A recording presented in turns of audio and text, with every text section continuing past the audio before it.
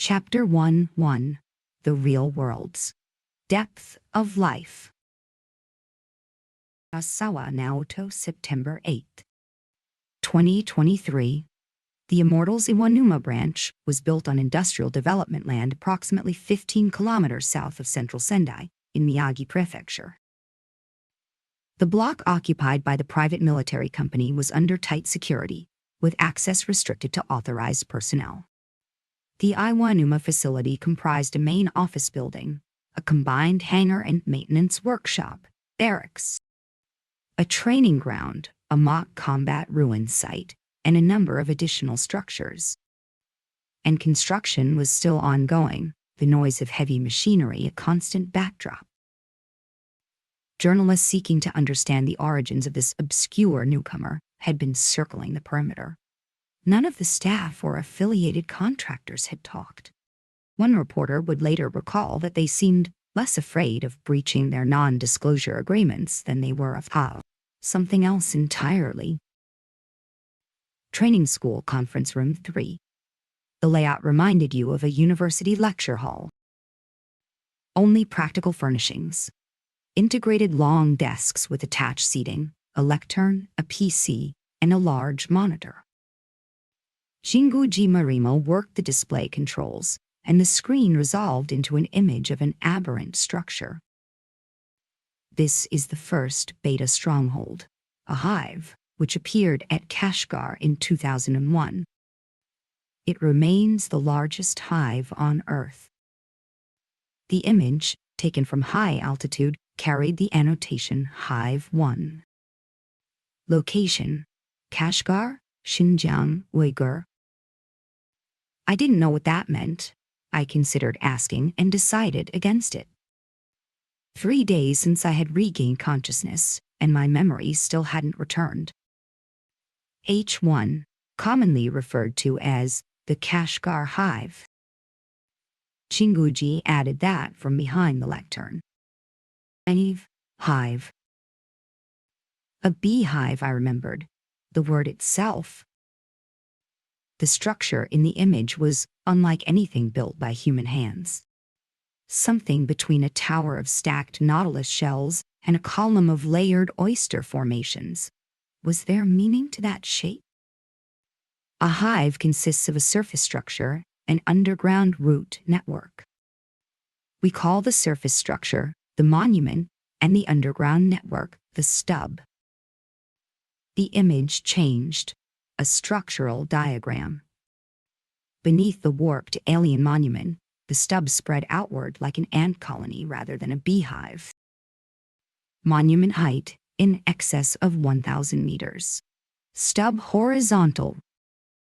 Maximum depth over 4,000 meters. That's obscene. It's very large. At 4,000 meters depth, temperatures would exceed 100 degrees. A memory surfaced.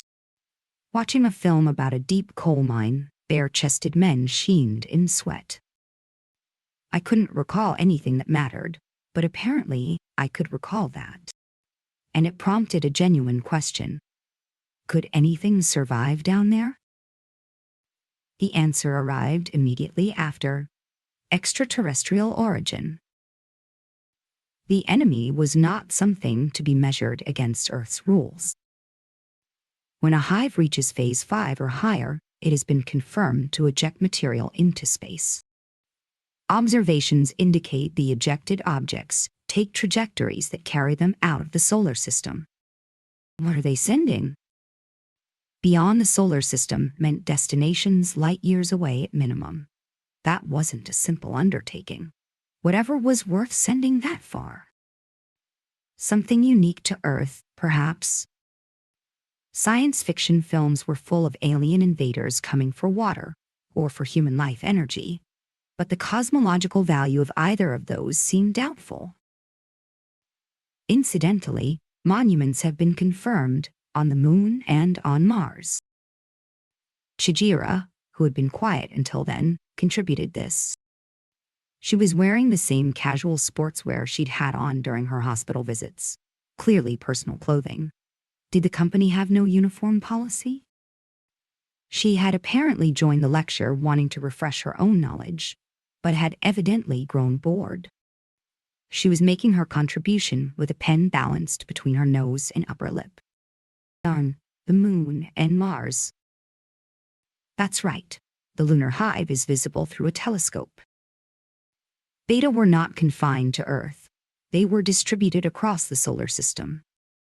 An unpleasant implication followed. Destroying every beta on Earth would not end this war. Are things being ejected from the hives on other planets as well? If so, somewhere far beyond, there might be something that functioned as a beta home system. Oh, good catch, Administrator. That's exactly the right question. Chijira delivered this with her lips still pushed outward, in the manner of a misbehaving elementary schooler. I glanced at her and continued thinking. Even at the speed of light, reaching another star system would require enormous spans of time. Whatever was being sent would need to be something that didn't degrade across that journey. Something physical, and something that doesn't deteriorate over time. We have a working hypothesis about the ejected material, but that isn't today's subject. Jinguji redirected. I wanted to ask anyway, but shelved it. Knowing the answer wouldn't change my immediate situation, and there would be time for it eventually. To return to the main thread. Hives appeared at 7 locations across the world within an approximately simultaneous window. The total count has continued to grow, and 34 have been confirmed to date. 34. The image shifted to a world map, markers blinking at each hive location. Japan has 3 of them. I leafed through the handout, markers at Yokohama, Sato Island, and Kokura. Yes, one day everything that had occupied those spaces simply ceased to exist, replaced by beta strongholds, as though they had always been there for decades. Imagining it wasn't difficult. The park in front of your house, your school, a friend's home, gone, replaced by the nest of something monstrous. That chain of loss and grief was what connected to the reality of civilians who had refused evacuation orders and stayed in danger zones, rather than abandon everything. The aberrant structures appeared without warning in the middle of human habitation. Of course, they were investigated. Nothing was learned. The outer walls resisted every attempt to breach them. Non-destructive imaging yielded some analysis of the internal structure. That was the limit. Jinguji's expression, for just a moment, went somewhere heavier. For a time, the hives showed no signs of activity. People adjusted. Life returned to normal. The length of time it takes for a society to absorb even a foreign object into its everyday rhythm. And then, 13 years ago, 2010, a beta swarm erupted without warning from the Kashgar hive, and over in the encircling People's Liberation Army within minutes. Honor was crushed without mercy. Not one aircraft survived. Of course it did. Some part of me thought, the memory of a destroyer-class charge surfaced behind my eyes. 120 military rounds fired point-blank, deflecting off the carapace without leaving a mark. Air power would fare no better. Any aircraft high enough to matter would be acquired by the laser class and brought down. A TSF could shelter behind debris or use a beta cluster as cover. A conventional aircraft couldn't. Weapons born from wars between humans had met an enemy they were not built to fight. Even the United States military at its full strength would have gotten the same result. The TLA fell back 100 kilometers. A buffer zone was established and delay tactics employed, but the beta's advance could not be arrested. They spread across the entirety of Central Asia and continued to expand their territory. Red markers accumulated across the Central Asian portion of the displayed map.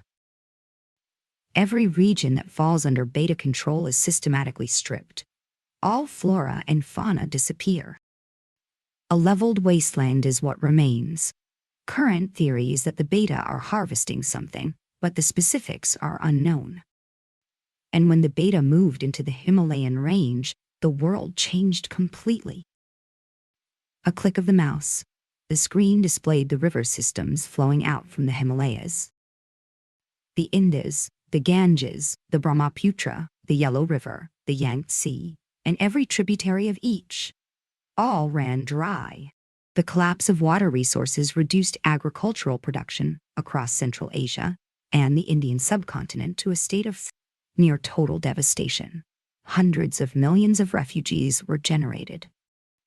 The majority of nations dependent on those river systems lost the capacity to govern. That's the colors representing the nations along those river systems changed on screen. The sheer scale of the affected drainage area made the breath leave my body. The conclusion is this: at the moment the Kashgar hive appeared, humanity was already in check and didn't know it. Control of the Himalayan headwaters alone was effectively sufficient to end the Eurasian continent as a functional civilization. India and China combined, close to 3 billion people between them at their peaks. And that was before tracing the river routes through Southeast Asia and Central Asia. People did not become refugees because of the beta fighting directly. They became refugees because their food systems collapsed. Most of them survived. And approximately 40 billion people attempted to move simultaneously toward the Middle East, Europe, the Americas, and Australia. Can you imagine what that produces? 40 billion people in motion. My throat tightened.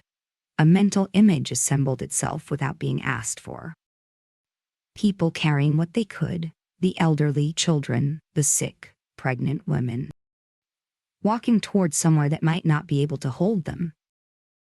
Food shortages would occur wherever they went. Yes, the receiving nations failed to construct adequate systems in time. And they were still failing when beta incursions began affecting them directly. Civil order deteriorated. Social cohesion fractured.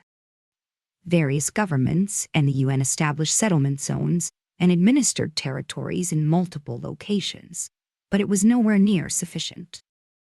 Conflicts between refugees and local populations broke out across the world.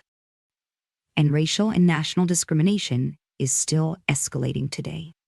The refugee crisis that began with the beta catastrophe is the single largest problem currently facing the Earth and the human species. Had the occupation of the Himalayan headwaters been calculated? Or coincidence? By any humanitarian or ethical framework, all refugees should be accepted. But I didn't agree to this much, is the honest answer from the receiving side.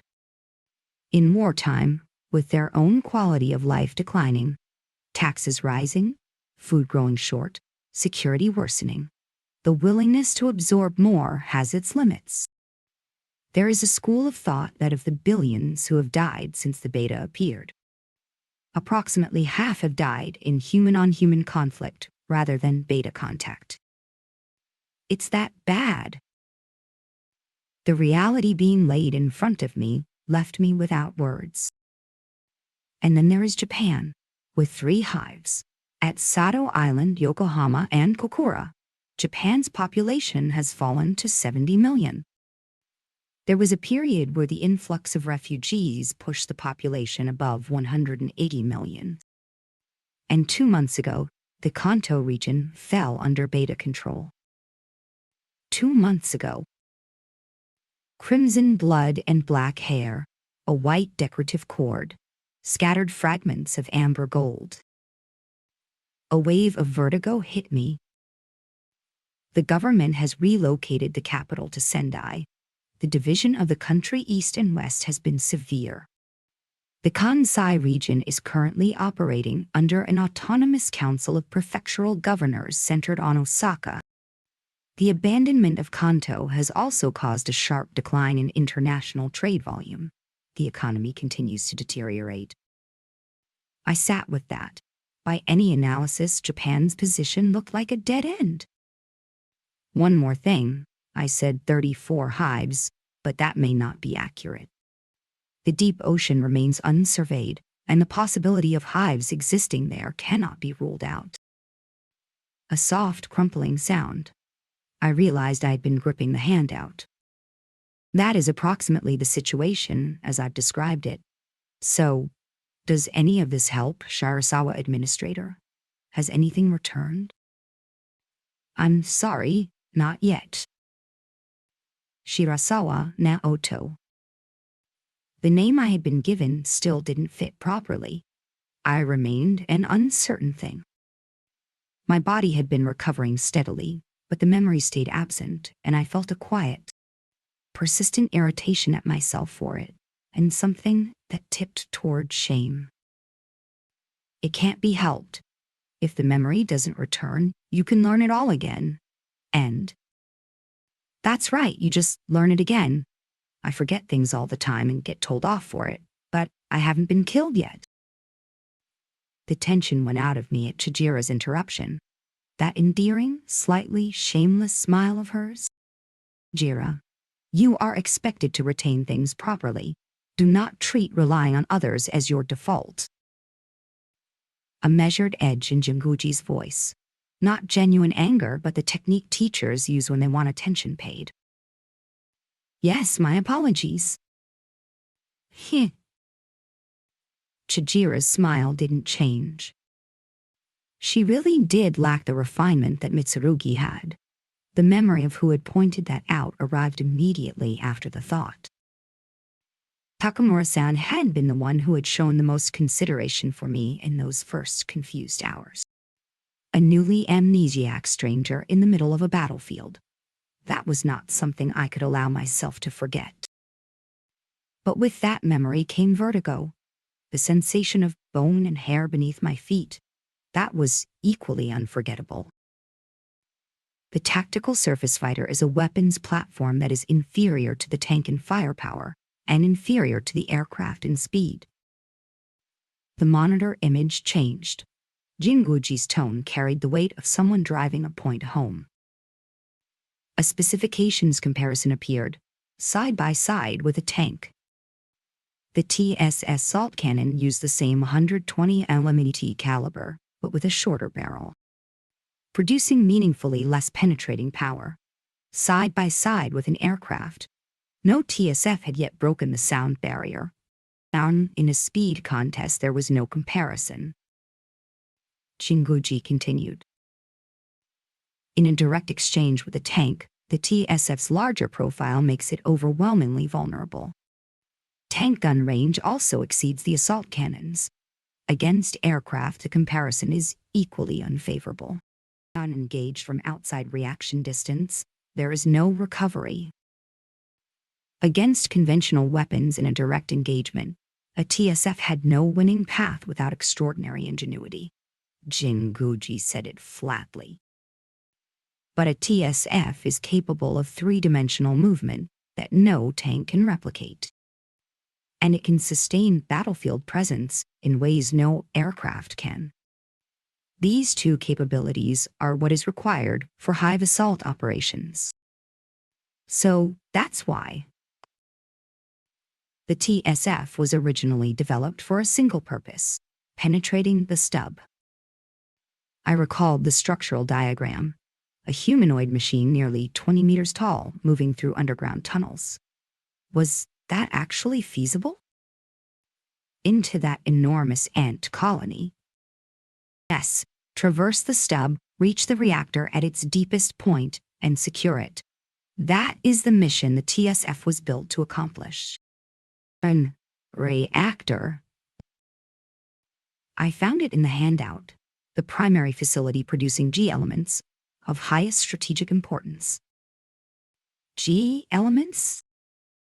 This is a mission that is absolutely impossible for any tank or aircraft, which is why TSS are currently being produced across the world. In Japan by Mitsubishi, in the United States by General Dynamics, In Europe, by Europhytus, production infrastructure exists across the globe, and the same pattern holds on the Eastern Bloc side. Russia through Irkutsk, China through China Land Battle Armaments Industries, with subsidiaries across their respective allied nations. Even countries that don't have hives on their soil? Correct. We have no understanding of how a hive appears. Therefore, we cannot predict where the next one will emerge. If that's true. Deploying TSFs was obvious. Chinguji's expression said the rest. They are, of course, extraordinarily expensive. New technologies and new materials throughout. That cost is unavoidable, which limits production and deployment to a small number of nations. Japan was among them. If Japan fell, humanity's overall position would become considerably more desperate. Jinguji added that without elaboration. TSFs are produced in limited numbers, and the skill required to operate them is formidable. Someone once described piloting a TSF as riding a unicycle with an F1 engine while doing an abacus calculation and landing a quadruple jump at the same time, which is why the people who do it, the Ishi, carry the weight they do. That tracked with what I had observed from the rear seat. I hadn't piloted myself, but watching Chihira manage that continuous stop and go while executing three-dimensional combat maneuvers, calling it difficult would be an understatement. Shirasawa, before you lost your memory, you were a capable Aishi. You demonstrated particular talent for unit command operations, and had only recently been promoted to the administrator role on the strength of that. And then I was injured and lost my memory. The implication was clear. I had let down people who had invested in me. I have a question. What kind of organization is the Immortals exactly? I know it's a private military company, but I can't remember how I came to be a soldier or how my life worked before. Had I ever been someone who would have chosen a military path? That question felt uncertain, even without any memory to consult. I had a vague sense that I might have been oriented differently. No evidence for it, just a feeling. Jinguji gave a small nod and resumed.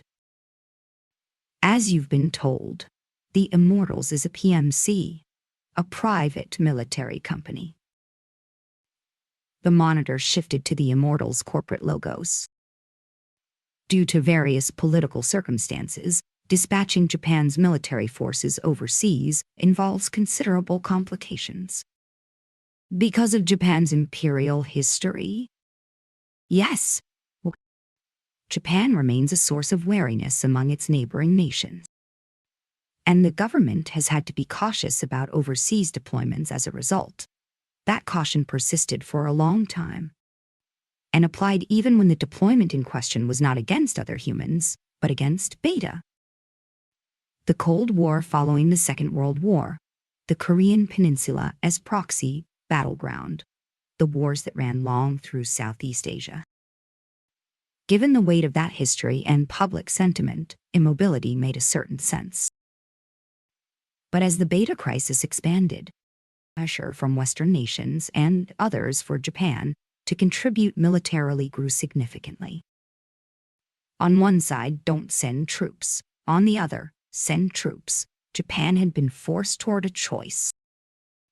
And so a certain Japanese conglomerate, in partnership with overseas firms, established a private military company. That company became the Immortals. So, Japan couldn't officially send troops. Therefore, the Japanese government arranged to commission a Japanese-controlled PMC to do it instead. Precisely. No overseas deployment of the National Defense Force. But to meet international pressure, a U.S.-brokered private military company is engaged. The nuance is that in practical terms the company is Japanese-led and U.S.-registered. That is our position. Is it a problem if the PMC is clearly a Japanese company? It might be, it might not be, but at the time, the priority was avoiding protracted political disputes, which required involving overseas partners to establish the appropriate appearance. And as a nominally foreign-owned entity, certain domestic legal frameworks become navigable in ways they otherwise wouldn't be. If a diet debate drags on for months, the government can't act. So you make a commitment to an American contractor, fulfill the international obligation. And by the time the opposition figures out the construction, it's Japanese personnel leading a Japanese staffed operation deployed overseas with a plausible registration address in Delaware. That's either very clever or very dishonest. Both, yes. Jinguji smiled, then the smile went away. Let me give you the fuller picture.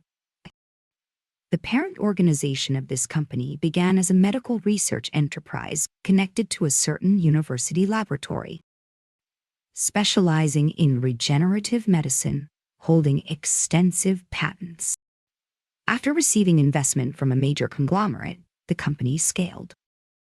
The largest client for regenerative medicine was the United States, specifically the U.S. military. America had troops engaged in multiple conflicts simultaneously, and limb loss among combat veterans was a serious problem. The U.S. took notice of our technology. At their request, we expanded into emergency battlefield medicine. Our new techniques reduced combat fatality rates by over 30%. From there, we began directly employing mercenaries to protect our field medical operations. Partly to secure our patents in hostile environments, partly because we needed people we could trust. Eventually, we established a subsidiary PMC to formalize the arrangement and guarantee our mercenaries' livelihoods. From there, the thread I described earlier begins. The Japanese government needed a U.S.-registered PMC with the right profile, and found our subsidiary. After considerable negotiation, we became the contracted entity. The company has continued to expand since. That brings us to the present. Medical enterprise to mercenary operations to a company running TSF units at scale. The scope of it was large enough that it didn't quite land as real. Something of that must have shown on my face, because Jinguji smiled again, this one with an edge to it. To make it concrete, the technology that replaced your legs is called pseudo-biological or artificial biological regeneration. Every relevant patent in that field is held by our parent company. I'm on long legs. Chijira had told me they had been amputated. There were faint traces where the reattachment had been done, visible if you knew to look, but both legs functioned.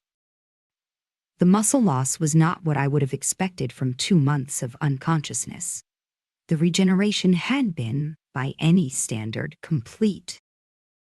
We are operating at the leading edge. Focus on your recovery without concern. The rune's intercom sounded as she finished speaking. A summons. Jinguji picked up her bag and left, and the conference room became just Chijira and me. Well then, it's nearly noon. Let's eat in the PX. Do you remember which items are good? I said I didn't. Chijira's face lit up. And today marks the beginning of the 7th Great Taste-Off. The previous champion was the Zangi set. Let us see if anything can surpass it. So I was apparently fond of fried chicken. Something about that made me smile despite myself, rather childlike in its way. Chapter 1-2. The Real World. Depth of Life 2. Shirasawa, Naoto the PX, was reasonably busy. Capacity for around 300 people eating simultaneously, and most of those seats were in use. Layers of conversation had merged into a general background noise. Chijiro walked me through the menu while we queued, and I came away with the Zangi set. You're a reliable administrator.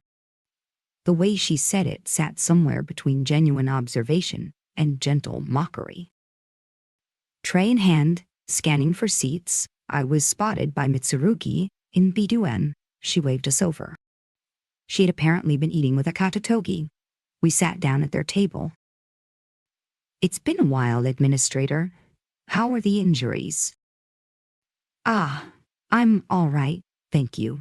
Nothing in particular with the body. Mind if I join?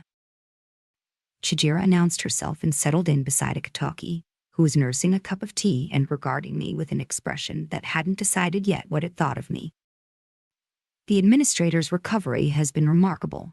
She was eating apple within moments of waking up. After 2 months, unconscious. The doctor gave me quite the lecture about feeding solid food to a patient who had only just regained consciousness. The situation, as I understood it. The nurses had grown accustomed to watching Chijira systematically demolish get-well gift fruit during her daily visits. So when they noticed the apples were gone, they had naturally assumed Chijira had eaten them again. The revelation that she had in fact been feeding apple slices to an unconscious patient had caused something of a small crisis. Chijira had maintained firmly that it had been just a small share, which had not been accepted as a satisfactory defense.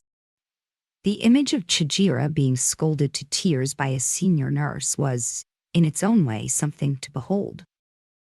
Though I was equally startled to discover that my stomach, after 2 months of atrophy, had apparently been willing to cooperate. Your memory has not yet returned, Administrator. Mitsurugi reading the absence between the words with a quiet expression of sympathy. Then let me introduce myself again properly. I am Mitsurugi Meiya, call sign, sword dancer? Close quarters combat is where I operate. I expect we'll be working together a great deal. I look forward to it. Thank you for everything in Yokohama. The image of her Shiranui's blade work was still sharp in my memory. Genuinely a sword dance. Even in the middle of a battlefield, movement governed by true principle has a kind of beauty to it. It's strange to be thanked so formally by you. We weren't that stiff with each other before. We had operated together several times. I thought I remembered being told that. I hope your memory returns soon. The doctors had confirmed no structural brain damage. A gradual recovery was expected. They had also declined to guarantee it. I hope so too. If I could remember, I wouldn't be causing everyone so much trouble. The thought pulled at something. Because without the memory, I had. Administrator, your zangi isn't moving. Mayonnaise on zangi is exceptional, I should note. If you're committing the error of not eating it, I would be glad to take over. Plate clearing is something I excel at. Chijira, with the smile of an elementary schooler eyeing someone else's lunch tray. The image that came to mind. Chijira as a student demanding extra portions from the serving line, arrived with a completeness that surprised me.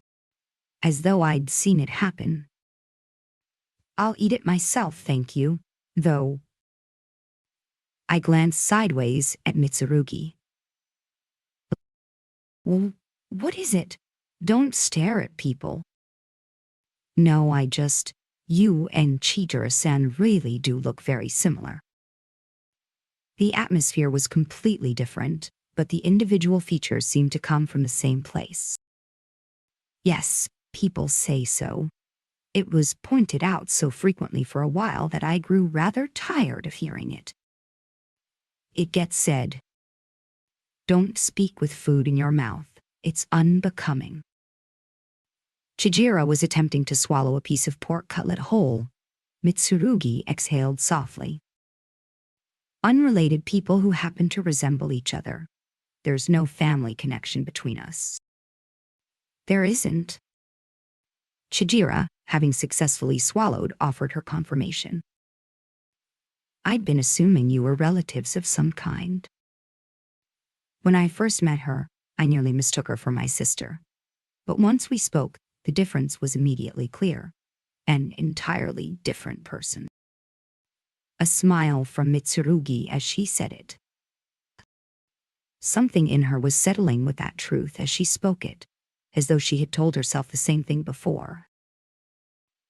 If Mitsurugi nearly made that mistake, no one else could reasonably be blamed for making it. You have a sister? Mitsurugi nodded, then paused slightly before continuing. I haven't seen her in some time. I hope she's well. Did she live far away? Or was it simply that work kept them apart?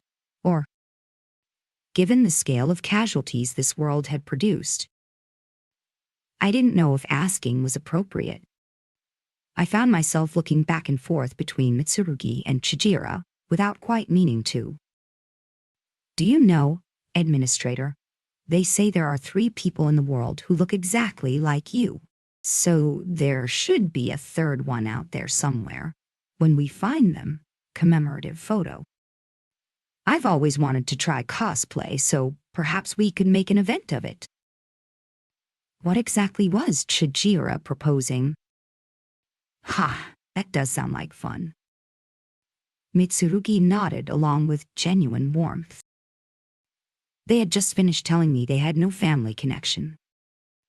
And yet the sight of the 2 of them agreeing about this made something in my expression soften before I could stop it.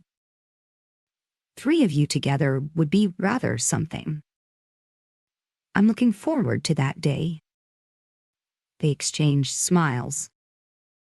How are you sitting there eating like nothing happened? Chopsticks stopping mid-motion. Akatogi. You had both legs amputated, didn't you? Might have been more useful to swap out your head instead. Do you actually understand that someone died because of you? The words landed in the cold and stayed there. Is that how it works for management types? Soldiers die. Comes with the territory. What matters is how efficiently you spent them. Getting hung up on one person's death is just inefficiency. A creeping sensation across my skin. A feeling like a hand closing around my heart. Thought stopped. No answer surfaced. Akatoki, the administrator has lost her memory. Don't press like this. Does losing your memory make you lose your crimes too? Convenient world, isn't it? She had no intention of listening to Mitsurugi. Her eyes said so clearly. That is not what I said, but the way you're saying it won't reach anyone. Right, sure, maybe idiots just can't understand. Akatoki. Oh. It's all right, Mitsurugi-san. I couldn't keep accepting cover. I made a misjudgment in Yokohama. Takamura-san's death. That's on me. The smell of blood. The sensation of mud-matted hair under my feet. I hadn't taken it lightly. I knew that, but I had been afraid. Afraid that without my memory, I had no value. Somewhere underneath the decision to authorize Takamura's dismount was that fear pressing upward. The need to prove I still had some use. That was what had led me there. Akatoki's gaze, hatred or observation. I couldn't tell which, but something in it had hooks. I don't like soft people, or stupid ones, because they get their teammates killed. After a silence, Akato said it and looked away. I had nothing to answer with, so I received it without one. The tension at our table radiated outward, and the conversations at the surrounding tables quietly died. I like sweet things. Chijira. Oh. Chocolate, red bean paste. I love both dearly. Yokin especially is something close to perfection. That is not the kind of sweet she means. The thought surfaced and I let it go. I didn't have the energy to engage with it. Whether Chijira was making a deliberate deflection or genuinely following her own train of thought was impossible to say. But right now, Akatoki's accusation was something I needed to sit with. And somewhere beneath the discomfort, I held the recognition that I probably deserved to be held accountable for exactly this. I kept my eyes on Akado keys and didn't look away. "What are you doing, Mitsurugi?" A calm female voice. I looked sideways. A young woman carrying a meal tray, wearing a tank top, black hair, athletic build. The kind of posture that makes the physical capability behind it obvious without demonstration. Ayamine, and everyone, too. The woman called Ayamine turned to look at Mitsurugi, and, behind her, 3 more women were standing. I had no idea who any of them were. "Oh, the administrator is here too. Would you mind if we joined you?" A woman with chestnut brown hair and glasses leaned out from behind Ayamine. "They are comrades from my training cohort. You're welcome to sit, but the administrator's memory hasn't returned yet. Perhaps introductions again." Mitsurugi handled it before I had to ask. I turned toward the newcomers and felt briefly grateful. It also meant I wasn't directly facing a Katoki for a moment. "Nice to meet you again, Administrator Sharasawa. It's a little strange, formally introducing yourself to someone you already know." Chestnut hair, glasses. She gave an impression similar to Takamura's. Not the same quality exactly, but the same kind of person who would chair the class committee and do it competently. Sakaki Chizuru. I was in the same training platoon as Mitsurugi. Call sign, Camellia Crane. Pleased to meet you. Hii equivalent, I'm Yoroi Makoto. My call sign is laid back. Nice to meet you equivalent. Small, boyish energy. The kind of face that would cause a stir regardless of what she was wearing or how she dressed. T. Thomas Mickey, pleased to meet you. My call sign is Sharpshooter. Also small. An impression of a kitten encountering something slightly too large for it. Ayamine, K. The first woman, the one who had spoken to Mitsurugi, delivered this flatly.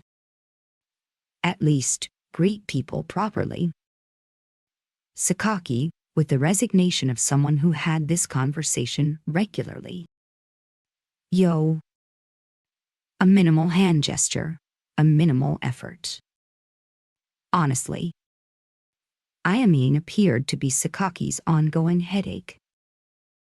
Come to think of it, Yoroi, there were some unfamiliar traps set along the trail course in the field training woodland. Ah, those? Yeah, that was me. I wanted to review my survival techniques, so I set some up. I see, an Italian and American were caught in them. I'd suggest apologizing to them at some point. What people went through there? They were boar traps, are they okay? They were hanging upside down very neatly. I released them, but you should still go apologize. Thank you. I put a sign up nearby. I really didn't think anyone would trigger them. Yoroi, if you're setting traps on the premises, file the paperwork first. Sakaki's sigh was well practiced. Would they actually approve it? Yoroi resigned to the answer. They wouldn't. No trapping license, apparently. Chijira, mouth not entirely empty. Don't speak with food in your mouth. Mitsurugi, again. Oh, Chijira-san does trapping too? Indeed, securing your own food is an important skill. It's a shame. Trap hunting is efficient. I enjoy it. Right? Equivalent, it seems a bit harsh to restrict it at our age equivalent. A meeting of minds, apparently. You know equivalent, looking at the two of them sitting together. Mitsurugi-san and Chijira-san really do. Yoroi settled naturally into a seat beside Mitsurugi as she said it. Yes, I thought so for a long time, but seeing them together, they're remarkably similar. Almost like Sakaki, the glasses catching the light as she looked between them. Same as that time. I mean, just under her breath. Thomas in the same quiet register. A weight in the air. Mitsurugi shifted it. Ha! The administrator said the same thing. Just now. The hair color is different. You should be able to tell us apart. True enough. Allow me to enlighten serious glasses equivalent. Chijira stood up. There are 3 people in the world who share your face. We are therefore 1 discovery away from a complete set. And then, cosplay. An inexplicable confidence radiating from every direction. She is, I think, operating by different rules from most people. On the battlefield, there had been moments where that quality had felt like a lifeline. In daily life, it might be more complicated. That's amazing equivalent. I'll pray you find them. Yoroi, matching energy immediately. I am now certain that Yoroi and Chijira have conversations with no conscious thought involved from either participant. Serious glasses. I mean, tasting the phrase, something in her expression sharpened. You know what you can do. Please don't fight, you 2 equivalent. Thomas, inserting herself between Ayaminen and Sakaki before whatever was coming next arrived. The practiced ease of it spoke to a long familiarity, more like classmates than comrades in arms. Looking at them by age, none of them seemed far from student age. Was that unusual? If I might ask, you all seem quite young. Where did you receive your training? I had just been told in Jinguji's lecture that the hives first appeared in 21. Serious incursions had begun in 2010 and beyond. That would have been around when school curricula shifted to wartime footing, presumably. You don't remember that either. An expression that was difficult to read crossed Sakaki's face. Surprised, perhaps, or something closer to sorrow. Ah. The air went uncomfortable. I had touched something I shouldn't have. Whatever the thing I had forgotten was, it mattered. No, please don't concern yourself with it, Administrator. I had told the others your memory would return before long. I apologize for their reaction. Yes, that's right. I'm sorry. That was unkind of me. I apologize. Mitsurugi, then Sakaki immediately after. But not having memories must be really hard equivalent. I can't imagine it. The transfer worked out fine, at least equivalent. Ay, Yoroi-san. Transfer. The word caught somewhere, another gap in what I knew. I looked toward Chijira for explanation. She was occupied with a dessert pudding, eating it with visible satisfaction. Don't let it weigh on you, Administrator. I've heard that a single trigger can bring everything back at once. Rushing it won't help. Mitsurugi, steering the air toward somewhere more bearable. Akatoki cut across it. Come back? It's been 2 months. You think that's actually going to happen? The look that came with it was the kind you lean into or get swept back by. I couldn't answer. If it doesn't, you'll probably just get disposed of, won't you? Useless things get removed. That was the shape underneath what she was saying. Chapter 1-3. The Real World. To take it back. Shirasawa Naoto, run, just run. Life as a PMC employee had resumed. A minimum of 6 kilometers daily was recommended for maintaining Aishi physical fitness. Treadmills lined the enormous training room, each with a monitor mounted in front of it, playing old films on a loop. A modified car was tearing across open wilderness. A group of Native Americans on horseback appeared to be in pursuit. A western, maybe, or a comedy. Something that felt simultaneously familiar and not. More than 2 weeks had passed since regaining consciousness, and my memory was still absent. Frustration won't fix it. I couldn't accept that, not really, but there was also nothing I could do about it. The conclusion everyone had eventually settled on was to resume my pre-amnesia routine and observe. Administrator, let's go a little faster, shall we? A hand reached in from the left without warning and adjusted the control panel. The treadmill speed increased. Chijira, running alongside me on the adjacent machine, tank top, shorts. I had to be deliberate about where I looked. Run, run like a fleeing rabbit. A completely unexplained rallying cry. I laughed despite myself. The belt beneath my feet accelerated with an electronic tone. The musculature of the new legs needed conditioning. I had been told they were grown to match the amputation sites using electrical stimulation. Calibrated to the dimensions needed, not a scar remained anywhere on them. Incidentally, if you could maintain this speed for 2 hours, you'd be in range of the marathon world record. Just barely. You cannot be serious. 5 minutes at this pace felt optimistic. This was close to a sprint. Come on, keep going. First one to give up buys the other one snacks. She was enjoying herself. A slight edge of mischief in the expression. I recognized I was being toyed with, and got competitive about it anyway. Fine, I'll run until I collapse. The form wasn't graceful. I held full effort regardless. Lungs burning, heart hammering in my ears, sweat finding the corners of my eyes. It was different from the classroom work, at least. There was something in the physical effort that moved the air in my chest slightly towards something resembling clear. The academic modules, tactical coordination, strategic unit deployment. I had been absorbing without particular difficulty. Theory and principle apparently weren't a problem for me. 1 or 2 readings of the manual, and the core points arranged themselves. But understanding quickly hadn't brought with it anything like enjoyment.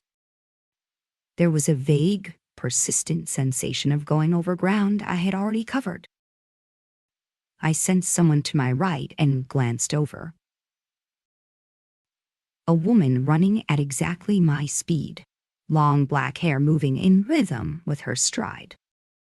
Something about the quality of her presence, an association with Japanese dolls, Takamura Yui. My feet tangled. I hit the floor off the side of the treadmill with a sound that echoed. Ow!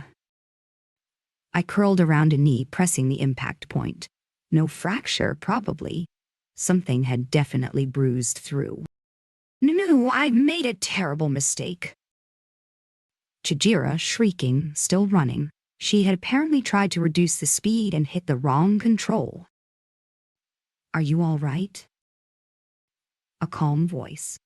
I looked up. The woman who had been running to my right was standing over me, not Takamura-san. I had been swept up in the impression and misread the room. A hand that was not Takamura-san's extended toward me to help me up. Thank you. The resemblance was, if anything, more unsettling at close range. I found myself looking away. That was quite a fall. Are you injured? My face was warm. I'm fine, pretty sure nothing's broken. Good to hear. I'm sorry for the disturbance. Anyone would be startled by the person on the next treadmill suddenly ejecting themselves sideways. The failure was mortifying, but more than that. Whatever it was this woman carried that reminded me of Takamura Yu made it difficult to look at her directly. I'm changed, have you? Still as careless as ever. Still. That meant she knew me. We had history, she remembered, and I didn't. I made myself look at her properly. Japanese. I couldn't place her. The resemblance to Takamura-san? But with something sharper in it, an edge Takamura hadn't had. Long black hair. Behind cut, maybe. Age close to Takamura's. Your memory still hasn't returned. No, I'm sorry. How many people had asked that now? There was no other answer to give. See a doctor as a precaution. You don't want to be unable to move when it matters. Yes. She took her towel from the treadmill and left the training room. The line of her back felt in a way I couldn't entirely rationalize, like disappointment walking away from me. You all right, Administrator? Chijira, slightly out of breath. The treadmill had apparently been defeated. Yes, I'm fine. I keep worrying everyone, though. The self-criticism arrived before I could stop it. What's wrong with that? Having people who worry about you is a fortunate thing. I held something back, then it slipped out anyway. It's just, that person looked disappointed in me. That person, Yamashiro-san. So they were acquainted. A pilot, then, probably. Chijira pursed her lips in thought for a moment. Then, well, might as well. Yamashiro-san was a friend of Takamura-san's. I believe they were in the same training cohort. My heart registered the name before the rest of me caught up. She probably came to hear about Takamura-san's last moments. One sentence, everything assembled. I imagined she was being considerate. She could have just asked me. She wasn't being considerate. She had looked at the person responsible for her friend's death and made a judgment about what she saw. I shouldn't have tried to prove my worth through a shortcut, that feeling. The need to demonstrate I still had some use even with no memory had been there underneath the decision I had made. I could see it now more clearly than I had when I made it. The memory sat somewhere in my chest that didn't empty easily, which meant the only direction was forward.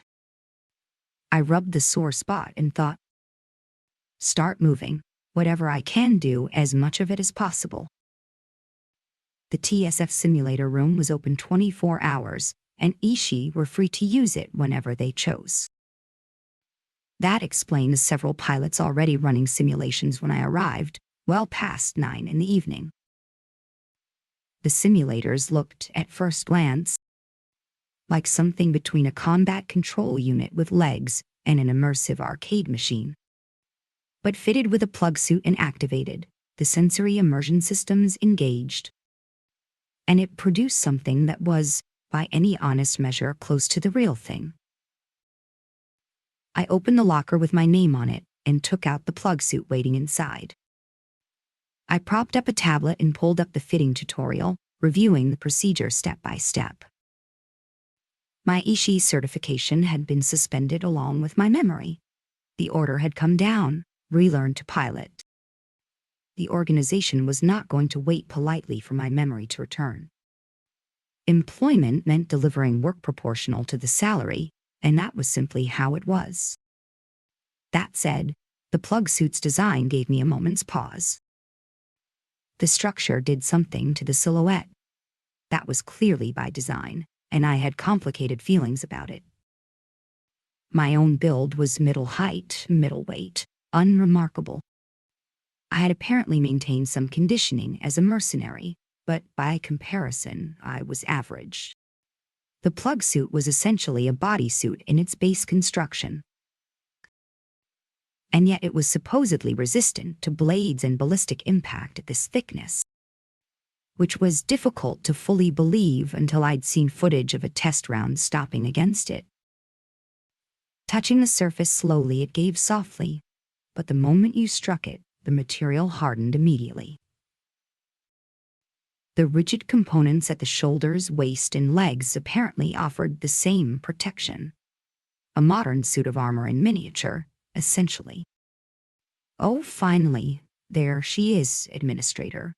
And you got it on correctly. Good. Chihiro was waiting in the corridor outside the locker room, already in her own plug suit. Same basic design as mine. Female cut, but structurally similar. The fit was doing exactly what it was engineered to do, and the semi-transparent abdominal material wasn't helping. She's got a good figure. Chihiro still carried something childlike in the way she moved and spoke. But the body had finished growing in ways that had nothing to do with childhood. She had been closer to me than anyone else since the amnesia. And becoming aware of that in this particular way produced an embarrassment I needed to redirect quickly. How does it fit? I followed the manual, but the collar and the groin area feel a little tight. Let me check. She circled me without registering anything I'd been thinking. I was grateful. Looks fine to me. The tightness at the collar and groin is the G-tolerance system. It constricts to manage blood flow when you need it. Blackout and readout countermeasures. She'd named it, and I remembered. Blackout from G-forces preventing blood from reaching the brain, readout from the opposite, blood flooding in too fast. We had covered it in the academic modules. Right. That's what keeps you conscious through high G turns. Whether TSS generated anything close to aircraft G loads, I genuinely didn't know. But TSS don't reach aircraft speeds. The jump units are a hybrid of jet engine and rocket motor. When a laser class acquires you, you fire the rocket and brake for cover. I've personally experienced up to 8G doing exactly that. 8G. That was what had happened to me. The moment I disconnected my seat harness to reach for the ration food, Chihiro had hit emergency acceleration. And my head had met the interior wall of the control unit. 8G. 8 times your own body weight. Moving a single finger was supposed to require genuine effort at that level, and they're expected to pilot through it. You accelerate, brake around a building, then immediately brake before you overshoot. TSF combat is constant stop and go. The acceleration cycles take adjustment. It can make you nauseous. Some people find themselves actually being sick. Nauseous was the optimistic version. Sustained cycles of rapid acceleration and deceleration could trigger dysautonomia, a motion sickness of a kind that went considerably past discomfort. There's also a breathing technique for G-tolerance. The suit alone isn't enough. Let me demonstrate, and copy me, administrator. Yes. Hey, chef, ha, ha, ha, hey, chef, ha. 2 sharp inhales, slow exhale. You understood, HF, ha. Something about this feels wrong. This was the same pattern used by mothers in labor. That's it. You've got it, administrator. Thank you. I'll keep going. Maybe it'll be useful for something eventually. The practice continued until Mitsurugi came in to change after finishing her own simulator session. At which point she observed with some delicacy that we had the technique slightly wrong. The startup sequence ran through the darkened interior of the control unit. Unlike that day, I was in the forward seat this time. Chihiro sat behind me. Today she was the instructor. Administrator, you think you failed, so training is what's needed. You should get back into the simulator sooner rather than later, before it has time to become something harder to face. Chihiro, for once, spoke without the usual lightness. People tend to develop poor self-assessment when they overthink things. The retinal projection activated. A ruined urban landscape filled my vision. Something in me pulled tight. We'll start with basic movement checks.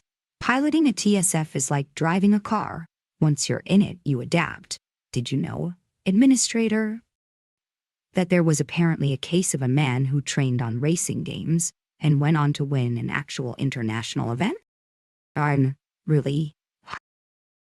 Given the fidelity of what surrounded me right now, that didn't seem far-fetched at all.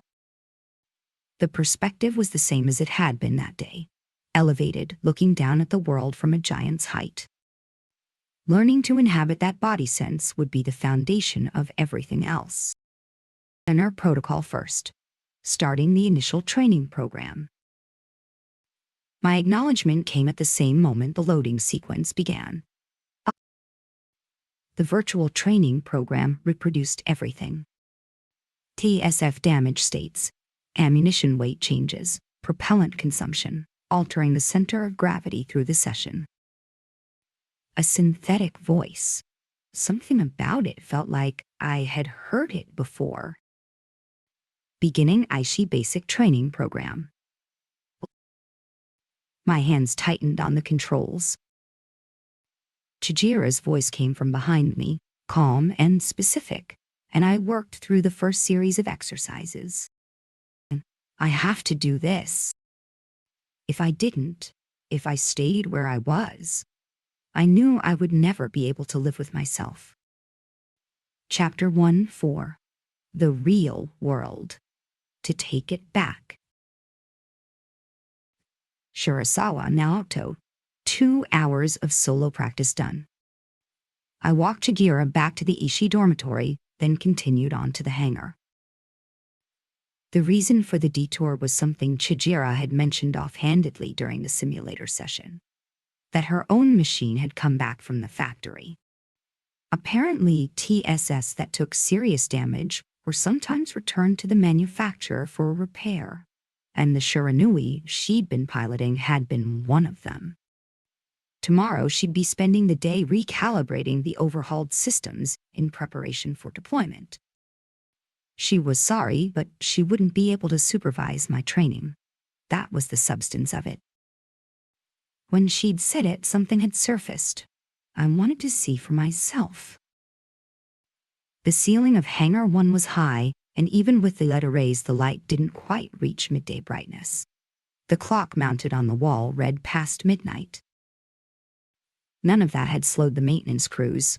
The noise was the same as it would have been at noon. The same clanging, the same hissing of pneumatic tools, the same voices calling across the floor. The preparations for the Kanto operation. And there was a particular quality of energy in the air that came before something large. Several TSS stood in various states of disassembly. Shiranui, Kagero, Gikishin, Zuikaku. The mixed types made me wonder briefly about logistics. Standardization would seem more efficient.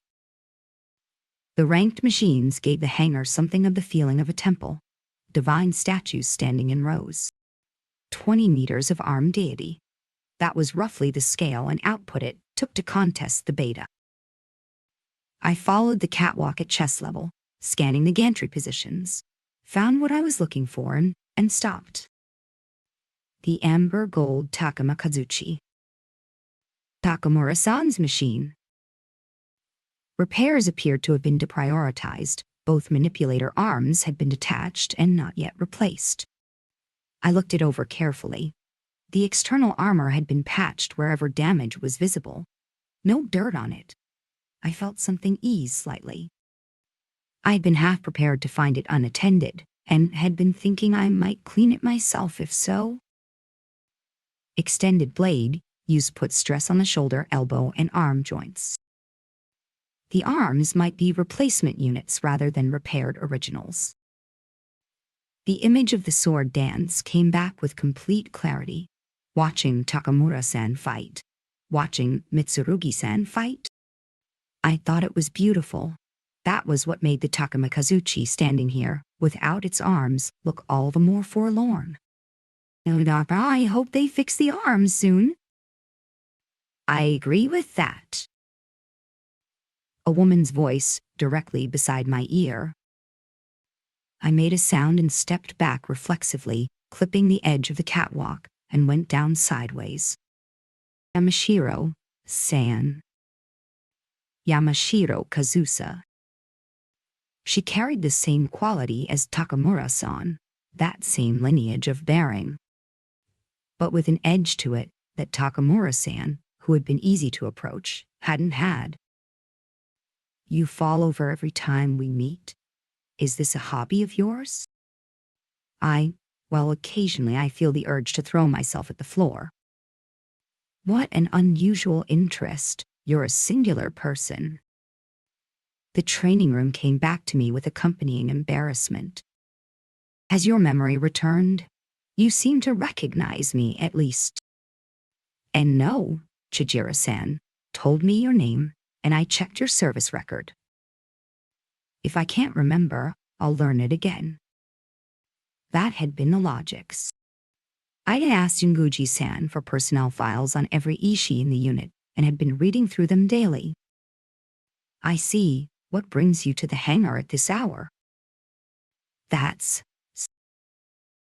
My gaze went to the Takamakazuchi without fully intending it. Apparently, that was enough. A silence. The noise of the hangar arrived from somewhere that suddenly felt far away. The amber gold war god, standing without its arms. It was a machine. It had no feelings, and yet it looked lonely. About Takamura-san. I'm sorry, the decision was mine. Takamura-san and Yamashiro-san had been in the same training cohort. I didn't have an answer for what the right words were here, so I arranged what seemed like the most honest ones. She was brave. She was trying to save those children. And the way I had been about to describe it, what Takamura-san had staked her life for, what that final decision had looked like. I know, I read the report. A flat response. I'm sorry. When I thought about it, of course she had read it. A friend's death. Naturally you investigate. And reading the report meant seeing exactly where the misjudgment had been made. What exactly are you apologizing for? Could you explain? What had the apology been for? Who had it been addressed to? Yamashiro's question landed and I heard the answer.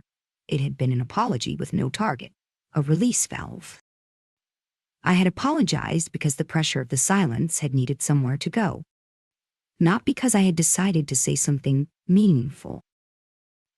The moment I recognized that, words stopped coming entirely. Should I apologize for having apologized? No, that would be worse than useless. Yamashiro-san was, if anything, more exacting than Takamura-san had been. An action without clear reasoning behind it wasn't something she would find useful. I stayed quiet. She looked at the Takamakazuchi. She spoke first. All right, I'll leave it there. May I ask a different question? What does it feel like to lose your memory? An unexpected direction. This time, I wanted to answer honestly. It's mostly just confusion. Complete. How was I supposed to describe the situation I was in? The checker plate pattern on the floor looked like it was marking all the places I'd gone wrong. Yamashiro-san's gaze came down on me steadily. The feeling of being read through. Not connected to anything. I don't even know why I joined this company. I don't know what I was trying to do. Protect humanity from the beta. Presumably that was what the person I had been before had believed, but I couldn't be certain of even that. No ground to stand on. I found myself in a battlefield and then. The person who was supposed to be providing direction had suddenly broken. The operation had still needed to continue, and because of that, everyone around me had been burdened. I was pushing myself through the training now to pay that back, to repay the debt. If I said that, would she feel something like pity? I stopped. I realized quite suddenly what I was doing.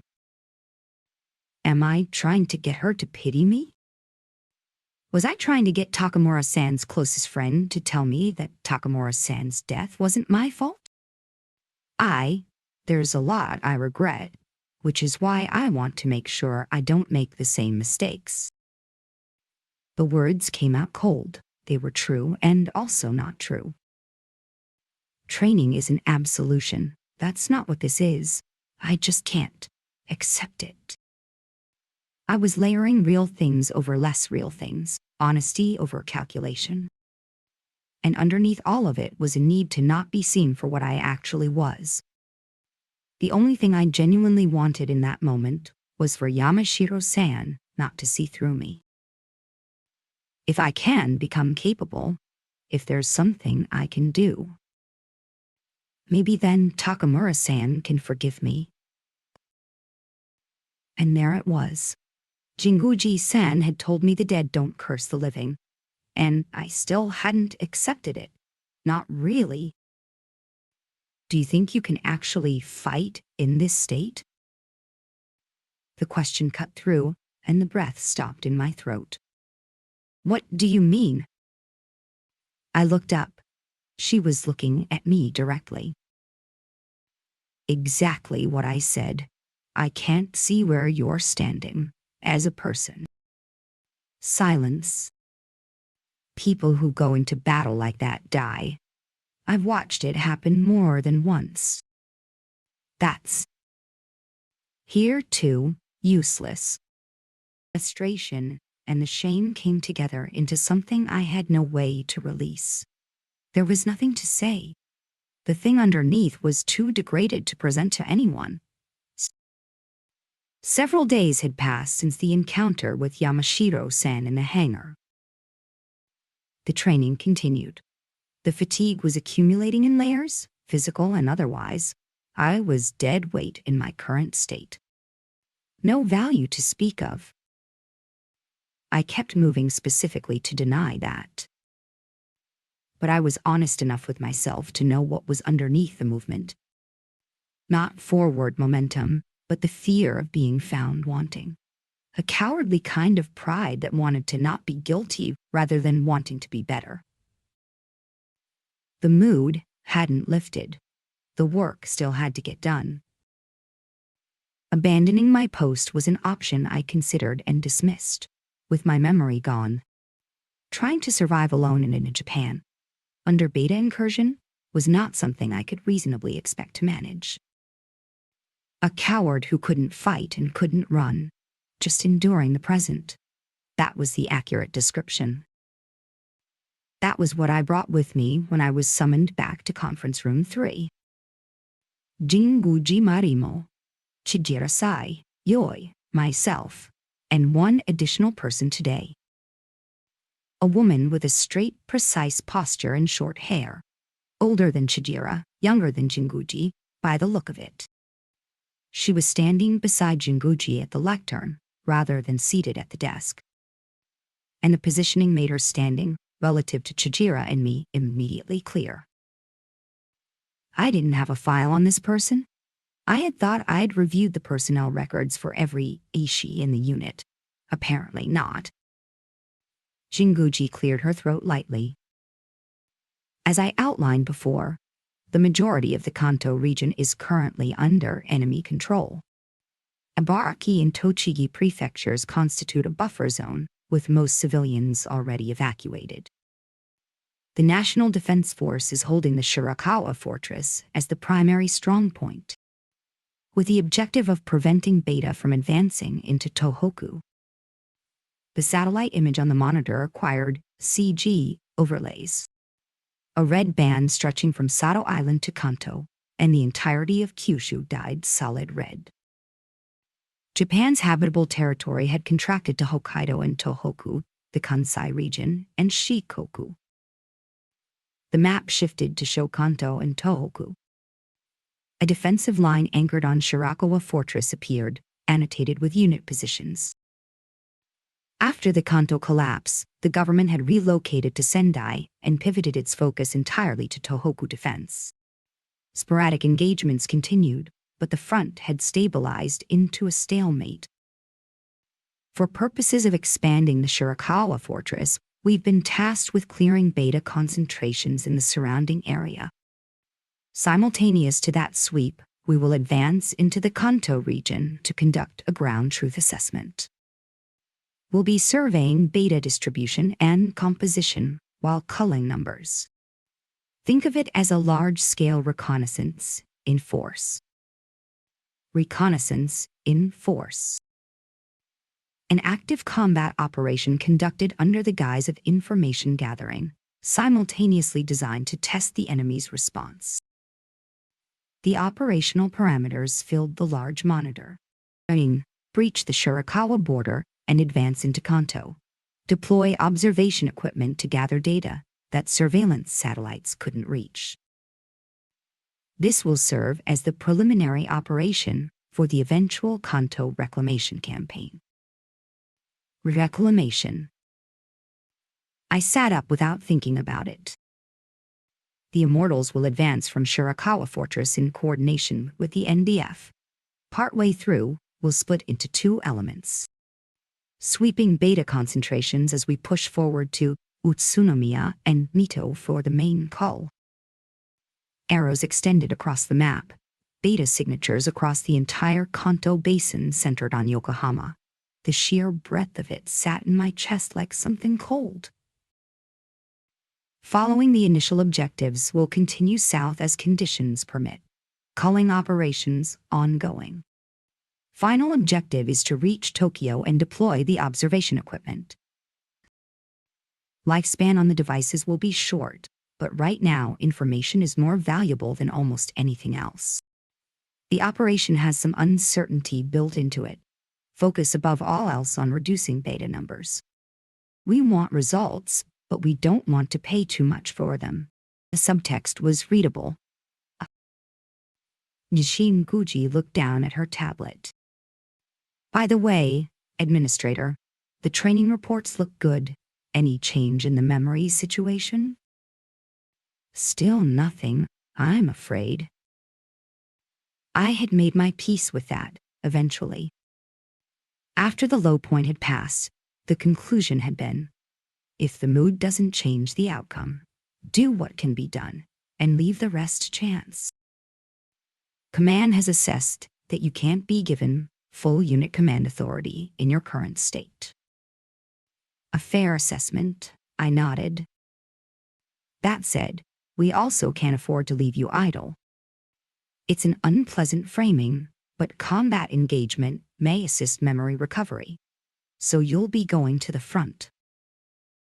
Another nod. For this operation, I'm assigning Isumi to serve alongside you, work with her on unit management as needed. The woman standing beside Jinguji stepped forward one pace. Isumi Michiru, call sign, Valkyrie 1. I'm glad to have this chance. You won't remember it, but we fought together before. Happy to be working with you. Isumi and San. Another person who gives the impression of someone with everything properly in its place. Thank you. I look forward to working with you. The PMC culture seemed to produce a high concentration of people like that, which probably put Chijiro-san and Yoroi-san in a fairly specific category of exception. You can relax a little. This operation is calibrated to the NDF's current level. The stated objective is culling and observation. But what the orders don't say out loud is that part of the real purpose is raising the NDF's operational proficiency without burning them out. That's the actual intent. Chijiro raised her hand. So, if things get bad, we fall back to Shirakawa Fortress, probably. That's approximately correct.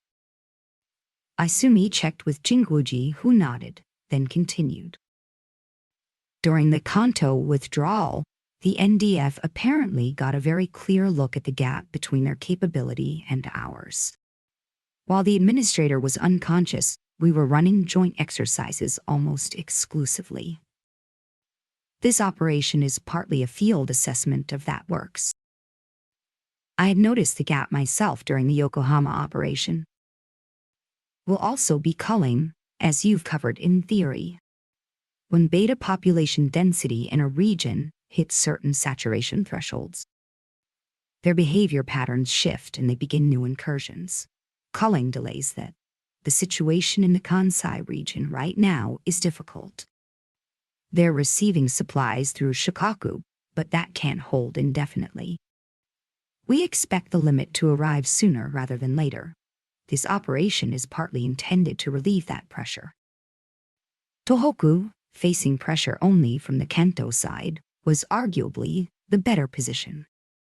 The Kansai region, caught between Kanto Beta and Kyushu Beta, was being squeezed from both directions. The picture assembled itself, and I didn't find it encouraging.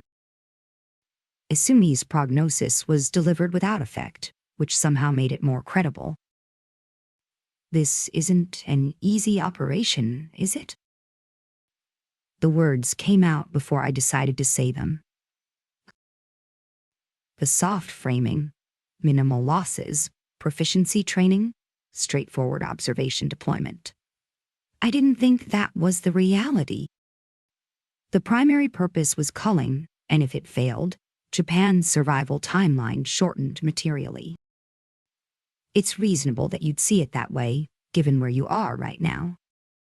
Isumi paused. The situation genuinely isn't simple. Failure to cull could put Japan at existential risk. But we've operated in these conditions many times. There's no need to panic. The operation is executable. Executable. She said it with enough certainty that it landed as a statement rather than encouragement. Operation commencement, October 3rd.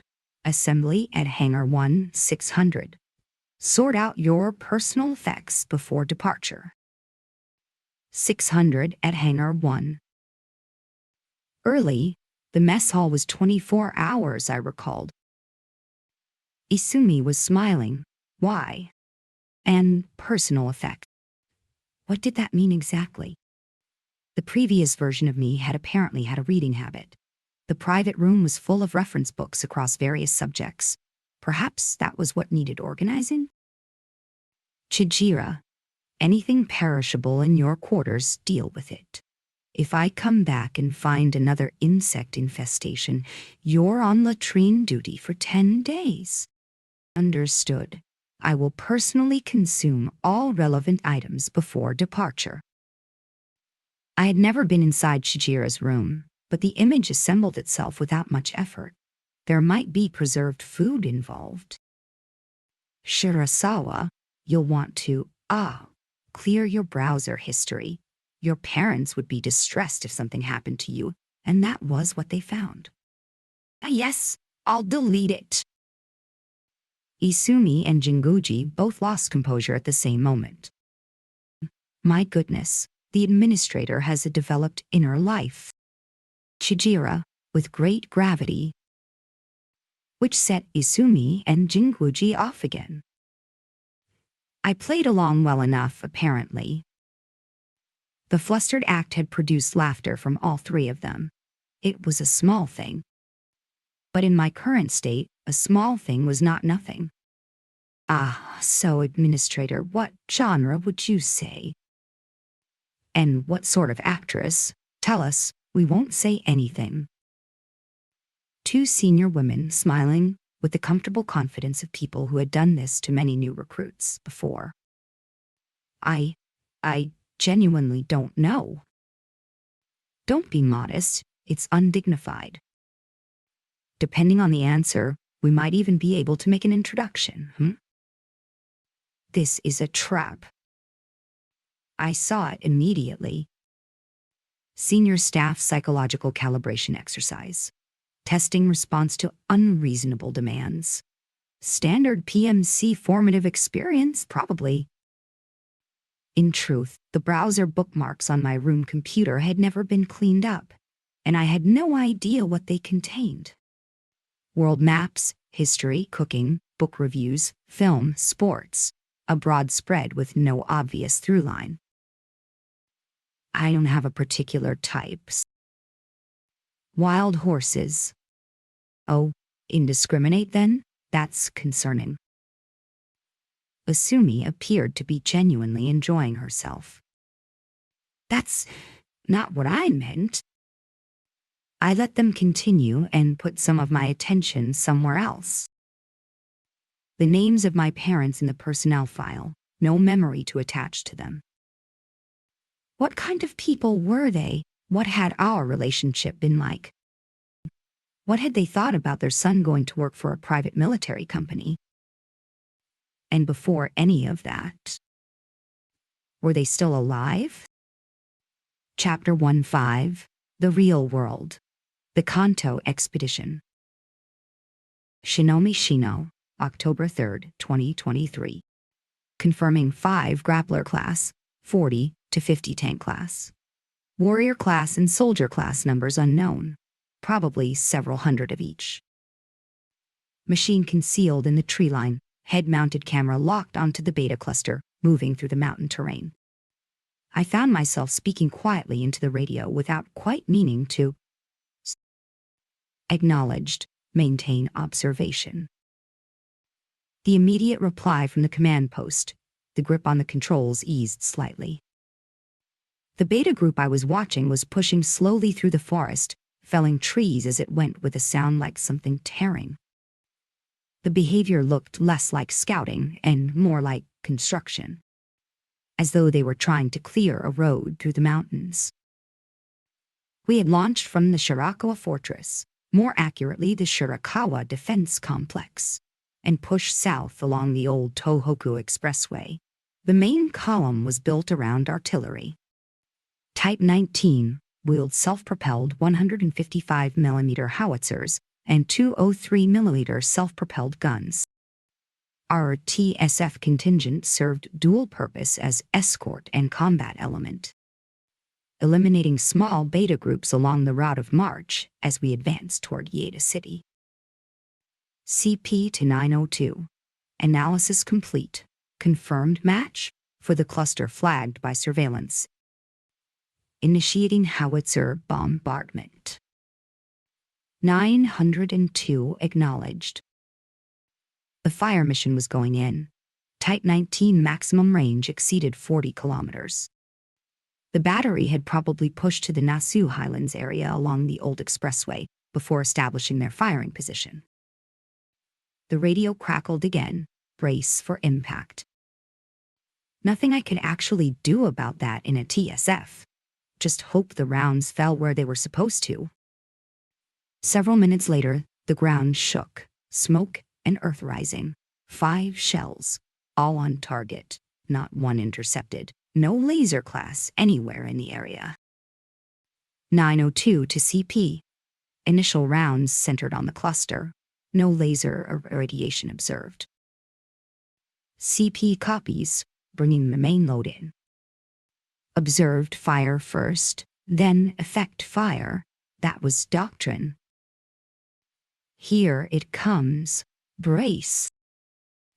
Acknowledgements from my wingmates. I made a small adjustment to the machine stance. If the coordinates shifted and rounds fell on us, that would be everything over.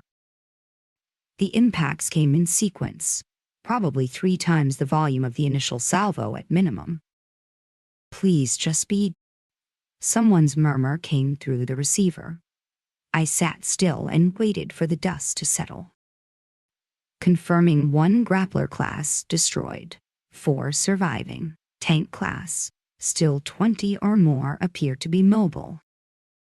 Filed a report. Plenty of misses, but that was unavoidable.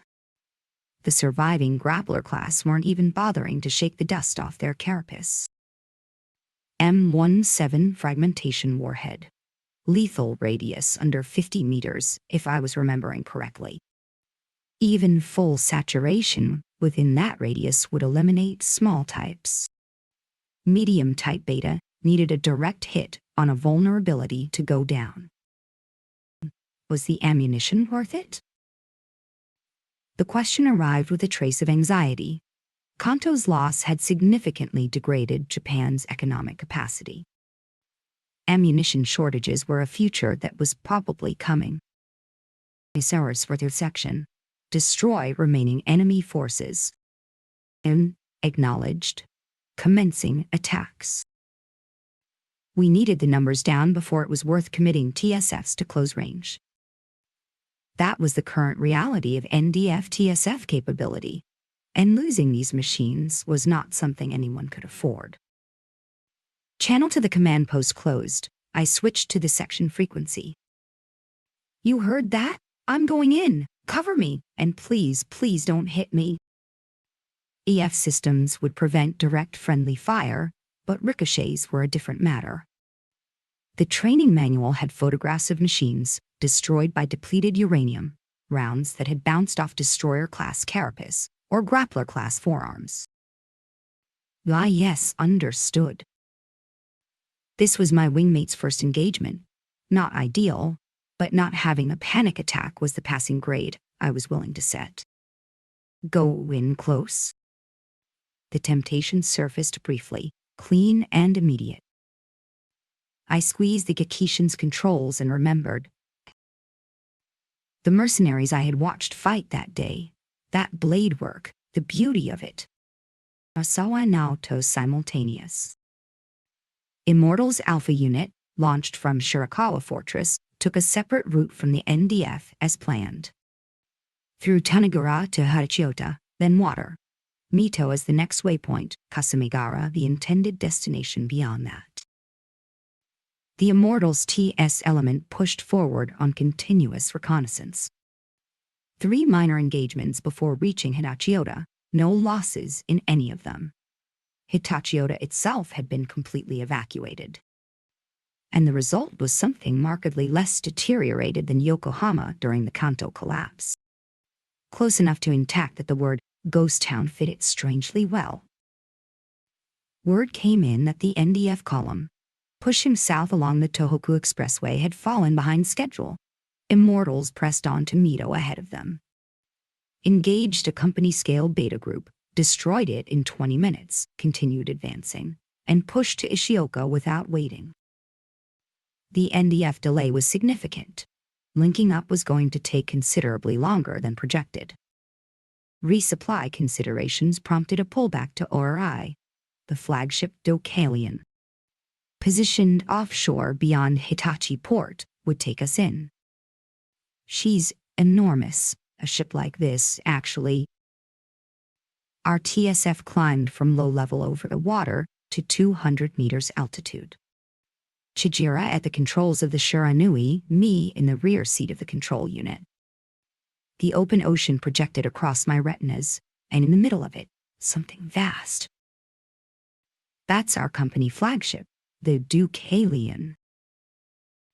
Chijira's voice carried a note of genuine excitement. The kind that comes from confronting something very large that human beings built.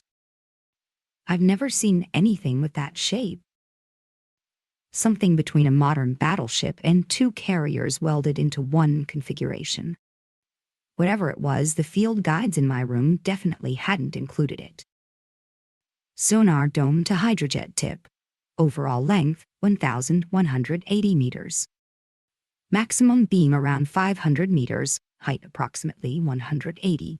I was made to memorize these figures, but I can't promise accuracy. I couldn't look away. That thing was floating, on water. By any logic I could access something that heavy shouldn't do that. I pulled the relevant data through the TSF's data link. The AR function activated, and a structural overview of the Dokalian populated my field of vision. Maximum capacity of 120 TSFs. Including flight deck and surface stowage, obviously. Still, an extraordinary number. For this operation, we're running her solo, but when she operates with a full strike group, that's something else entirely. Carriers don't operate alone. The obvious implication landed harder than it should have. My understanding of the scale of what I was working for needed significant revision. An electronic tone, radio connection. You fool, stop climbing. Do you want to be incinerated? Shinguji. I recognized the voice without needing the identification. I wanted to show the administrator the Duke alien. She might remember something.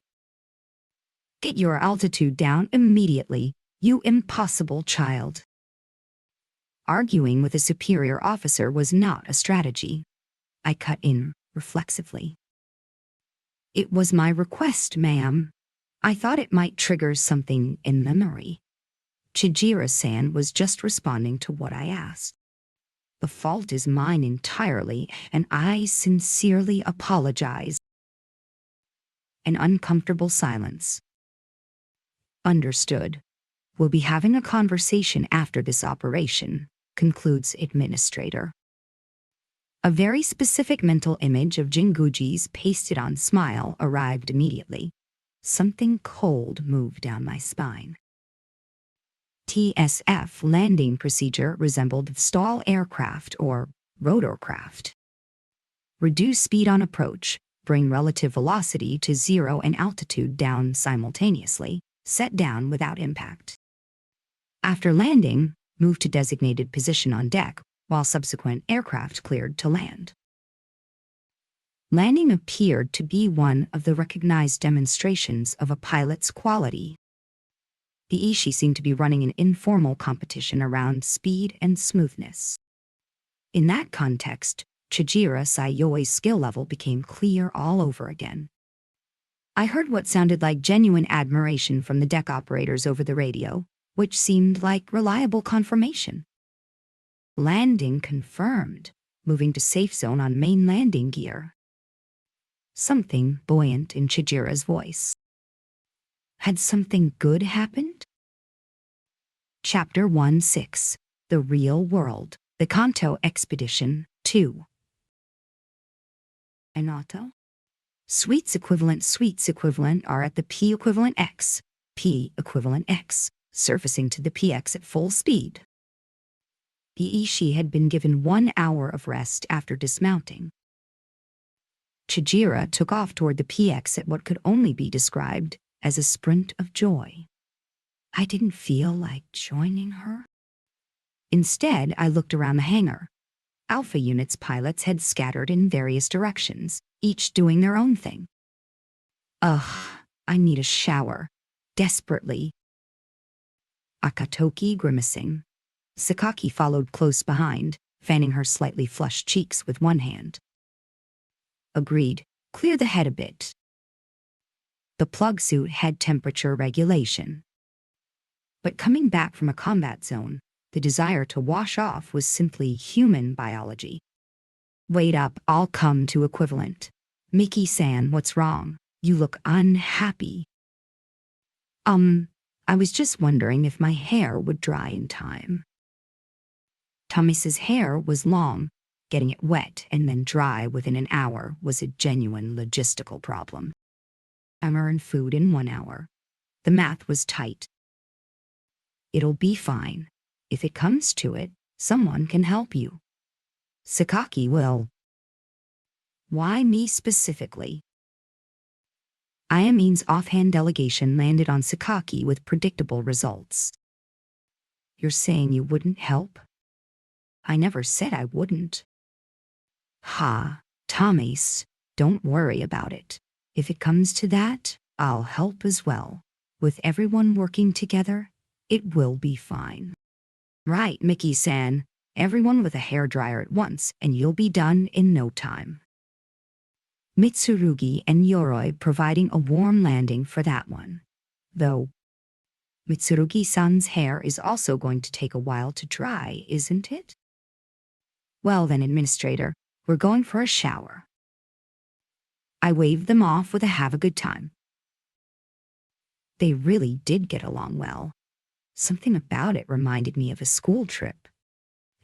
An image of Mitsurugi and the others in yukata sitting down to an elaborate dinner somewhere pleasant. Winter onsen, yukata, a group gathered around a table tennis table, everyone soaking in a bath together. The vision was clear enough that I almost felt like I was in it. You're imagining showering with them, aren't you? You degenerate. Akatoki, with the expression of someone who had stepped in something. I wasn't. But my eyes moved involuntarily. The plug suit hid very little in terms of silhouette. Mentally filling in the rest didn't require much imagination. And Akatoki standing right in front of me was not making the situation easier to manage. Oh wow, you actually were. Look at that face. I wasn't. This is a false accusation. You're protesting too hard. I'm not protesting too hard. This needed to be resolved. Being left under this particular suspicion was deeply, deeply problematic. Administrator, did you want to come wash off the sweat with us? Mitsurugi-san. He was still here, and apparently I was now being misread by her too. How? I was flustered. I'm fine. I'm not going. Absolutely not going. You're sure? I don't mind. I appreciate. No, I mean, thank you, but no thank you. I really don't need. The image of Mitsurugi that my mind had just helpfully produced needed to be destroyed immediately. Look, there's a saying. Boys and girls should not sit together past the age of 7. That applies here. That very much applies. That's true, but you do take it rather seriously. Mitsurugi exhaled and smiled. Come to think of it, in this world, that sort of arrangement wouldn't really work anyway. I watched her go, waving as she left, and sat with the sentence. In this world. That phrasing. What did that mean? That she and I had, in some other context, shared a bathing arrangement? Everything in our interactions so far suggested that wasn't the nature of our relationship. And yet, in this world, it wouldn't work. Mitsurugi and the others filed off toward the shower facilities. Naughty thoughts, administrator. Ayamine, with a knowing smile. I wasn't having any. No response from Ayamine. I give up. I stood on the control unit level catwalk and let my thoughts wander. If, hypothetically, I had been something more to Mitsurugi-san than what I could remember, that would be a genuinely welcome thing to discover. I was fairly certain of that. But I also had a sense that it wasn't the case, a premonition with no evidence behind it. Mitsurugi-san. I think she's looking for something. Even within a circle of close friends, there was something solitary about her, not lonely. The sense of someone who existed within a group without fully belonging to it. What caused that, I had no idea. I ran a hand through my sweat-damp hair and told myself to stop. A shower would probably help. Somewhere other than wherever the rest of them had gone, obviously. Chijira Sayoi, returning from PX expedition. Look at this, administrator. Yoken, from Mokoya. This one is... Chijira returned, beaming with the particular satisfaction of a successful raid. What's that face, administrator? Something wrong. Are you hungry? Want some yoken? No, I'm not hungry, it's just... Then what? She was looking at me with approximately 30% concern and 70% thoughts about Mokoya yoken. She won't change. Memory or no memory, Chijira's approach to the world was not a variable. I was increasingly certain of that. I'm going to get some fresh air on deck. I waved and headed toward the exterior. Sea air, clear head, keep thinking. Something felt like it needed to be worked through. Ayura's voice followed me. Number 1 or number 2? I had no idea what she was asking. You should hurry if it's the latter. The nearest toilets get full fast. Aishi and maintenance crew share them. I'm going to keep walking. The internal corridors of the ship were narrower than they looked on any schematic. Watertight doors at intervals, each requiring a step over, which accumulated into a mild irritation. I arrived at a personnel elevator and waited. The cargo lift appeared to be descending. It was going to take a moment. Take the stairs to the deck instead? I turned to look for them. Administrator. My heart lurched. I spun toward the voice. Beside me stood a girl. Pale skin, pale hair. The combination, along with her small frame, gave her an impression that was vaguely rabbit-like. Possibly a pigmentation condition. I didn't recognize her at all. Please, come with me. A clear voice. She knew who I was, at least. What do you need? Something unusual about this one. Timid on the surface, but with something underneath that didn't move. It is very important, very necessary. Please come with me. A reluctance to follow. Some instinct suggesting that where this girl was leading, something significant was waiting. Why? She was slight. There was no way she could be any kind of physical threat. And yet, the elevator arrival tone chimed. The girl didn't look away. There isn't really a choice here. All right, I'll come. It didn't take long to realize this girl occupied an important position within the Immortals. Security doors opened in sequence ahead of her. She carried an ID card that cleared the ship's restricted zones one after another. The clearance level it represented was, unquestionably, higher than mine as administrator. Juvenile fiction protagonist being led through a labyrinth by a rabbit. The image arrived without being asked for. I noted with mild exasperation that I could recall this kind of thing perfectly well while still having no idea what my parents looked like. I'm activating the power now. She had led me to a room in the central section, an area that, according to my mental map of the ship, should only be accessible to senior officers. The lights came on, and the room resolved. Medical facility almost, but the atmosphere leaned more toward laboratory. A bed with unfamiliar equipment mounted to it. A pharmaceutical shelf and a rack of components. A full tower PC with 6 monitors. What was this room, and what was it for? Everything about it was suspicious. I sit. She guided me toward a chair beside the bed. The configuration reminded me of a TSF control unit.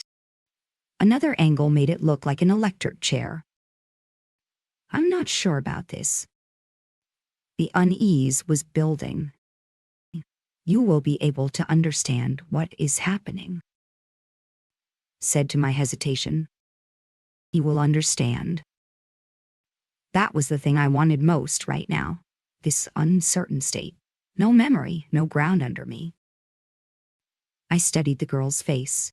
No emotion readable in it, no thought visible, just quiet presence. No real choice here either. 90% resignation, 10% genuine curiosity. I sat. System activating, she said. Please close your eyes and relax. Both wrists and both ankles locked automatically. A headset descended and blocked my vision. An oxygen mask deployed and sealed against my face. Wait! Panics. Something flooding every corner of my awareness. I threw everything I had into pulling free. Nothing moved. It's all right. Her voice, then the sound of gas releasing. What is this? Am I being killed? That was the last thought I had before consciousness ended. Sharp pain in my thigh. Hearing returning first, the sound of impacts. Something warm on my cheek. I was face down on the floor. How long had my body heat been transferring to the deck? Hey, wake up! Why are you sleeping on the floor? Akatoki's voice. The kicking was also Akatoki, steady, committed, apparently ongoing. Where is this? Ship corridor. Door seam. Yes, watertight doors, pipes running along the walls. Why am I on the floor of a corridor? I was asking myself the same question Akatoki had asked, and then something fired. Was there a girl here? A strange-looking, beautiful girl, somewhat rabbit-like in appearance. That was right. A white-haired girl like a white rabbit had led me into the central section. And there. What are you talking about? Contempt and disgust. A balanced mixture. She was there. I'm certain of it. I didn't even get her name. The realization was immediate. I had been taken to something like a laboratory, connected to some kind of equipment, and then nothing. The girl's purpose was unclear, but she had said I would be able to understand what was happening. Akatoki was crouched, watching me with her usual directness. You fell asleep in a corridor on the flagship and dreamed about a little girl. That's a serious condition. What? Pervert. Pervert.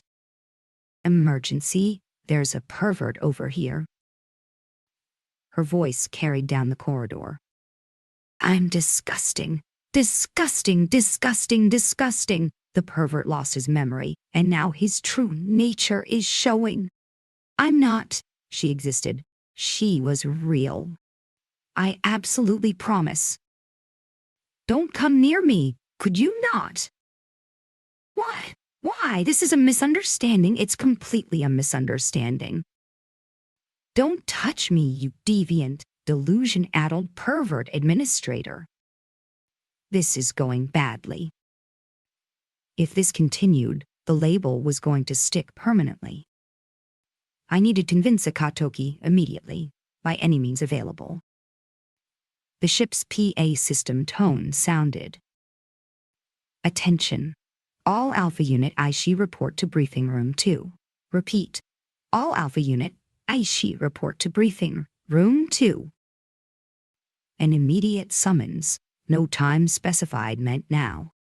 Stay away from me, freak. I have a briefing to get to. I don't want to hear it. Don't follow me. Don't follow me, you deviant administrator. Akatoki ran. I ran after her. Briefing Room 2.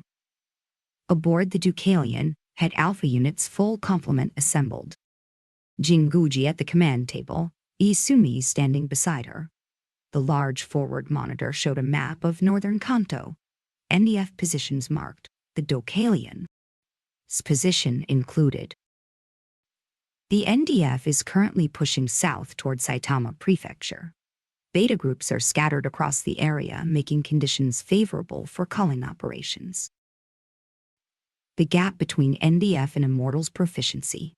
The NDF was engaging isolated beta groups one by one across the region, working to close it. They're really pushing hard, after falling that far behind schedule. Sakaki murmuring. More spread out than I expected equivalent. Are they trying to hunt every single group? Eliminate every scout formation seems like a stretch. Yoroi alongside her. Inside a 60-kilometer circle, unit markers scattered like dropped objects. They look overextended. Tamase, uneasy. They've decided that failing to complete this mission is unacceptable, and they're making reckless choices because of it. That felt like the likeliest explanation. There's no way they're maintaining coherent unit coordination like that. I am meaning, quietly. The NDF-TSF element had chased the scattered beta groups too aggressively and dispersed themselves in the process. Jinguji nodded. A new overlay appeared on the map. The overall operational picture continues to develop favorably. However, heavy metal cloud is causing partial communications blackout across several sectors. Heavy metal cloud blanketing a broad area spanning Ibaraki and Saitama prefectures.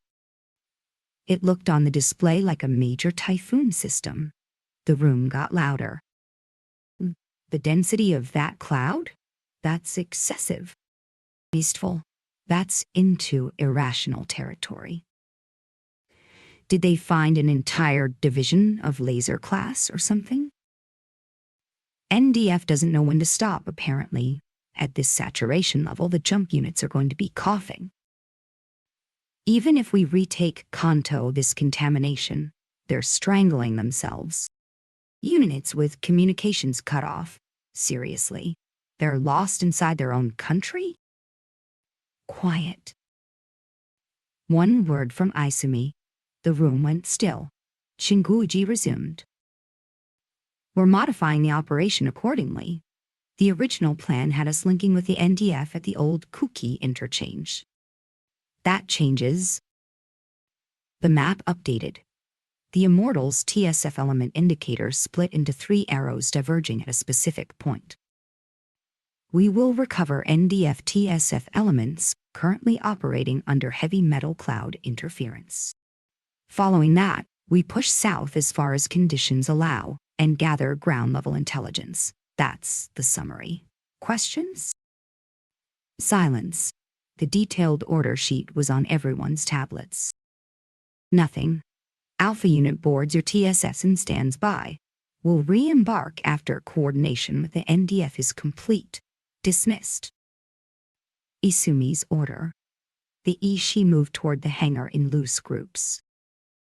Nobody was laughing. Chapter 1-7. The Real World. The Etiquette of Battle. Shino, the sound of sandpaper dragging across something rough. I tapped the headset lightly. The noise didn't change. A small flare of irritation. The communications hardware was supposed to be dramatically improved by the donated technology. So, what was this? Please repeat. This is 9-2 requesting new instructions. Hi. Ha. The same grating noise. Clearly someone speaking beyond the static, clearly nothing intelligible coming through. That's useless. I looked up at an overcast sky blanketed in thin black haze, metallic particles catching the light in brief pinpoint flashes. This is obviously an overdose. I pressed my fingers lightly against my closed eyelids. The heavy metal particulates saturating the atmosphere had degraded communications to the point where new orders couldn't be received. About 15 minutes ago, simultaneous discovery of over 40 laser-class beta across 11 separate locations in Ibaraki, Saitama, and Tochigi prefectures. The timing had been inconvenient. The Immortals were offshore on resupply, leaving the NDF to handle the situation independently for several hours. But viewed another way, if the NDF could resolve this with their own forces alone, that would be a significant confidence-building outcome. NDF Command had seen it that way. And so, without waiting for the Immortals to return, they had planned and executed a simultaneous strike on all 11 beta concentrations using NDF forces exclusively. The operation had naturally been subject to careful safety analysis. Staff officers had reviewed it repeatedly to close every gap. The result of that review, given the wide dispersal of the enemy groups, Command had decided to deploy 3 times the volume of anti-laser munitions specified in the manual provided by the Immortals. The operation had been executed. All 11 laser-class concentrations were destroyed. The heavy metal cloud generated in the process was, however, severe enough to render communications throughout the theater effectively impossible, and every TSF unit was now operating in isolation. abandon hope of reaching the command post. If something critical needs to be communicated, they'll find a way. That was the only realistic conclusion. They really do cut out, don't they, heavy metal clouds? I'd heard about it, but I didn't think anything except close range would become completely impossible. My wingmate, reading that I'd given up on the command post and opening a channel. Do you think we're okay? I've heard heavy metals are bad for the environment, and not being able to coordinate with anyone seems pretty serious. The tactical manual specified the use of anti-laser rounds to generate heavy metal cloud. The intent being to attenuate the energy of laser class irradiation through atmospheric dispersal. But it also meant scattering heavy metal particles into an atmosphere where people were breathing. A middle school textbook surfaced in my memory. Industrial diseases caused by heavy metal accumulation. Test preparation material once memorized and forgotten, and apparently not quite forgotten. Official assurances existed that the specific metals used were non-toxic. Unofficially, soldiers who participated in heavy metal cloud operations were required to undergo physical examination afterward and take zinc supplements to promote excretion, which suggested the official assurances only went so far. Honestly, I need this. Getting sniped out of nowhere and vaporized is not how I want to go. Laser irradiation is terrifying. The idea that the machine can just melt, just disappear, I can't process that. Fair enough. If they expand the landline network, the comms problem is solvable. At that point, living or dying takes priority. Everyone evaporating without noticing is not a funny scenario. Vaporization is actually the better option. Getting eaten? This isn't a zombie film. Is it true that inhaling this stuff once or twice is actually fine? I heard the worst you get is diarrhea. My subordinates talking over each other. I let it wash past and focused on what came next. The NDF's basic operational doctrine was simple. Surveillance satellite identifies a beta concentration. TSF. Advance element moves to confirm on-site. Artillery column advancing south along the old Tohoku Expressway delivers area suppression. Surviving beta engaged and destroyed by the TS element. Repeat. In the 4 hours so far, we had found and destroyed 3 small groups. With some success, including a small number of laser-class kills. Continuing south through Saitama toward Tokyo had seemed entirely plausible before the heavy metal cloud changed the picture. I pulled up the status displays for the unit. Propellant and ammunition both still had margin. If the cloud concentration didn't increase further, communications should recover.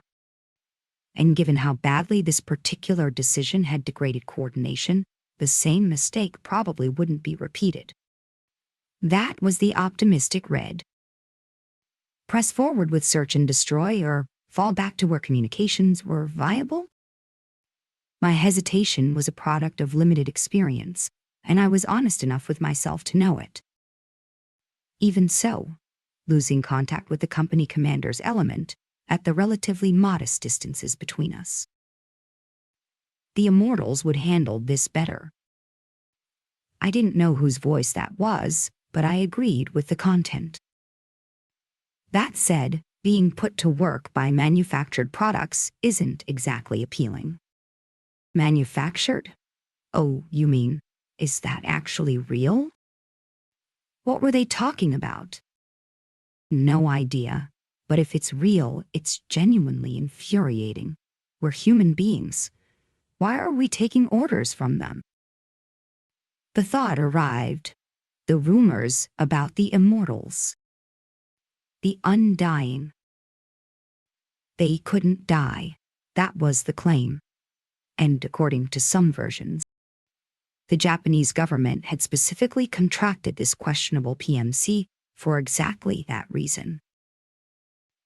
The Immortal's parent company was regarded as the world's foremost name in regenerative medicine. Medical teams deployed to battlefields across the world, restoring limbs to soldiers who had lost them, pulling people back from the edge of death with organs destroyed. That emergency medical capability had earned international recognition and eventually a contract with the U.S. military. The NDF had followed. The changes it produced were not small.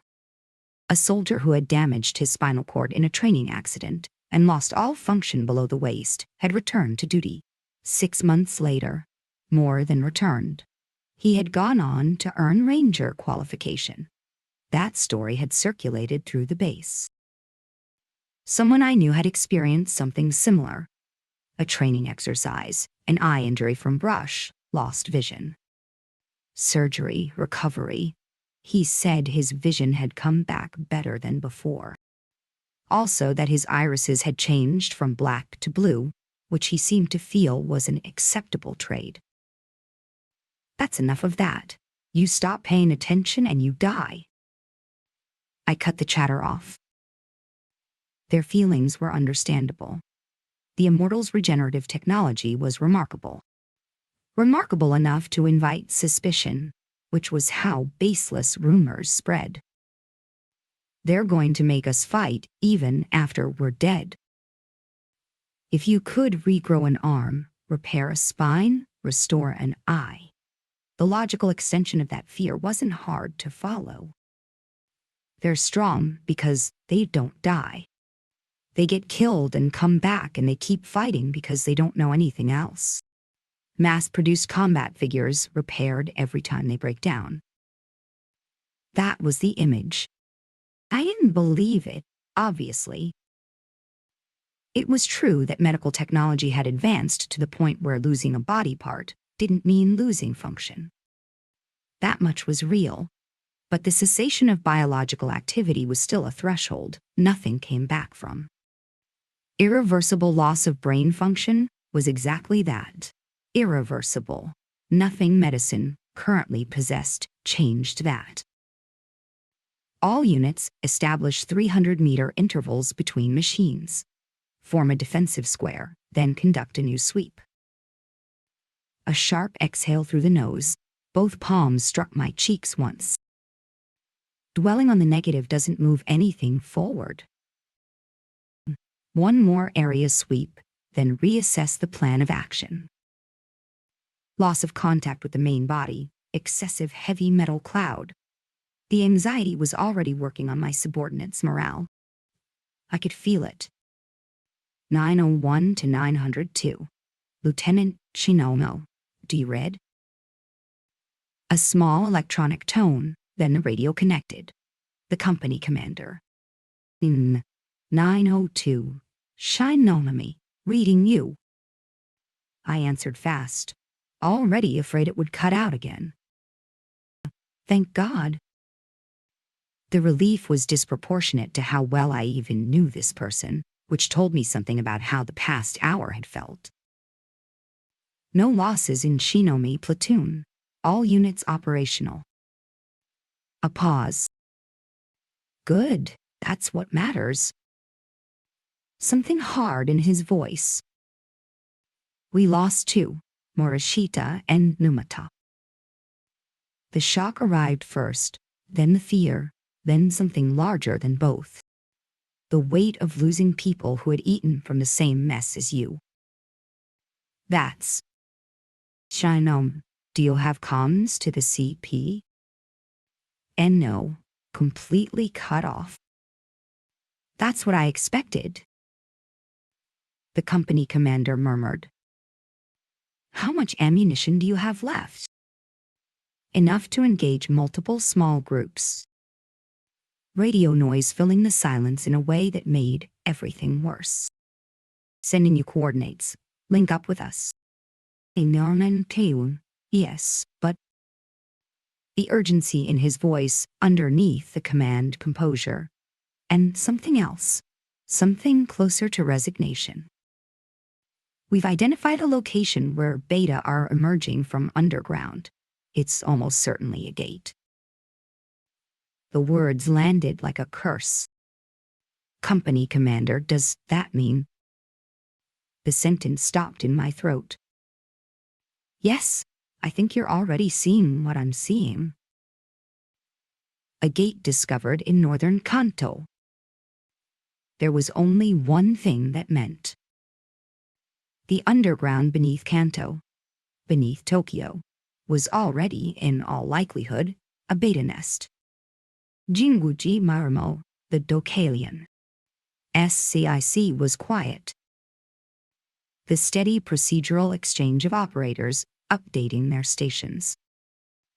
The NDF was engaged at multiple points across the theater, but the Immortals' S element had not yet linked up with them. Heavy metal cloud density remains at elevated levels. Jinguji received Piatafu's report and expanded the Kanto area map. The display showed cloud concentration in the same format as a weather system chart. She had never seen this volume of heavy metal cloud dispersed across this wide an area. Not even in that other world, with all its catastrophes. They have no intention of listening to our recommendations. It would appear not. The munitions expenditure is probably in the hundreds of billions of yen at this point. Piatifu's voice, low and measured. We overcommunicated the laser class threat. They've already lost the high ground to the mountain beta, and now they're overcompensating.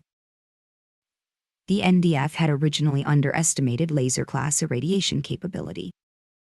Jinguji remembered the day she had briefed the NDF senior staff on the threat. How many years ago now? The Ministry of Defense building in Ichigaya. An ordinary building and structure, nothing extraordinary about the architecture. A conference room that wasn't particularly large, about 20 men assembled. NDF senior officers, strong-willed faces, and beneath that, the particular discomfort of soldiers who had been asked to sit and receive instruction from mercenaries. Why should officers entrusted with national defense need to learn from a dubious mercenary organization? That trained pride was visible in how they held themselves. They had been briefed on what the Immortals were. The briefing itself appeared to have struck them as suspicious. Skepticism was there in their eyes from the beginning. The reality of the hives, enormous structures that had simply appeared, they accepted as documented fact. That the hives were producing organisms hostile to humanity, however, registered somewhere between uncertain and unconvincing. An organism capable of matching a tank cannot exist under Earth's gravity. If something that large existed at all, it would only be sustainable in the ocean. A sharp-looking young officer raising his hand to say that, she still remembered it clearly. A soldier should be a realist, and people like you bring claims that don't merit credence. That arrogant youth had been genuinely irritating. Are you suggesting the beta themselves are in question? If you had specimens, bodies of these extraterrestrial organisms, that would be a different conversation. You don't have those, I take it? Provocation. She was fairly certain of that reading. The Immortals do not currently have confirmed beta specimens in our possessions. She had absorbed the question and continued with the briefing materials. The response was tepid throughout. An organism weighing tens of tons moving at 170 kilometers per hour? Creatures the size of light tanks forming swarms of thousands, tens of thousands? A biological laser capable of that thermal output under atmospheric attenuation? Video documentation, and still the NDF senior staff could not bring themselves to accept what was in front of them. And then there was the finance ministry official who had sat in as an advisor. Having already committed substantial funding to TSF development, they could not allocate further budget for defensive AL munitions. That was his position. She had learned 2 months after the briefing that the budget finally allocated had been less than 30% of what the Immortals had recommended. A country that hadn't fought a war in over 50 years can't be expected to have any realistic sense of what things cost, Kozuki Yuko had said. And then quieter, what they won't pay in money, they'll pay in blood. That resignation had been understandable. It had also left Jinguji with something unresolved, whether there had been something more she could have done. Knowing what she knew from experience in a world where this had already played out. But it had made no difference. The beta emerging from the hives at Sato Island, Yokohama, and Kokura had dealt Japan devastating losses, which had then culminated in the loss of the capital metropolitan area itself. That humiliation was what was driving the current overcorrection. I think they don't want to lose TSF units during the advance into Kanto. So they saturated the AL munitions well above necessary levels to eliminate the laser threat. That's probably the reasoning. Pietifu, hesitant. There was something Jinguji hadn't shared with the Aishi. This operation had objectives beyond the 3 stated ones of culling, Kanto assessment, and NDF proficiency development. It was also a preliminary exercise for the eventual reclamation of the Kokura hive in Kyushu. The Kansai region, caught between Beta in Kanto and Beta in Kyushu, was grinding down. If nothing changed, collapse was considered a matter of time rather than possibility. The Japanese government's strategic priority was rapid reclamation of the Kokura hive to restore Kansai's productive capacity. The Kokura hive assault would necessarily be conducted under heavy metal cloud conditions, and today's operation was, in significant part, a live training exercise for exactly that environment. An electronic tone, the CI6 security door unlocked. Every staff member in the room stood and came to attention. From the reflex of the room, Jinguji already knew who had entered. She turned to confirm. A woman in a white coat walking directly toward her. "I've told you to stop making them salute every time I walk in. Marimo status." Kozuki Yuko, wearing the expression of someone who found the ceremony tiresome. Within projected parameters at this stage, our TS element is linking up with the NDF shortly. On schedule then. I sent ours to the hangar to do final checks. They were solid. I wish everyone was like that. Would make life easier. And what about the fool? Still the same. The fool. She knew who that meant. No complications. The surrounding Aishi are also settled. Good. When they get back, we move the plan to the next stage. Kozuki murmured it to the strategic display on the monitor. Director, is that not premature? He has only just returned to the field. The neurological impact alone. Handle this carefully. That had been the agreement. We don't have time to be delicate about it. You know that as well as I do. The other option is unusable. That means we use him. But we're out of time, and the acceptable loss threshold was established at the beginning. Nothing she could say to that. The plan's authority resided with Director Kozuki, Jingu's field operations management. Personally, I'd like to give him a little more time, even if we're eventually looking at an overwrite. She'd watched him struggling, reaching for something lost without knowing what it was. That image had produced something close to sympathy in Jinguji, who understood the shape of that loss perhaps better than most. Which was exactly why she wanted to give him more time. And which was exactly why she recognized that wanting that was a form of self-indulgence. Because Kozuki Yuko did not rush without cause. That much Jinguji had learned over the course of many years. Actually, I already gave him a small push before deployment. What? You can't be serious. Her ordinary speech pattern almost escaped. Just a mild stimulation, that's all. You can't make unilateral decisions like that. We need to discuss these things beforehand. Few people knew the plan existed. Any movement within it would demand explanations, and the scrutiny attached to those explanations would not be gentle. If I don't move the timeline up, we might not have enough room. When you put it that way, I have nothing left to say. Half resigned, she answered. The response earned a dismissive sound. Don't sulk. At this point, it's just a question of what they bring back from the field. Let's enjoy waiting to see. The disagreeable woman in front of her. Kuzuki Yuko said this with a small smile. Chapter 1-8. The Real World. Foam or sediment. The sound of festival music. A faint smell of gunpowder on the night wind. The calls of stall vendors, full-throated and cheerful. The murmur of people passing by. I am floating. No, not floating. My eyes are closed. My weight is given over to something else. To my father's back. My father's carrying me. He thinks I'm asleep. I am pretending.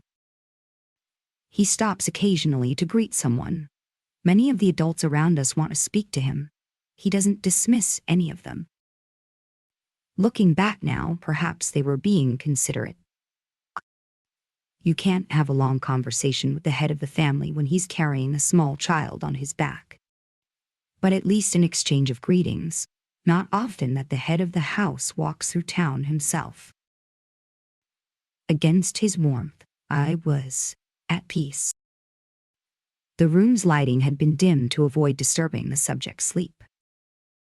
A pale girl, hair and skin both white, stood at the bedside watching the subject quietly.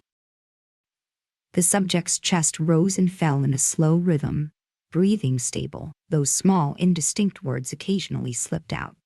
The EEG monitor indicated a state of partial wakefulness. The white girl's gaze moved from the subject to the door. Exactly 3 seconds later, the electronic lock disengaged and a tall woman in a white coat entered. Yashiro, how's the subject? Anything unusual?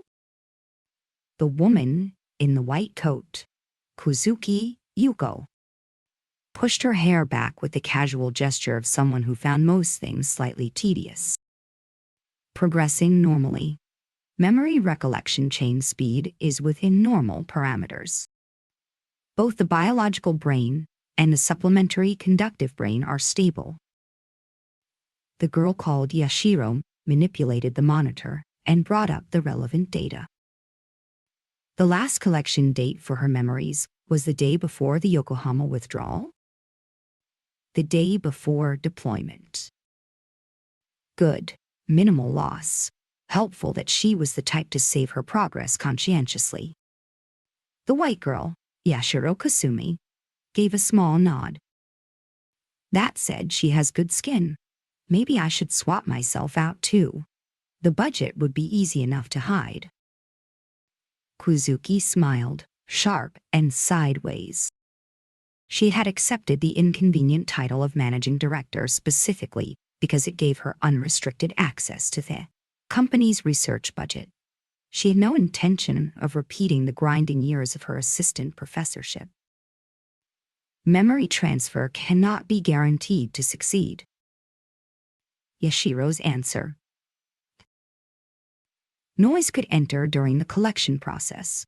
Human memory was imprecise, and people sometimes deceived even themselves. Strong desires calcified into delusion, fictionalizing events that never happened into things that felt entirely real. Asking someone to distinguish between memory and fantasy was unreasonable. And then, during the process of imprinting collected memory onto a biological brain, errors could occur.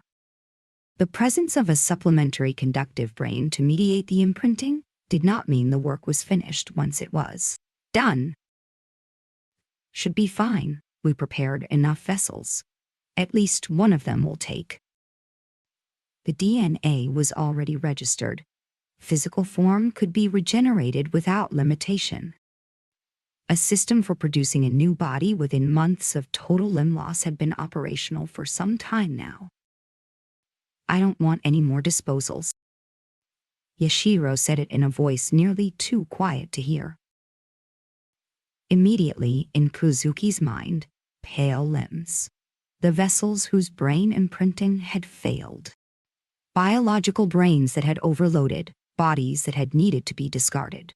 Bloodless forms arranged on mortuary shelves. How many had she produced? That wasn't a good time to be joking. Kuzuki shrugged one shoulder. Physical form could be regenerated without limit, but memory, the thing that made a person, didn't work that way. She reached out with her left hand and angled the subject's monitor toward herself. The transfer process was progressing smoothly. She had been fighting this problem for a long time. This one had a failed transfer before, didn't she? Yes. The recollection chain triggered a panic response. She was left. Trauma carrier. If it turns in a good direction, it becomes a powerful motivator.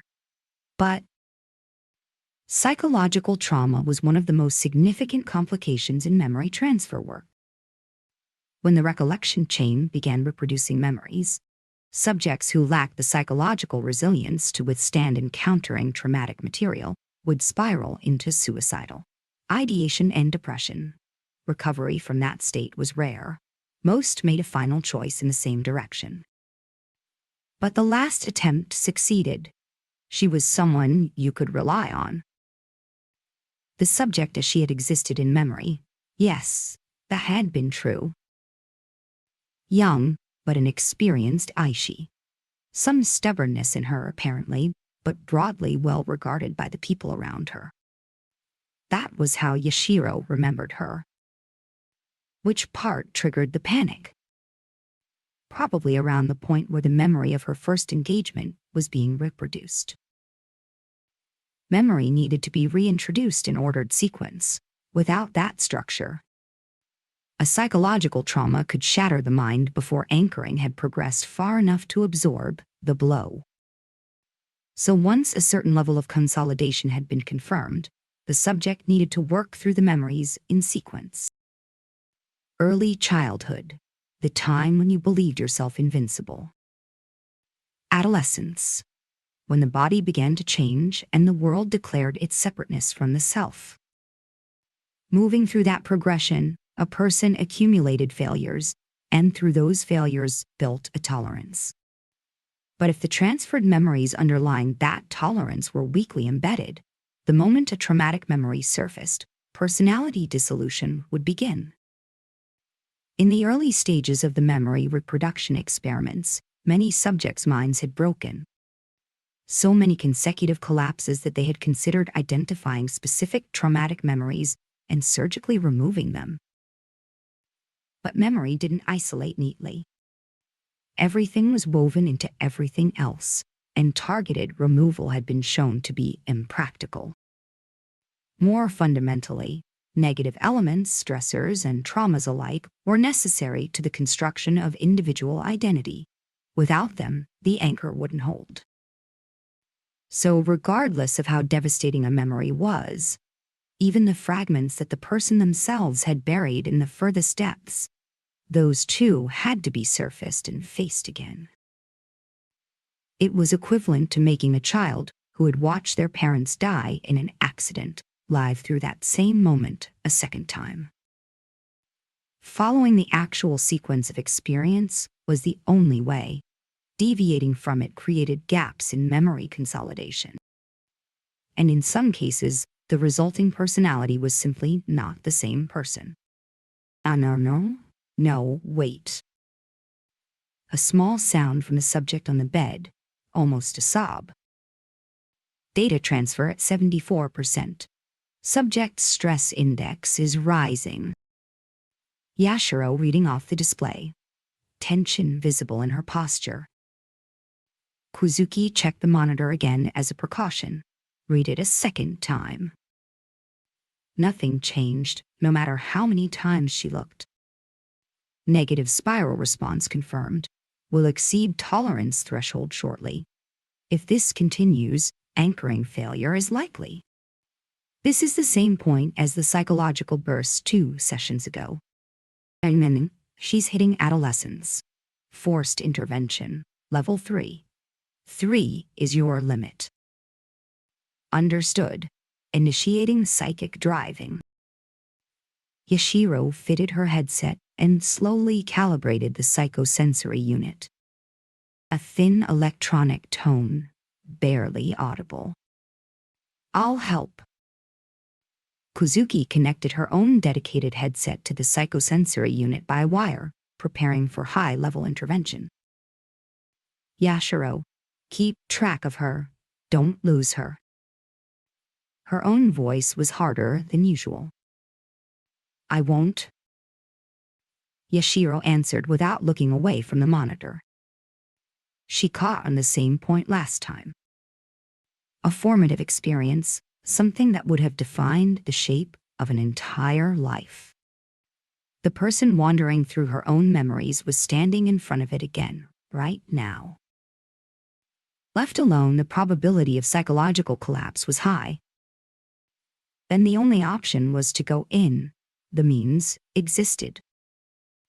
A glance at Yashiro's profile. She was completely focused on the subject. We're going to help her. That's what she said. I'll help her. Back quiet. But how much intention was packed into those few words? Kuzuki Yuko knew exactly. 9. The real worlds. Toward the gate. Shinomi Shino eye tracked menu selection. The map projected across my retinas. Current position should be the northern edge of Tsukuba City, Ibaraki Prefecture. But the marker indicating my machine's location kept shifting. Heavy metal cloud interference. Probably, the GPS was off. Tsukuba Mountain.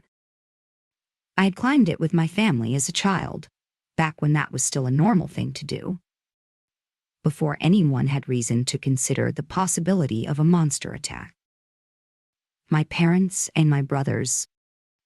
Partway up the trail, my father had taken my backpack because I was too small and didn't have the endurance.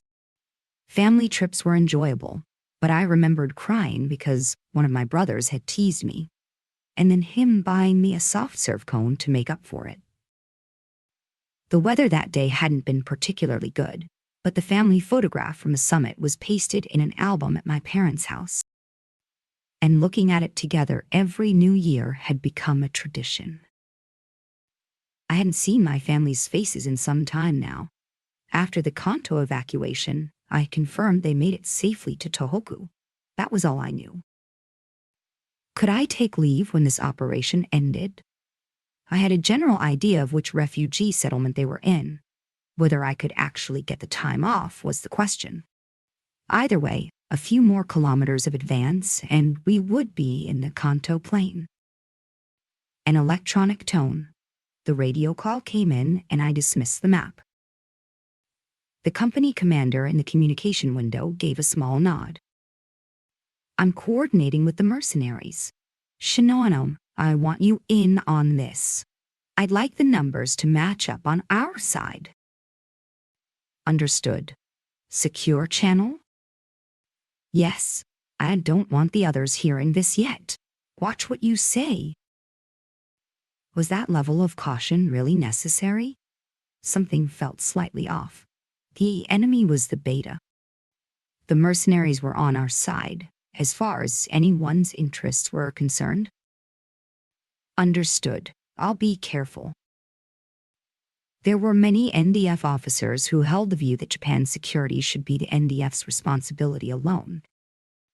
without relying on us, forces, or mercenary organizations. That sentiment was understandable in its own way, Shinonami thought.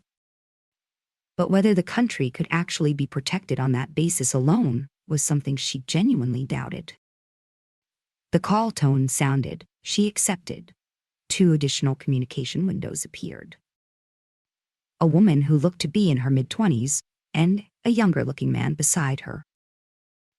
The man's face was familiar, probably someone she had fought alongside in Yokohama. An unremarkable face. The kind of person whose defining trait was having no particularly defining traits. He didn't appear to recognize her. His expression didn't change. For a moment, she felt the impulse to say something, to acknowledge what had happened, to thank him. She contained it. The fight wasn't over. If he wasn't going to say anything, she shouldn't either. Valkyrie 1-901. We've confirmed it on our end as well. As the company commander described, that is almost certainly a gate. The woman who identified herself as Valkyrie 1, her phrasing identified her as a native Japanese speaker. Composed, clearly experienced in these exchanges. Then the ground beneath the Kanto region is all ready. The company commander's words landed somewhere in my chest. A gate had been confirmed. There was no longer any doubt. Tokyo might already be. The words slipped out before I could stop them. Beyond recovery. The satellite image updates at Sendai Base had let us watch Kanto deteriorating in increments. Landmarks disappearing. Places that meant something to people being erased. All we could do was watch. And now this, the stub network confirmed to extend this far north. The Hive, the Beta's base of operations, spread its stub like a vast underground ant colony in every direction. If that network had reached throughout Kanto, the underground infrastructure beneath the capital was almost certainly already destroyed. Water systems, sewage, the subway lines, restoring them, making Kanto habitable again for human beings. The scale of that task settled on Shino like something suffocating. 902. I believe that judgment may be premature. This is an anomalous situation. Premature? Had she missed something? She snapped her attention back to Valkyrie 1's window. What do you mean, Valkyrie 1?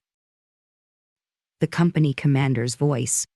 Agitation, skepticism, and underneath both, the faintest trace of something almost like hope.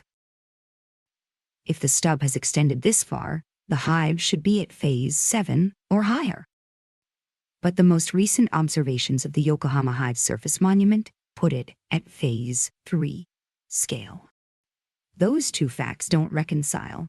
In all the data we have, that combination has never been observed before, which means something we don't have a framework for is occurring. A phenomenon that even these combat-experienced mercenaries had no framework for. A small jolt of surprise. Valkyrie 1, what do you think is actually happening? I have some hypotheses, but they would be nothing more than unsupported speculation. If I put my personal theories out there and they turn out to be wrong, I'll probably be lectured for spreading misinformation. Whether Valkyrie 1's small smile was humor or irony, Shinonami didn't have the composure to determine. The gate's discovery had been outside anyone's plan. The operation was supposed to push south, do some culling near the capital's outskirts, and conclude. Now it was something else entirely. And the situation demanded a decision that felt too large to make in the field without authorization. We need orders. We need to reach the command post somehow. That was the conclusion Shino arrived at. And then, which is why I'd like to go down and have a look. What? The breath left her. Go down? You mean enter the stub? The company commander's voice, tight. Yes, I believe we should penetrate the stub and gather information directly. Penetrate the stub. Her body locked up. Go into the enemy's underground network. The question of whether you came back alive occurred to her instantly and without deliberation. The company commander's response was delayed. The mercenaries were watching steadily. The thought of what might have happened if we hadn't noticed the gate before pushing into Tokyo concerns me greatly. Valkyrie 1, apparently changing the subject. If we had advanced without this discovery, the beta emerging from this gate could have taken us from behind. The artillery elements, slower to maneuver, might have been destroyed outright. In that sense, the gate's discovery is something that can rightly be credited to the company commander's unit. Is that so? I'll make sure it's noted in the reports we file. And given how fortunate this discovery was, this seems like exactly the moment to follow through completely. May we have your authorization? I have to be honest with you. My unit has essentially no experience with stub penetration operations. Simulator exercises on that scenario. I can count them on one hand. The company commander's answer was an admission that the NDF was less capable than the PMC. Shinonami felt the controls creak under her grip. The TSF was a new weapon, and its operational doctrine was still far from settled. Its original design purpose, descending into hive interiors to reach and secure the reactor, had in practice given way to surface combat as the primary mode of use. Training accordingly emphasized surface engagement, and stub penetration drills were barely conducted at all. Shinonami herself had been through the stub penetration simulator exactly twice. The difficulty was different from surface combat in its own specific ways. The stub's tunnel network wound through the earth in curves that cut off sightlines. Special compounds in the interior walls disrupted radio transmission, making long-range communication impossible inside. Beta could drop from the ceiling or attack from concealed branches. The whole environment was essentially an enemy fortress. Every advantage belonged to the defender. The first time she had run the simulator and realized what an actual stub engagement would be like, she had told a colleague, "If this is what it's really like, we're all going to die down there." The memory was vivid. Understood. Then we'll make the penetration with our unit alone. Something like concealed disappointment in Valkyrie 1's voice, not quite hidden. But please don't worry. We're not planning to push all the way to Yokohama. This is reconnaissance only. A combat reconnaissance operation with withdrawal as the premise. Valkyrie 1 smiled again, faint and brief. Did she genuinely not think this was particularly dangerous? And why was the skill gap this large? The training they had received in the NDF hadn't been easy. Daily simulator sessions pushed to exhaustion, live machine exercises, academic study crammed into every available hour. All intelligence gathered inside the stub will be provided to you in full. That should address your concerns. I understand that, but even so, the standing agreement between the NDF and the Immortals required full intelligence sharing. Whether it would actually be honored was another question, which was probably why the company commander's response kept losing its edge. Video could be edited. The NDF had no reliable way to verify whether submitted data was authentic. In that case, what if we proposed a joint structure? The Immortals take the vanguard, and the NDF holds the rear position. Valkyrie 1 offering a reformulation. The subtext decoded plainly. We'll keep you safe. Just follow behind us. The controls creaked again under her grip. The NDF had been established to protect Japan, but certain constraints had been placed on it in the aftermath of the Second World War. As a result, it had been dismissed from the right as an errand service for the American military, and attacked from the left as a waste of funding, a gang of killers playing at war. But a politician had once said, "The NDF existing in the shadows is the proof that Japan is at peace. I ask you to carry that meaning and endure." The politician who said it had served as prime minister. Under that example, the senior officers before this generation had refined themselves without complaint. Street propaganda trucks circling the base, protest groups raising noise. They had carried out their assigned duties steadily regardless. Decades of that. They had never fought. But the accumulation had produced an organization that the U.S. military had come to evaluate as genuinely capable. And then, the moment of deployment had arrived. The grief of watching what the beta did to the people they were sworn to protect. Alongside the sense, beneath that grief, of finally having a purpose for everything they had built. That feeling of completeness had lasted almost no time at all. The NDF had lost tremendous numbers of personnel and equipment under the beta's overwhelming offensive. The skills developed for warfare between humans had not been transferable to this. The trust of the public had collapsed, but that couldn't be where it ended. Ending there meant there was no face to show the comrades who had been lost. Friends who had believed in the obligation to protect the people, who had committed themselves to that belief with their lives. Those faces were seared into memory. What couldn't be reached couldn't be reached. Something needed to change. To regain the public's trust, to develop the capacity to fight the beta, the NDF had accepted the Immortals' instruction. The humiliation of being trained by an opaque private enterprise. But the NDF's personnel were practiced in enduring humiliation. Pride shredded, the organization had been restructured from the ground up, and new weapons adopted across the board. Shinonomi's own path to becoming an Aishi had ridden that wave of change. She exhaled the breath she'd been holding, loosened the grip on the controls, told herself to settle, and looked at the situation around her. No friendly units nearby, no artillery sound, no sign of active engagement.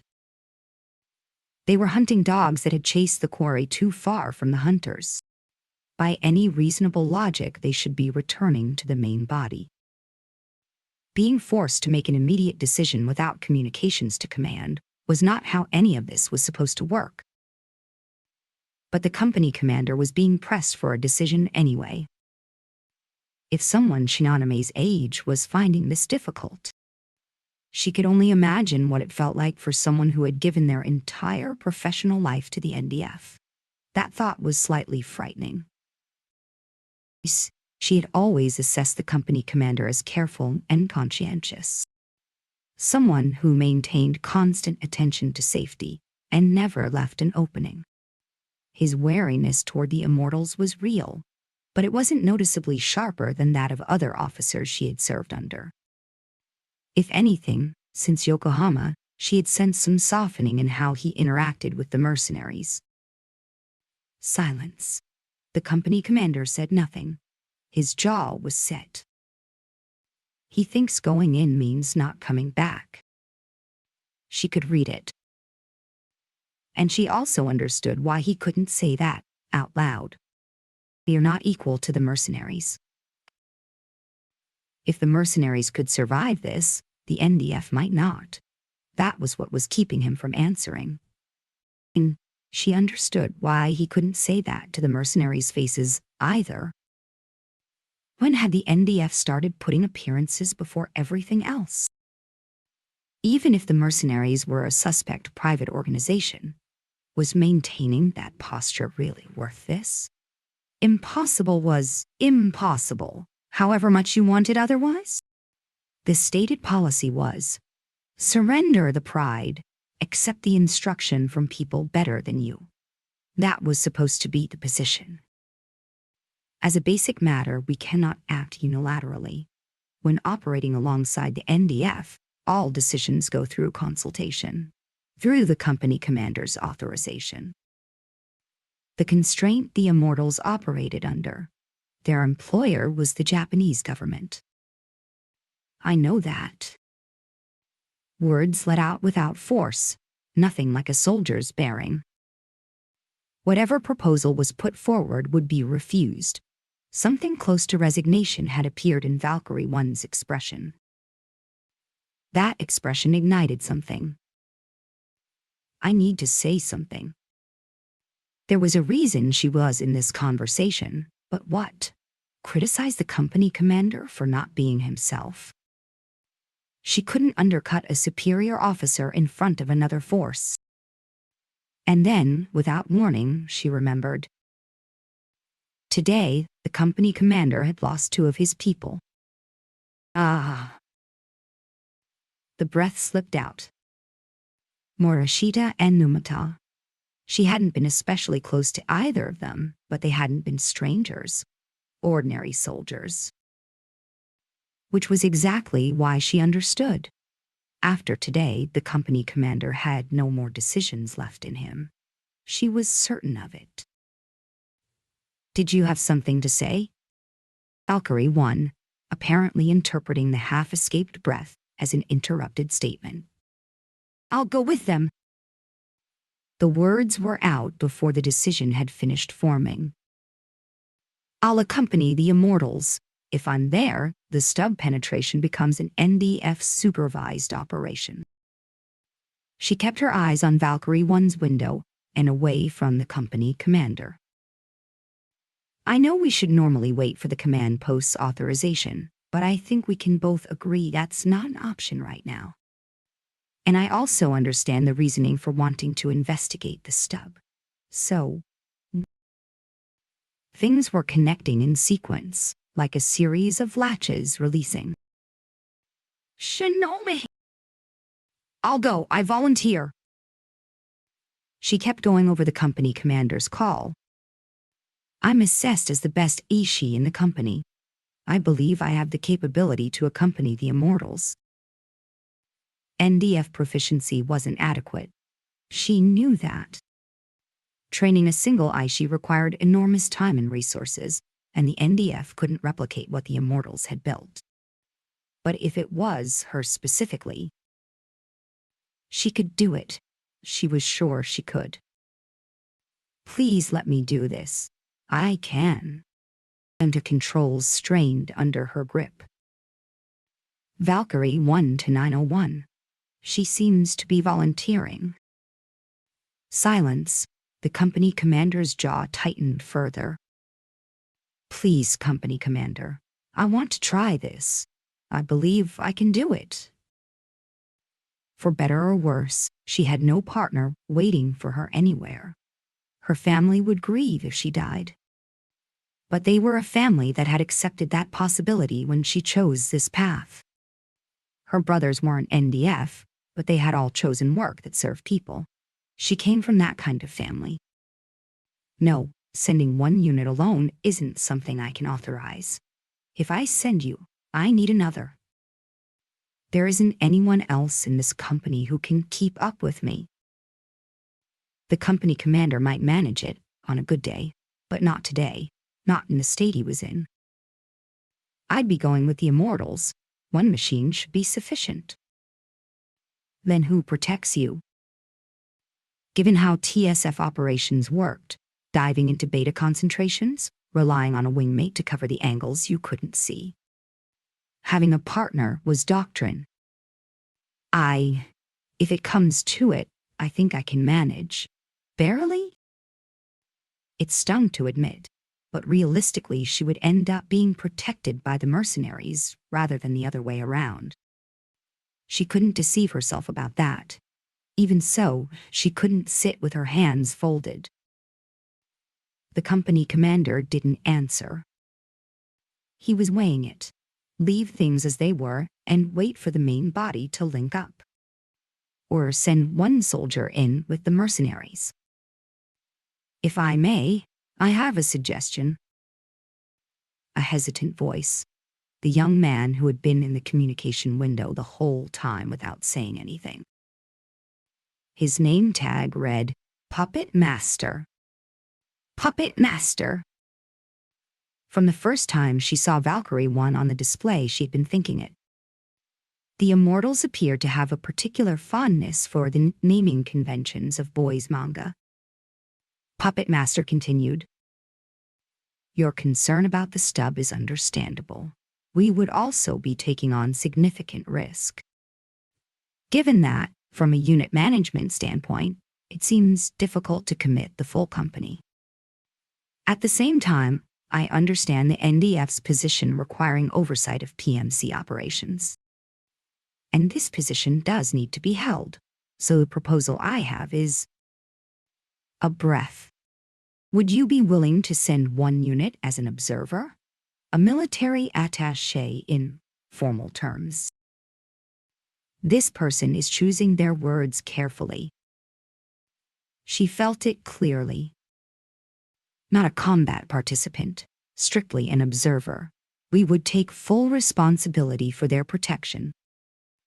In return, what you observe of our methods could be brought back as material for your unit's future tactical development. Valkyrie 1 completed the thought Puppet Master had opened. As an observer, there would be no expectation of combat participation. You would be watching how we operate. Material for research into future combat techniques. At those words, the answer became clear. Chapter 110, The Real World. The Road to the Underworld. Shirasawa Naoto. It's dark and quiet. The acoustic system carried the sound of the TSF's footsteps through the control unit. Reflected off the surrounding walls, the sound was less like machinery and more like something calling from deep below. I was talking to Chigira in the forward seat because the alternative was sitting with the unease alone. For this operation, Alpha Unit comprised 8 machines: Isumi, Chigira, Akatoki, Mitsurugi, Ayamine, Sakaki, Yoroi, and Tamase.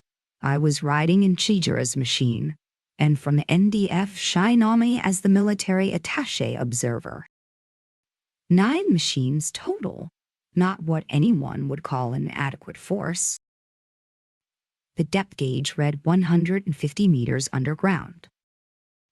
Radar performed poorly inside the stub. Even at maximum camera zoom, the scouting pair, Mitsurugi and Ayamine running ahead, were barely visible. Under normal circumstances, this would be the situation for deploying wire-guided drones. But the operation had been planned around surface engagement, so we hadn't loaded any. Since entering the stub, no beta contact. We were advancing steadily, placing relay machines at intervals to maintain the communication line back to the surface. The stub's walls emitted a faint glow, somewhere between blue and pale green. It reminded me of bioluminescent organisms, a night ocean, light drifting along the surface. Whether I was remembering that image from my own experience or from something I had seen in a photograph or document somewhere, I had no way to tell. I rather like it. Quite beautiful, actually. Not quite at the level of Christmas illuminations, but certainly more tasteful than the Makoya signage. Like a planetarium, Chijira added. You are genuinely stupid. Naoki's window, immediate. The one who calls others stupid is stupid, which means Snow White is stupid. Being called stupid by you is rich. What exactly is beautiful about the enemy's nest? Show some situational awareness. You absolute dunce. The one who calls others a dunce is a dunce, which means Snow White is a dunce. You vocabulary deficient airhead. If this continued any further, Valkyrie 1 was going to say something. The thought arrived with reasonable urgency. Snow White, have you ever been inside a stub before? Me, No. Neither have I, Administrator. Oh, I assumed you were both calm because you had experience. Half genuine effort to redirect and half sarcasm. Pull the conversation somewhere else before this gets worse. I may not be the most reliable source given my current memory situation, but this stub feels quite different from the simulator, doesn't it? I directed my gaze down the tunnel. The TSF's floodlights pushed into the dark. I was expecting it to twist and turn a great deal more. Straight line, absolute, undeviating straight line, maximum zoom on the camera, and still the tunnel simply continued. You're right, this isn't like the training programs. Something's off here. Akatoki, quieter than usual. The stub was supposed to be like an ant colony. That was how it had been taught to us, and how it had appeared in every simulator. This was not that. The ceiling here was a consistent 100 meters overhead, and it maintained that throughout without variation. It really does feel like it goes all the way to Yokohama, Administrator. It penetrated more than 20 kilometers. All the way to Yokohama seemed implausible, but the long, unbroken darkness was working on something uncomfortable. At least we can't get lost. Memorizing winding roads is not a strength of mine. Good mood. There was a smile somewhere in Chijira's voice. You're bad at remembering faces too, aren't you? Does your brain actually retain anything? Honestly? Akatoki's contempt. And I found myself wondering again why these two had been assigned as a combat pair. The friction between Chijira and Akatoki was wearing. Both of you, please. Someone's going to get a talking to soon. A tone. Valkyrie 1's window opened. There is no record of a stub exhibiting this degree of linearity. So I was right to find it strange. Based on the bearing, it appears to have been excavated in a direct line from the Yokohama hive heading northeast. There are also no beta. This stub is clearly different from anything we have data on. That alone makes the descent worth it. A fair assessment. Another tone. A face I didn't recognize in the new window. Excuse me. Is it true that none of the immortals have actually entered a stub either? Akatoki's window dropped without comment. Communication with NDF 902, Shinonom Shino, was restricted to Valkyrie 1 and Puppet Master channels. Information classification requirements, which left Isumi and me. Could I answer this? I wasn't certain. Correct. None of us have direct stub penetration experience. Our training is based on exercise programs derived from existing records. Isumi answered for me. That. I see. Shinonomi's expression had gone complicated. However, we have logged over 300 hours in stub penetration exercises. Shinonomi's expression didn't recover. That's impressive. Understandably, she was already at a disadvantage in skill level, and her machine was a Gekishin. The gap between that and the third generation, TSF's the Immortals were flying, was significant. The arrangement was that if combat occurred inside, the Immortals would engage while Shinano recorded as the military observer. That was the agreement. But the people she was depending on had just confirmed they had no actual stub combat experience either. You'll be all right. We don't have real stub combat experience, but we have more than sufficient general combat experience.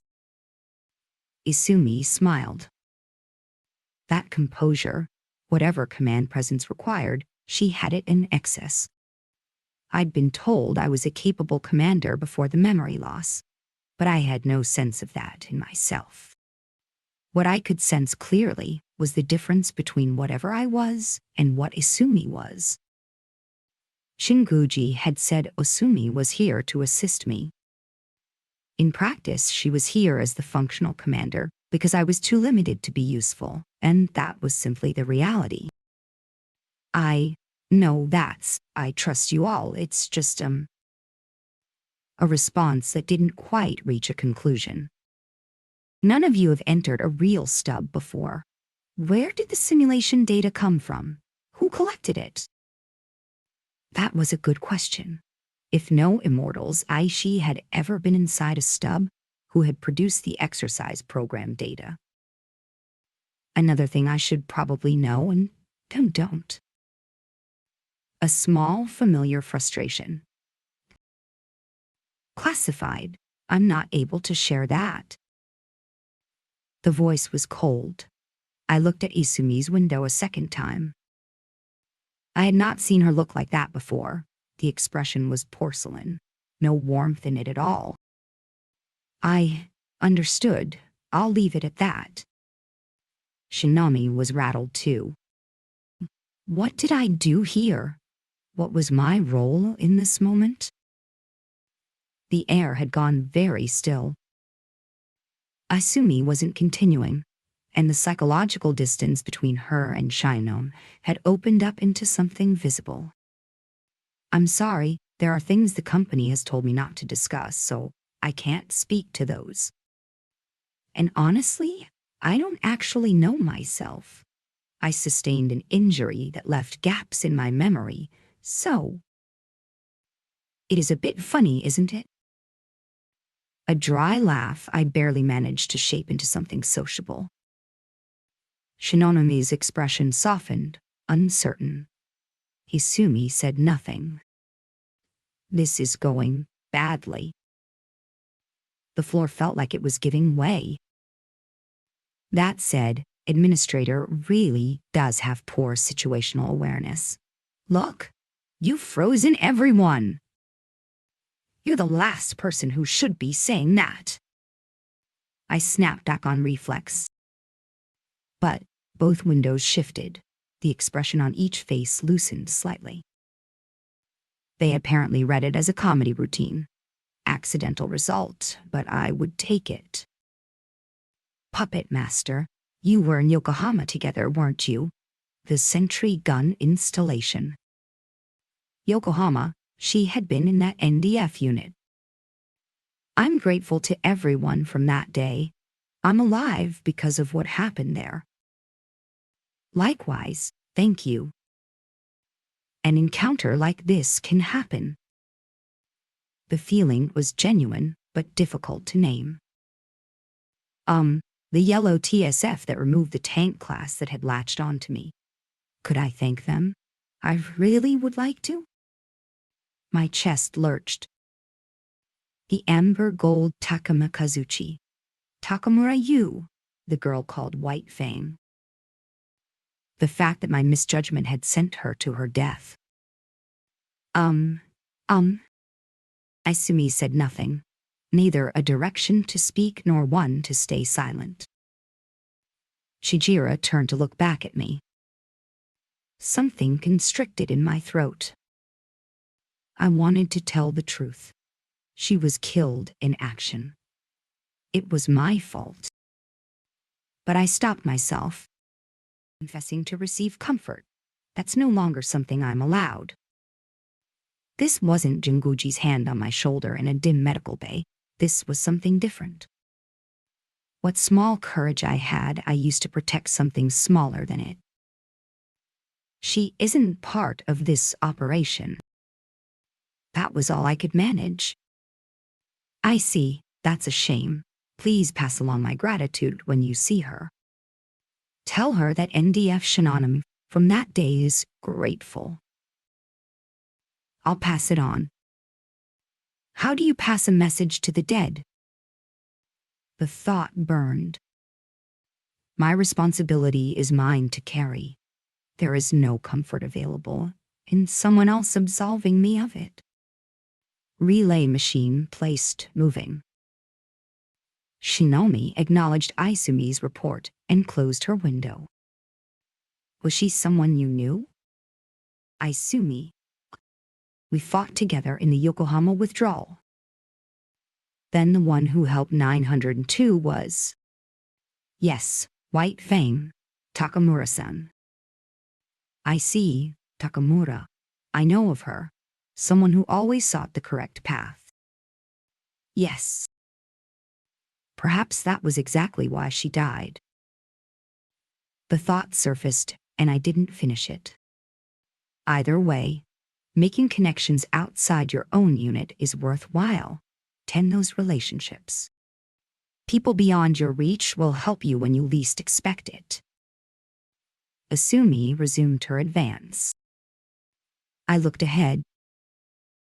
Darkness, the pale glow of the stub walls giving nothing away. Whatever was waiting further in, it wasn't visible yet. Chapter 111, The Real World. Caught between.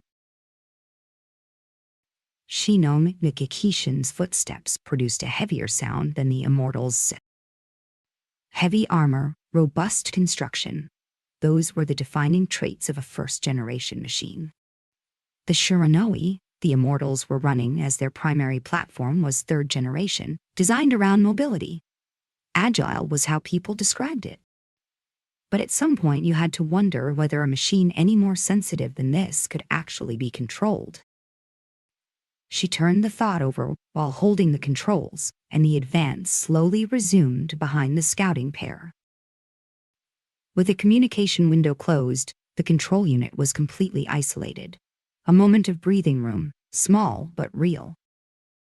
A single NDF machine surrounded by Immortals. The feeling of being protected and the feeling of being watched existed in her simultaneously. The exchange with Valkyrie 1 had been brief, but not without value. The rumors about the Immortals might have more substance than I thought. A murmur to herself. Something about them carried secrets. She was increasingly certain of that. Her attempt to probe had started from idle curiosity. What had snagged her attention was the fact that none of the Immortals had ever been inside a real stub. And yet, they had stub structural data sufficient to build training simulations. When she'd asked about it, she'd been deflected. So she had tried another angle, something she already knew.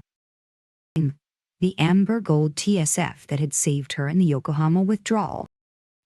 She had learned after returning to base that the machine was called a Takemikazuchi.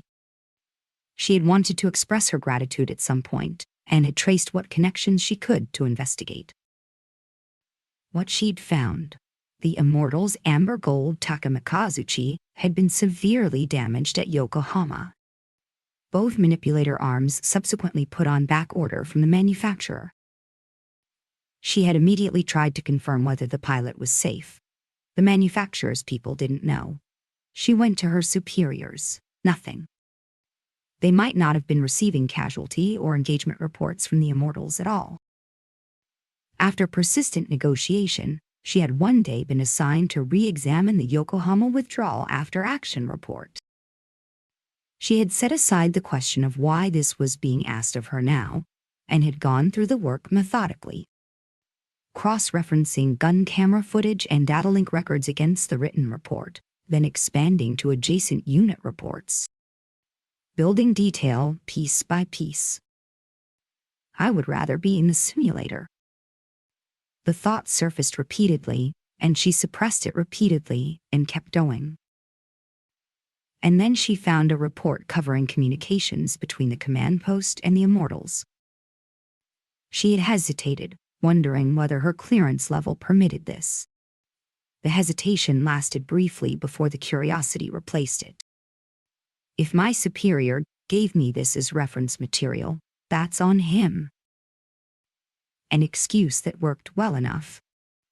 Or possibly an indication that the superior in question had quietly arranged things to give her what she'd been asking for. Either reading was convenient. She had read it. The Immortals had operated across a wide area, but the units in proximity to Shinoname's battlefield were a smaller subset. cross-referencing combat timelines with unit movements, isolating the relevant element, tracing what they did after her unit withdrew. They went back into that area, confirming that something had been missed in the original rescue. Couldn't be helped, but that was still a miss. She had been flipping through pages with that thought when she found it. Alpha Unit 10, Theory. Shot down. She confirmed Kia. Her eyes had stopped. Neither the machine's name nor the pilot's name was recorded. Standard practice for the classification level. She couldn't confirm whether this was the amber gold machine. But the premonition had been immediate. Which was why she had asked. And the answer had been evasive. She isn't part of this operation. Injury? Or death? She should have pushed one step further. She hadn't. Because the thought had arrived that she herself might have been part of the reason the number read what it did. Seismic signature detected. Beta approaching from ahead. Company strength. No battalion scale. A radio tone. The forward scouts. Valkyrie 1 to Quiet Wolf. What's your range to the Beta group? Estimated 15 to 16 kilometers. Continuing observation. Will report again when confirmed. Inside the stub, radio waves scattered erratically, degrading radar to the point of unreliability. Alternative observation systems were used instead. The scouts, running 5 kilometers ahead of the main body, had detected microvibrations through the seismic sensors built into their TSF's footsoles. Then cross-referenced the patterns against archive signatures to estimate beta count and composition. The straight-line geometry of the stub had probably worked in their favor. Detection at a range considerably beyond what would normally be expected. An electronic tone. Communication windows opened. Valkyrie 1 and Puppet Master. What do you want to do, Administrator? Give me your raid first. Valkyrie 1 with a smile that was testing something. Narrated, continued. What do you want to do, Administrator? Give me your raid first. The question arrived and my mind went to work. The situation. 9 TSFs in a straight underground tunnel, approximately 20 kilometers inside the stub. Battalion scale beta detected 15 to 16 kilometers ahead of us. Scouts with seismic sensors continuing to refine the estimate. A straight tunnel was double-edged. In open terrain or complex ground, a smaller force could use terrain to mitigate numbers. Down here, there were no flanks to work with, no high ground to hold. The beta would come straight at us and we would need to meet them head-on or fall back. In a straight tunnel, we lose the ability to use terrain. We'd be accepting a frontal engagement against a numerically superior force in a space that limits our options. The question is whether the information value of pressing further justifies that. I don't think it does. Not at this stage. I paused, then continued. There's also the question of what's behind us. The stub runs in a single direction. If we're engaged from the front and something appears at our rear, we're finished. The tunnel geometry that makes the engagement simple also makes our position fragile. Asumi's expression didn't change. My raid, controlled withdrawal. We've already confirmed that this stub is structurally anomalous. Straight 100-meter ceiling, 20+ kilometers of unbroken run. That's the significant finding. We don't need to confirm what's at the far end to make this descent worth it. Silence for a moment. Agreed. Isumi's response was immediate. Withdrawal was always the premise of this operation.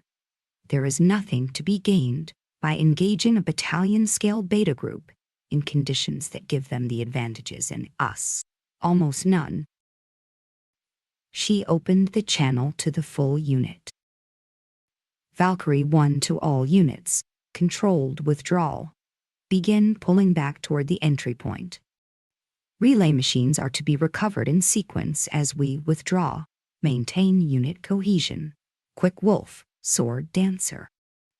Hold your position until the main body has closed the gap, then fall back with us. Acknowledge. Acknowledgements in sequence. Then, Mitsurugi and Ayamines. Confirmations from the forward position. The withdrawal started. A different kind of attention was required going back. Every instinct oriented to the front, but the threat could come from anywhere in a space like this. I watched the rear sensor feeds and kept the tactical display updated. That was a decent read. From the forward seat. Was it? You understood the geometry. A lot of people freeze up and want to fight their way through instead of thinking about what the ground actually gives them. I'm not sure I did anything except state the obvious.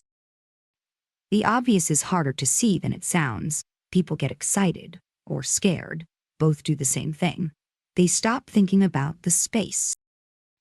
The sounds of 9 TSS moving in coordinated withdrawal through the stub filled the control unit. Behind us, somewhere in the dark ahead of where we'd come from, battalion scale beta were moving. The sound of them would be reaching the scout's sensors with increasing clarity. Chijiro-san. What's the farthest into a stub anyone has been? A pause. That's a question I shouldn't answer here. Which was an answer of its own. The pale glow of the stub walls accompanied us as we moved. The mix signature strengthening. Beta are accelerating. Quiet Wolf's update. The distance between us and the incoming group was shortening faster now. All units, increase pace. We have enough margin. Don't rush, but don't dawdle. Isumi's instruction had the quality of something that expected to be obeyed without question, and it was. I focused on the rear sensors and kept thinking. Battalion scale. In 100-meter ceiling, straight tunnel, moving fast. They weren't hunting us.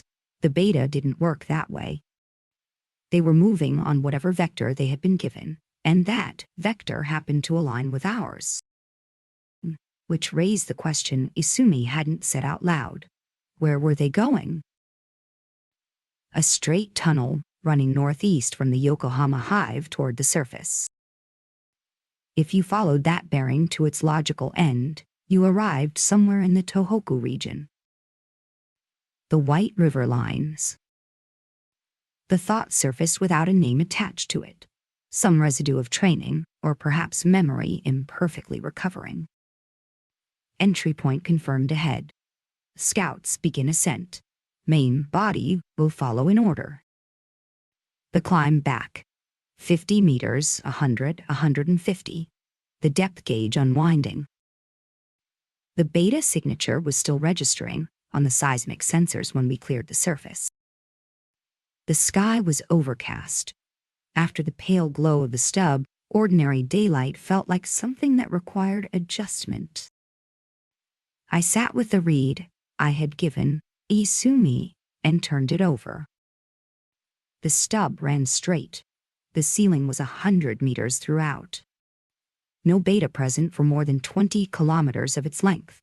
Then, abruptly, battalion scale, moving with purpose. Something we don't have a framework for is occurring. Isumi had said it going in. She was right. And the shape of what that might mean was beginning to form, though not yet in any way I could state with confidence. Surface confirmed. Unit roll call. 9 voices, 9 machines accounted for. Shinonami's Gikishin was last to clear the gate aperture, its heavier form moving at its own pace. I watched the depth gauge reach zeros. Valkyrie 1, To CP, requesting secure channel for debrief transmission. We have significant findings. Chapter 1:12. The Real World. Caught between. Shirasawa Naoto Valkyrie 1's expression in the window was the same one she'd used before. The look of someone running an assessment. How much has come back? Is the judgment still there? That was what she was measuring. First, we recall the scouts. Then we form up. You're going to hold here and receive them? My heart rate climbed. Combat again. The possibility of deaths. A decision that carried that weight. I don't intend to push through to Yokohama, but if Valkyrie 1 says this is unlike anything on record, I can't justify withdrawing without at least one engagement to confirm what we're dealing with. The tunnel was not wide. The ceiling had limits. If destroyer class formed the front of the beta line, processing them was going to be difficult. Even so, the fight was worth having. Agreed. We could fall back, but trading blows here is worth doing. Apparently, the first question had been answered to her satisfaction. Several formation configurations appeared on the display. A command to select. I chose the wing formation and adjusted the positioning to fit the tunnel geometry. The scouts returning, Quiet Wolf, Ayamine K, and Sword Dancer, Mitsurugi Meya, assigned to the front line. Then a direction to NDF 902. 902, take the rear. Please record everything. 902 acknowledged. Tension in the voice coming back. Slightly rigid. Laid back in Camellia Crane, you're on 902's escort. Understood. Yoroi's and Sakaki's windows both confirming. Familiar faces were easier to direct. And somewhere in that thought was a quiet relief that Yamashiro wasn't part of this unit. Quite the protective detail. VIP security? The NDF is a bit soft, isn't it? Akatoki, with the tone of someone who found something funny. Enough, Snow White. She's a seed.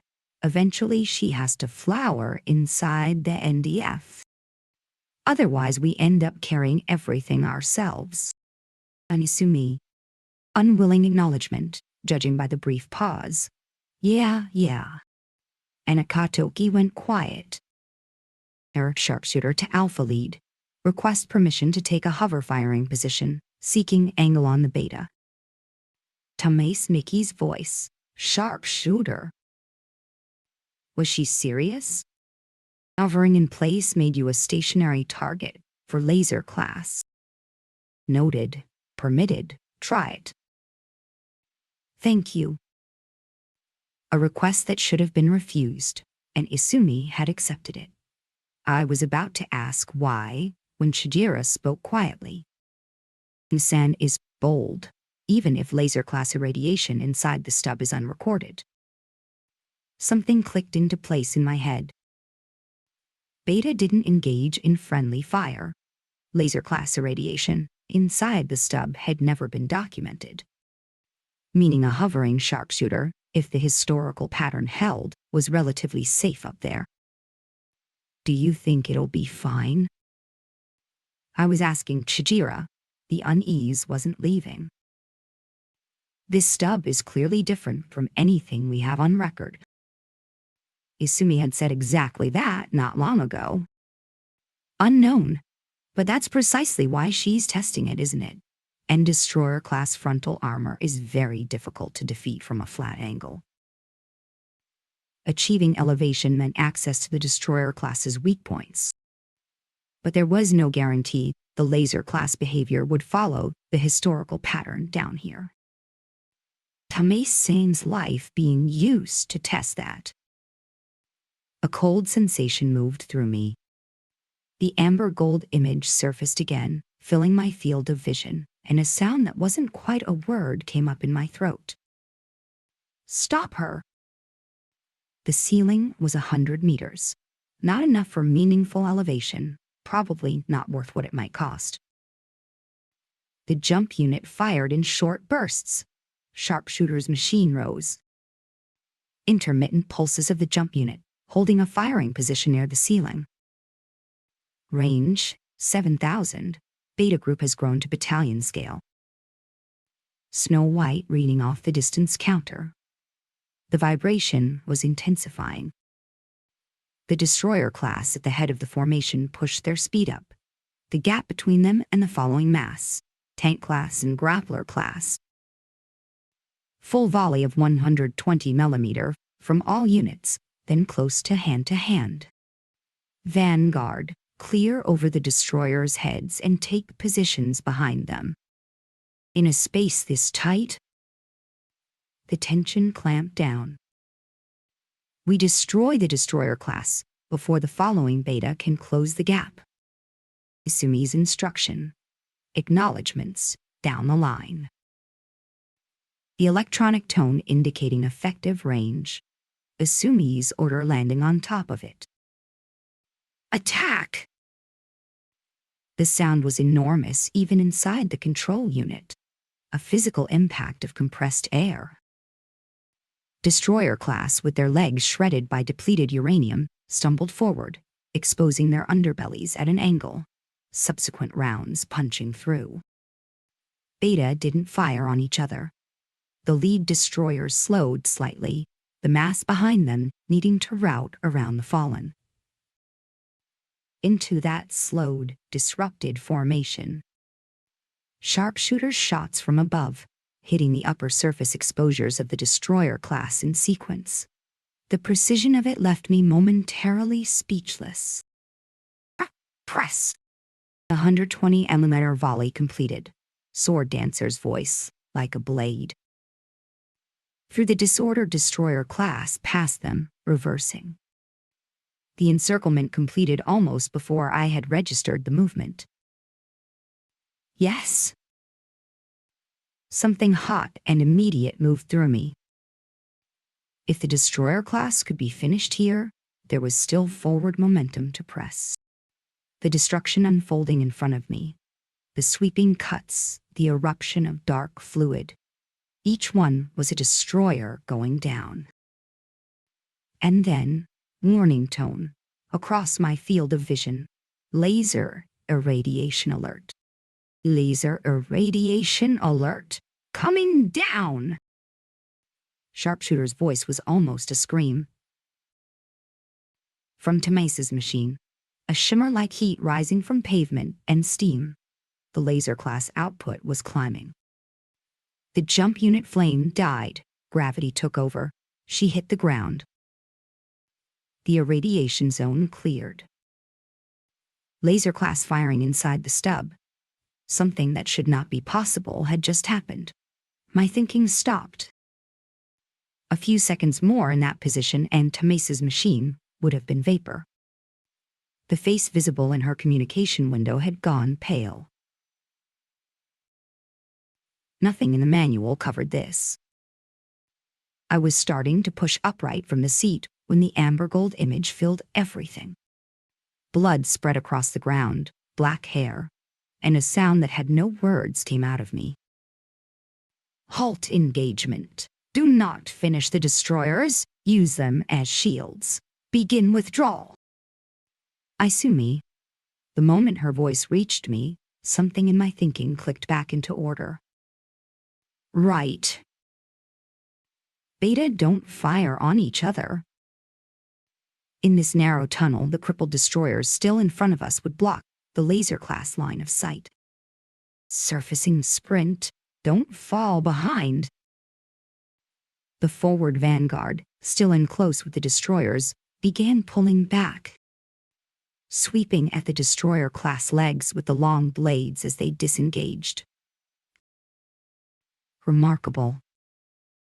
Under these conditions, Mitsurugi and the others hadn't lost their composure for a moment. Trail 1 formation, 902 to the center of the column, heavier armored units to the rear.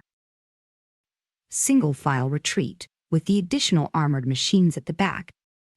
The destroyers ahead providing what cover they could for as long as they lasted. Like rats in a bag? Akako, quietly. She wasn't wrong. A straight tunnel offered no terrain to break line of sight. There was a slight grade to the floor as well.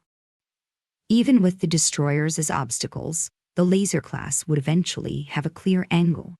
It was a matter of time. Half-destroyed beta and additional armor. OWL rounds is the last resort, but we hadn't loaded many. A laser class positioned in a straight stub creates an effective kill zone for any unit attempting to advance. Combined with laser radiation occurring inside a stub, this needs to be included in the debrief. Isumi, flat and precise. Beta don't employ tactics. Their numbers and their biological capabilities are everything they have. The manual had said so. The current situation had just disproved it. They had adapted. Casualties were possible. Other hive stubs are still the old layout, right? This straight configuration is only here. Toki's question with a wish barely concealed inside it. It'd be really bad if it was everywhere, wouldn't it? Equivalent. Laid back, Yoroi, the tone of someone who hadn't fully computed the implications. If newly appearing hives develop stubs with this same structure, the difficulty of hive assault operations would increase by an order of magnitude. Asumi's expression said the rest without needing the words. Rear position, contact on sensor marker 1. Kameya Crane's voice. Sakaki. What? That sensor number put the contact near the gate entrance. Friendlies entering the stub? Reinforcements? The NDF had sent someone in after all? No, that didn't fit. They had refused stub penetration. Whatever this was, the reasoning wasn't obvious. Valkyrie 1 to NDF 901. What's happening on your end? The relay machines along the route were holding the signal, but the noise was severe. 902 to 901. Company commander, please respond. Shanami breaking into the channel. No one stopped her. Company commander, answer. More noise. I considered sensor malfunction. Beta have broken through the destroyer screen. Distance 5,000. Total count increased. 2 battalion strength. Closing on us, we were already pulling back toward the surface, but the surface situation was unknown. The worst-case picture assembled itself in my mind. If the NDF units at the gate had been overrun, and the beta were pushing into the stub behind us, moving to return to the Yokohama hive, we were being enclosed from both directions. Throat dry, nerves scraped raw. 20+ kilometers still to the surface. Why wasn't the NDF responding? A tone, a window opened. This is NDF 911. We're under attack. 2 battalion beta group is engaging us. Contact restored. The momentary relief was immediately overwritten. Valkyrie 1 to 9-1. Give me your situation. The relay machines along the stub were finally giving us a workable signal. We couldn't hold 2 battalions. We couldn't hold with what we had. The voice was tight. The face on the window had the same color Tamas's had 30 seconds ago. You ran into the stub without making contact with us first. Shinome furious. Shinome. That's enough. We debrief this situation after we're out of it. Asumi, a single flat impact. We are engaged with beta inside the stub. Assault not successful, withdrawing. We need to exit the stub. We're surrounded? 901, barely above a murmur. Yes, but we are being pursued, not overtaken. We can break out. No laser irradiation in your sector. Isumi's read on the laser situation. Immediate logic followed. The beta pushing in from the gate were using the stub as a transit corridor back to the hive, not as a fighting position. Approximately 4 minutes before the rear beta closes on us. We need to break through the ground side beta group before that window closes. NDF units will be positioned in the center of our column. We will bracket them front and rear. Verbal briefing, running simultaneously with data link positioning assignments. She's thinking clearly in this. The contrast with my own internal state was not something I could comfortably examine. All units single volley, then the immortals will charge through. When our advance slows, the NDF element separates. NDF will pass over us at 50 meters altitude and break for the surface. 2 of our units will push to the surface alongside you.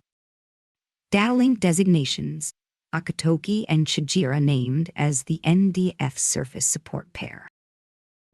We don't know beta density at the gate exit, but once we're out of the stub, we have options.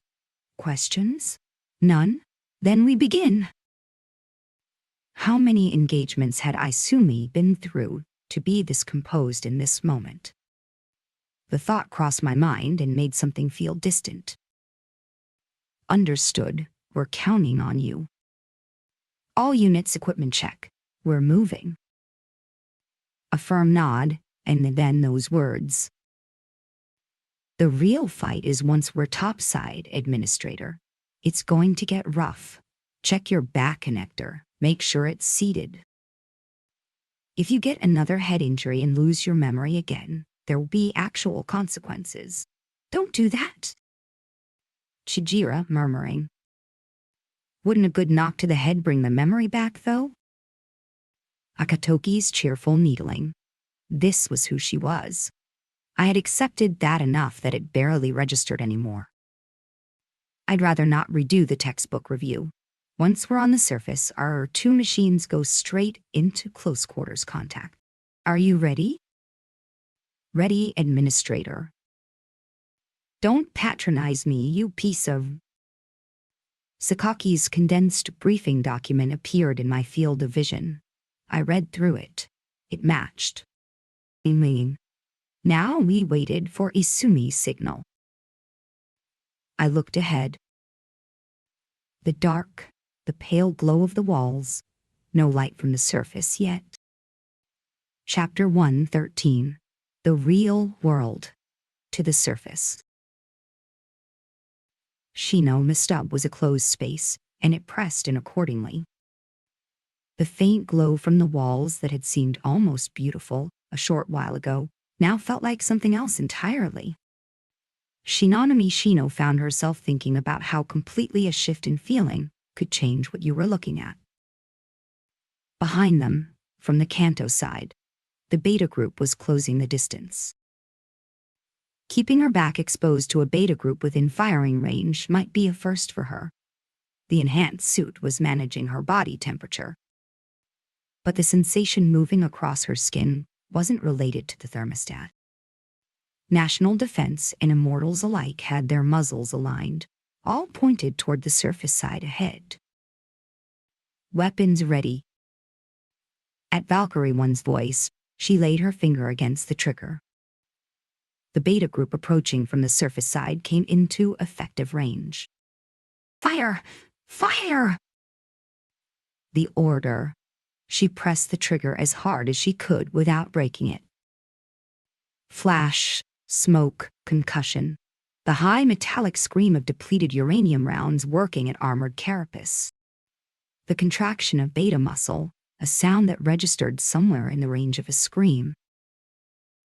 Almost simultaneously, the Immortals' Shiranui jump units wound up. Go! Roger! Without waiting for any meaningful damage assessment, the Immortals' assault vanguard launched forward. The gap between piloting levels showed most clearly in mobile gun combat. Shinonami had always believed that. Managing recoil from firearms, managing the physics of a blade strike, avoiding beta attacks all at once. Any loss of balance in movement would mean a fall, and everyone could picture what happened to a TSF that went down. She rechecked the recording systems. This footage would become training material for the NDF. She was not going to miss a single frame. High-speed advance, one slash of the long blade. Dark fluid erupting from a severed destroyer class. Stop! Drive the assault cannon barrel into point-blank range and fire. Depleted uranium rounds punching through a grappler class and sending a tank class spinning backward. The ease with which they dismantled the beta group drew involuntary sounds from the NDF machines around her. Puppet Master to 901. Please, advance your unit. Puppet Master, positioned at the rear, on the line with the company commander. She closed with a half-destroyed grappler class and finished it with the blade. The creature made a strange sound and was still. That's the extent of what I can do. Clean up what they've left behind. The gap in capability pressed down on her again. The immortals moved through the narrow battlefield without apparent difficulty, opening the path ahead. She watched them with something that felt like admiration and something else she didn't want to name. How do you close that distance? And increase speed. Stay close to the immortals. Monsieur Puppet Master again. The rear beta group was still gaining. She accelerated into the immortal slipstream, distance to the surface still significant. Fighting and advancing simultaneously. She couldn't calculate the exit time with any confidence. What bothered her more than anything was the complete absence of sensor readings near the surface. Watch for stray rounds. Friendly fire would be unfortunate. The company commander, he sounded slightly more settled. Adjustment orders came down from him. The additional armor machines were positioned to the NDF front. It probably looks like we still don't trust them. Shinonami thought, being protected and still not showing trust. It was a bit graceless. Even so, the immortals didn't appear to take offense. They kept working the beta with the same detached precision. The close quarters made supporting fire too risky. All she could do was watch. That's just how it is. She kept pace with the immortals, maintaining the interval. 10 kilometers to the surface, probably. The exact figure had blurred. She checked the rear beta distance again, still closing. The impulse to turn and attack came, and she suppressed it with deliberate effort. The objective was exiting, not destroying. Every round counted and couldn't be wasted. She looked forward again instead, fixing the immortals' movements in her attention. Watch, learn from watching. Incredible. Someone in the NDF, barely audible, probably feeling exactly what she had felt the first time she watched the immortals fight. If we could reach that level. Warning tone from the systems. The rear beta group had closed to within 100 seconds of contact. The immortals were clearing forward while fighting. They couldn't match the speed of a group that wasn't fighting at all. The arithmetic was going to catch up. Puppet Master to Valkyrie 1, rear beta group will reach us in under 2 minutes. Camellia Crane to Valkyrie 1, we're pushing the limits up here too. Magazine exchange timing is. Almost simultaneously from both ends. Ahead, she could see the immortals' assault cannon barrels glowing with heat. Thermal barrel deformation, degraded accuracy. The manual had a section on unintended discharge from heat accumulation. She recalled it specifically. They can't keep this up. The immortals were at the limit. Moving to Phase 2. Alpha Unit. Forward volley, then all units charge into close contact. NDF. Pass over us and break for the surface. It's all right. This was always the plan. She talked herself down as quickly as she could. Breaking through on Immortal's firepower alone had never been a realistic option from the beginning. The plan had always included a position swap partway through. 901 acknowledged. Company, you heard that. We push through. The slight tremor in the company commander's voice. She could imagine the rest. Valkyrie 1 to Puppet Master. You two, make the breach. Acknowledged. Here it comes. The two Shiranui that had been running at the rear of the Immortals column pushed forward. Dawn purple, Snow White. She was going to follow them. How far she could keep up, she didn't know. That it was going to be difficult, she already knew.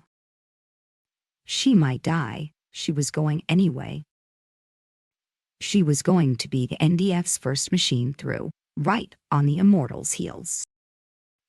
She tightened her grip on the controls, shifted a little more weight onto the foot pedals. She cut the radio and shouted into the empty unit. I'm doing this! I'm doing it! I can do this! I know I can! Chapter 114. The Real World. Imitating the Invincible. Shirasawa Naoto, drawn forward by the Immortals' volley, two Shiranui, Chijira and Akatoki, picked up speed. Past Mitsurugi's machine, past Isumi's to the front of the column. Beta ahead, no surface light visible. The NDF's striking power wasn't something to count on here. They were still learning. Which meant the Immortals had to do it themselves. I'm counting on you, Chijira-san. I spoke to the forward seat. Once the fighting started, there would be almost nothing left for me to do. My life would be in Chijira's hands. The radar window was a solid mass of red markers, all overlapping. The display telling me clearly that threading through wasn't an option. I mean, you're carrying extra weight. Don't lose focus. Akatoki drew her machine up on our left. She was tense too, by the sound of it. I want 5 kilometers of clearance between us and them. Give us that much and the main body can handle the rest. 2 machines clearing 5 kilometers. Chijira nodded to herself. Seems there's no choice. Administrator, I need to concentrate. I won't be able to offer witty remarks for a while. Please accept my apologies. Oh yes. I had never particularly expected witty remarks from Chijira. Denying it felt awkward, so I let it pass. What are you saying, you absolute idiot? Stop posturing and do something useful. Both of you. Get serious. You ridiculous pair. I almost protested being included in that assessment, then decided against it. Posturing, is it? Yes. Let's do that. I'll posture. She said it entirely undisturbed by the insult. Chijira had decided. She was committed. If that was the case, I would follow it all the way. Give it everything. Show me what you actually look like when you're trying. I couldn't see her face from behind, but I was certain she was smiling. Understood, Administrator. Her fingers and eyes moved quickly. The jump unit pitched upward in tone. I've adjusted the settings, going to throw the machine around. There's actually something I've been wanting to try for a while. Something you've been wanting to try? I once found platinum data my mother had hidden and looked at it secretly. Extraordinary combat maneuvering. I've been practicing in private, hoping to replicate it. Rather impressive of me. Platinum data. Some kind of combat recording she'd found? Whether I can reach it? Let's find out. Something I had thought I'd prepared for produced a fresh wave of unease. Snow White, take the NDF escort lead. I'm going ahead. Excuse me, you're not seriously going to solo charge into them, are you? Solo charge into the beta. Akatoki's instinct was probably right. Mother always told me it would destroy the machine, but this doesn't feel like the moment to worry about that. That cannot be serious. I grabbed the assist grip inside the control unit with both hands. You idiot. Are you actually doing this? You're seriously solo charging. Someone has to open the road. Dawn purple to all units. Do not come within 500 meters of my position. My skin ran hot. Chijira Sayoi coming through. Clear the way or meet your end. And then G-force, enormous, immediate, crushing me into the seat. Gah. What remained of my lung capacity produced a completely undignified noise. Impact, ground rushing up. My internal organs went cold, hair standing. The sound of something cutting through air like a whip, a sudden bloom of dark red mist directly ahead. What is happening? Sensation plastering me flat, my vestibular system screaming. We're accelerating on the rocket motor. The cold registered in my gut. We're firing while climbing? Cold sweat finding my eyes. Impact, lateral roll G before impact. And then the downward drop, bladed point of the Shiranui driving into a destroyer class as we fell. Using the kill to absorb the landing. That cannot be real. My brain couldn't complete the rotation fast enough to process it. This was insane. The machine couldn't withstand this. I tried to form the words to tell Chijira to stop. The G-forces had taken my voice. Left turn, spinning heel kick, straight into a 36mm burst in full rotation. A hole punched through the beta cluster large enough to walk a machine through. My brain was being shaken from every direction. Akatoki was saying something. I couldn't hear it. But we were moving toward the gate. That was the one thing that was definitely true. That's why she went alone. Friendlies nearby would have made this impossible. You couldn't fight this carelessly with allies in range. Brutal. But the beachhead was being secured with every move. If the units behind could expand the gap she was cutting, they could reach the surface. And then, laughter. Chigira's laughter coming through the speakers. This is so much fun, Administrator. Stress relief at Mach speed. 120mm recoil used as the turning force. The rotation carrying a horizontal sweep of the blade. Beta fluid coating the stub walls in dark red. Remarkable. What appeared chaotic was a continuous chain, every action linking to the next without pause. Where had she learned to do this? My vestibular system was collapsing. My vision was swimming with tears. The nausea was intense and immediate. Landing in a thin patch of beta, suppressing the immediate perimeter.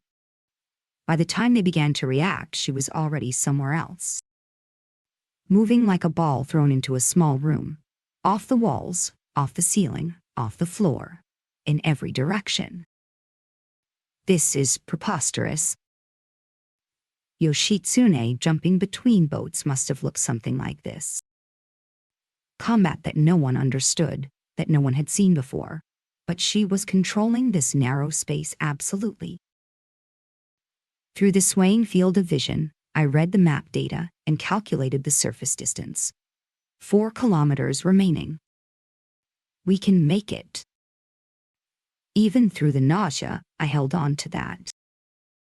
Isumi Michiru. The Datling pulled up remaining ammunition across all units. She had expected the situation to be difficult. She hadn't expected it to be exactly this difficult. The main body's attempt to break through the stub had not succeeded. The estimate on beta numbers hadn't been wrong. The stub's narrowness had been the mistake. Firing angles were too restricted for effective area suppression, and ammunition had been consumed without proportional results. Across Alpha Unit, 120mm rounds down to single digits, 36mm. Magazines depleted to 1 per machine. From here, close quarters fighting, long blades were limited in number. Most would be working with the shorter combat knives. Against grappler class and destroyer class at knife range, the reach disadvantage needed technical skill to compensate. Captain. Camellia Crane, Sakaki Chizuru whispering. I'm not the captain right now. Focus. She kept drafting the weapon handoff plan while correcting Sakaki's lapse in terminology. Light. This wasn't the moment for a serious reprimand. That movement, Dawn Purple's maneuvering, is. She looked up at the prompt. And then she saw something she couldn't immediately process. Through the NDF machines ahead, one Shiranui moving like something thrown rather than piloted. Right arm assault cannon, left arm combat knife, back-mounted cannons up and tracking. High-speed combat against beta on every axis, simultaneously. The beta swarm was disappearing into a red mist. Beta fluid dripping from the stub ceiling. The Shiranui stained dark with spatter, and the combat it was executing had reached back into memory and pulled something forward. Shirogyan. Dawn Purple's maneuvering was almost identical to what she had watched a man do in that place on that day. Enemy Shino. Restrict attacks to medium and large type. Don't hit Dawn Purple. God, jumping around like a lunatic. Snow White's shout leading them forward. You can't predict her movement. Don't try to target through it. She was managing the NDF pilots' morale, aware that fear might take some of them and trying to keep it at bay. The patronizing undertone was clear enough. She understood why.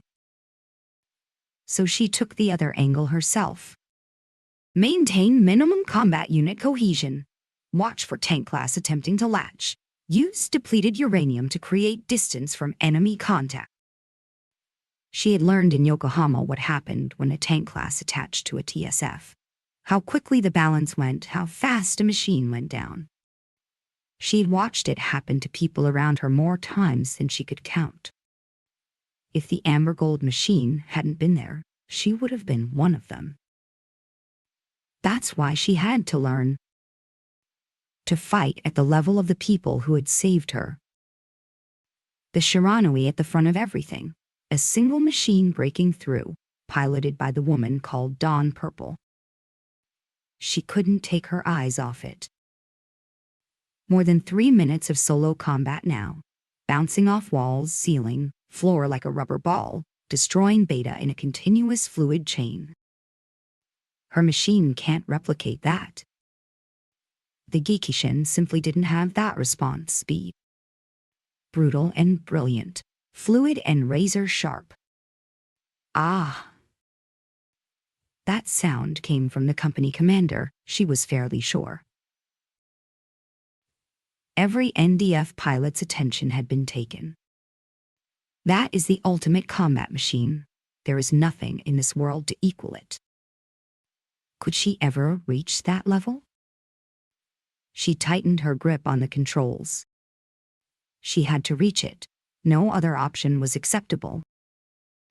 She was NDF, and that was exactly why. The thought completed itself, and at that moment, Dawn Purple's machine disappeared into the beta swarm. Shirasawa Naoto continued. The impact swung the view sideways.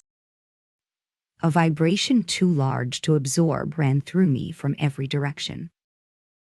Sorry, I made a mistake.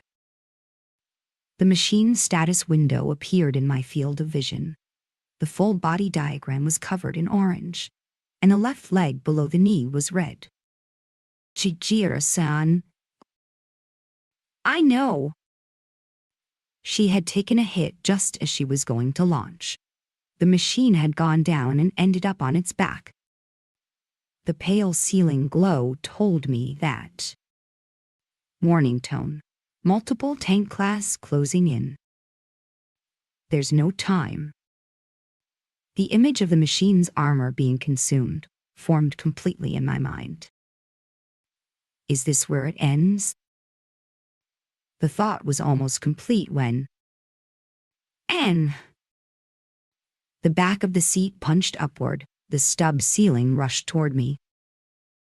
No time to stand the machine up. She flew with it on its back instead, jump unit firing. Both arms absorbing the ceiling impact. I was struck by the absurdity of it even while it was happening. Falling again, right leg catching the landing. Tank class lunge, evaded. That was close. Chijiro was laughing. That was very close. One more mistake and we'd have been dead. Is this person entirely sane? Laughter in this waft. Stop laughing, you idiot! Akatoki. I flinched. Chijiro didn't even register it. What else am I supposed to do? She kept surfacing, weaving around Beta with a fluency that somehow survived the damage. Machine status, can it still operate? Running it to find out. Warning tones, loud and multiple. Left knee won't flex below the joint. Deformed armor has fouled the mechanism. Main leg compromised, mobility degraded. Getting out of the stub was suddenly a more open question. She felt the rotation G coming, and I inhaled sharply. She had spun a kick off the damaged left leg into a grappler class. Our knee range of motion improved slightly. The kick impact had broken whatever was jamming the joint. Ankle still locked, but the knee had partially recovered. This person might actually be completely insane. The most aggressively improvised field repair I had witnessed, and she was still laughing about it. Look, Administrator, the gate, the exit, the lights of Paris. Far ahead through the beta mass, a point of intense light, nothing like the stub's ambient glow. Oh, Sol Mio equivalent, breaking through. Get back, you lunatic! Akatoki. Your machine is at its limit. You have lost your mind. That thing can't be counted as combat capable anymore. Friendly markers cutting through the red mass, closing toward us. I don't care if you're some kind of combat maniac, pull back and cool your head.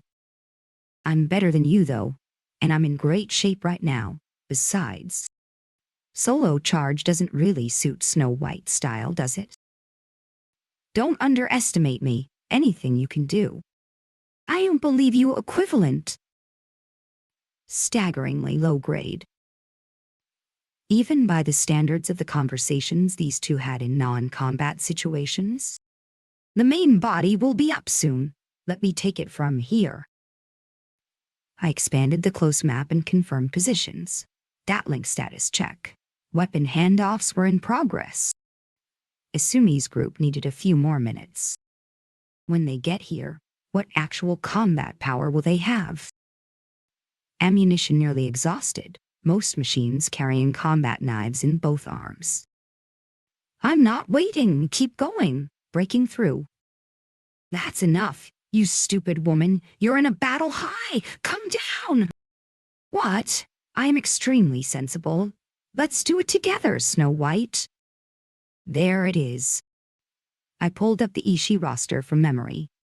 Listen to me for once. The damage on your machine is visible from outside. It cannot be counted as a combat asset anymore.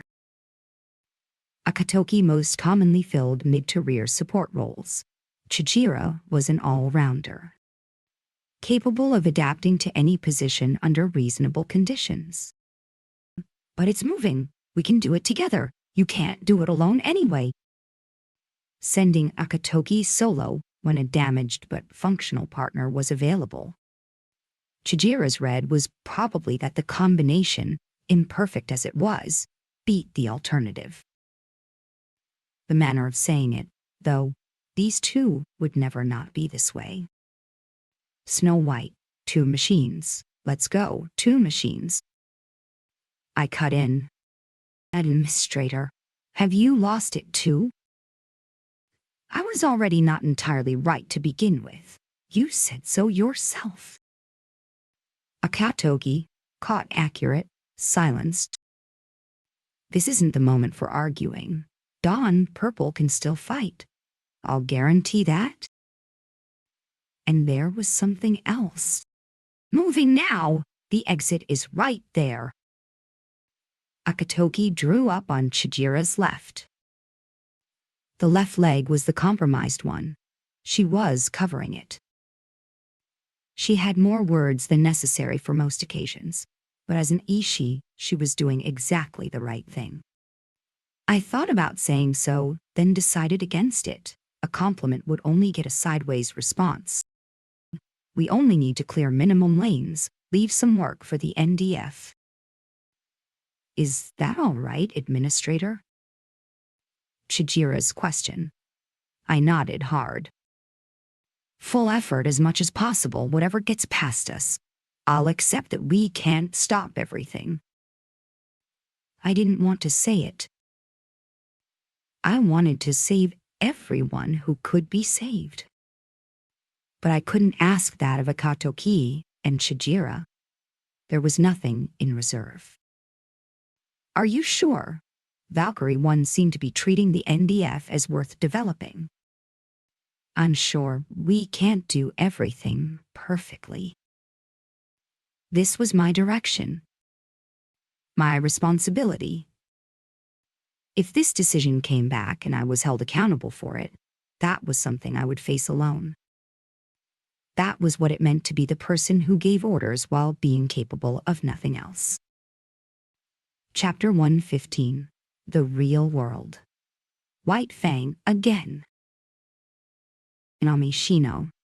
She fired the jump unit and drove the sole of the Gekishin's foot into a grappler class's flank. The grappler hit with a spiked front kick, slid more than 20 meters and rolled onto its side. She put 36 enemy rounds into the belly it had shamefully exposed. Next! She said it out loud because she needed to hear herself say it. I can do this. I am doing this. In the last few hours alone, she had more than doubled her cumulative kill count for her entire career to date. The high of feeling herself improve, and the example was right beside her, close enough to watch every movement. The formation had dissolved entirely.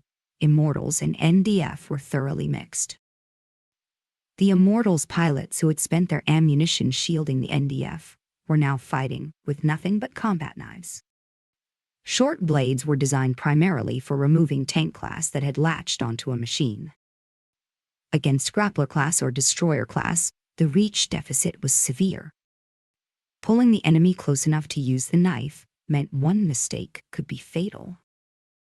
A grappler's forearm, which could withstand assault cannon fire, could shred a TSF's armor in a single blow. The NDF machines couldn't push past that fear. They fell back on their firearms, kept the engagement range wide. The Immortals were different. They stopped at precisely the right distance, the grappler's forearm passing just short, and drove the knife home before the window closed. Something about the close-range impact reminded her of a scene from the Yakuza films her father had loved. Maybe that was why it felt possible. She knew it was reckless, but this was the final moment. There was no alternative to fighting. This is more intensive than anything they put you through in ranger training. She shouted it into the empty unit. The harshest military training programs in the world still didn't intend to kill you. Here, a mistake meant death, demanding a level of concentration she had never needed to sustain before. She twisted the embedded blade and pulled it free. Dark fluid ran down the Gekishin's armor. Not at the Immortal's level, but above what the NDF could do. That was where she was standing. And she had to fight from here. For the people she loved, for her parents and family and friends. For the culture she had grown up inside and wanted to survive. She would bleed for it. 300 meters to the exit. Puppet Masters shout. Her companions erupted, the sound of people who had just been told the exit of the haunted house was within reach. The release of sustained pressure finding its exit. Don't relax, it's not over. Making a mistake here would make everything meaningless. The mercenaries were fighting to get the NDF out alive. That had to be honored. She passed through the light. The retinal projection adjusted. Her vision came back. What she saw ahead was a beta swarm deployed around the gate aperture. Arasawa Naoto, it's over. That was the thought that arrived when we broke through the stub and came up. Getting here had taken everything we had. Getting here was supposed to be enough. What filled my field of vision instead was a swarm of aberrant creatures, more numerous than what we had fought through underground. The sight of it swallowed me. The Shuranui's damage alarms were still sounding. The combat knife in the right arm was usable. The left knife was broken at the midpoint. No other weapons. Chijira was piloting with everything she had left, but that limit was approaching. Administrator, the rear units are emerging. Where do we go? What's the direction? How far could we run on what remained of the propellant? Could we break free of the beta pursuit? I calculated maximum range against remaining propellant. Not viable. Switch condition. No surfacing sprint, main legs only. Then it was just electrical power that mattered. The number that appeared made me stop breathing. Administrator, answer me. What do I do? Tell me what to do. I tried to form a response to Chijira. But the calculation had already finished. On everything remaining, propellant and battery both. We could move approximately 20 kilometers. At 20 kilometers, the machine would stop. No capacity to fight back, just an object standing still. The other machines were probably in comparable condition. I started bringing up the data link to verify, and then couldn't complete the action. Administrator, have you given up already? Is that acceptable to you? Something sharp in the chest, the amber gold image, black hair stained red against rubble. I got that woman killed. Do I have the right to give up? No. We break through the thin point in the swarm. After that, if we can link up with friendlies, we survive. We had been inside for a while. NDF units that had been pursuing Beta or Bravo unit. They might appear here. It was possible. I decided to believe that. Despair could wait until there was genuinely nowhere left to run. Valkyrie 1, 1500 to the exit. What's your situation up there, Puppet Master? Fighting at the gate perimeter. Numbers! Estimate regimental strength. Currently working on an escape route. What do I do? How will the beta move? Read it. If my read was wrong, everyone behind me would die. This is your moment, isn't it, Administrator? Give it everything. The encouragement Chijira had folded into the question. Yes, it is. I'm the one who has to do this. This is the last stand, isn't it? Akatoki, her contempt landing between me and the swarm. Which is exactly why breaking through makes us heroes. Arnidar was trading our lives for that lot. I didn't want to hear it. I understood it anyway. We should fight regardless. The thought formed, she'll come back at me. That hesitation delayed my response by one beat.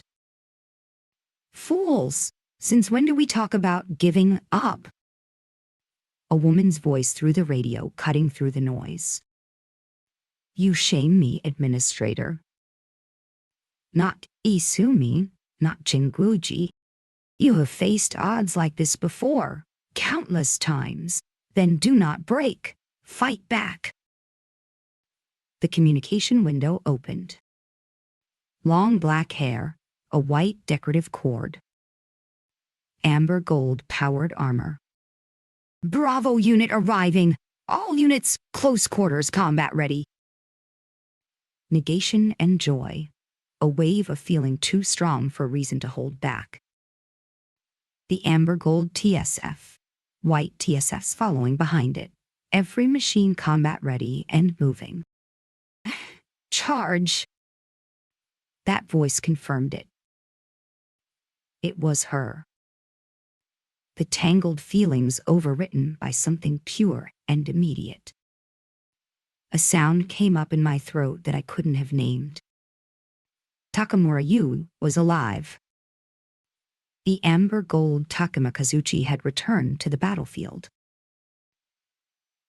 16. The real world. Dancing on the blade's edge. Takamura Yu.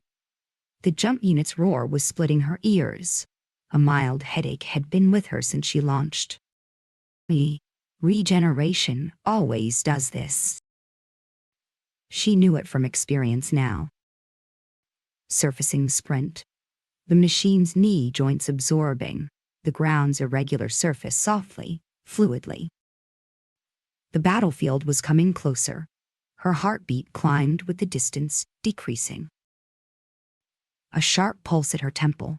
A small sound escaped her before she could stop it. Are you all right?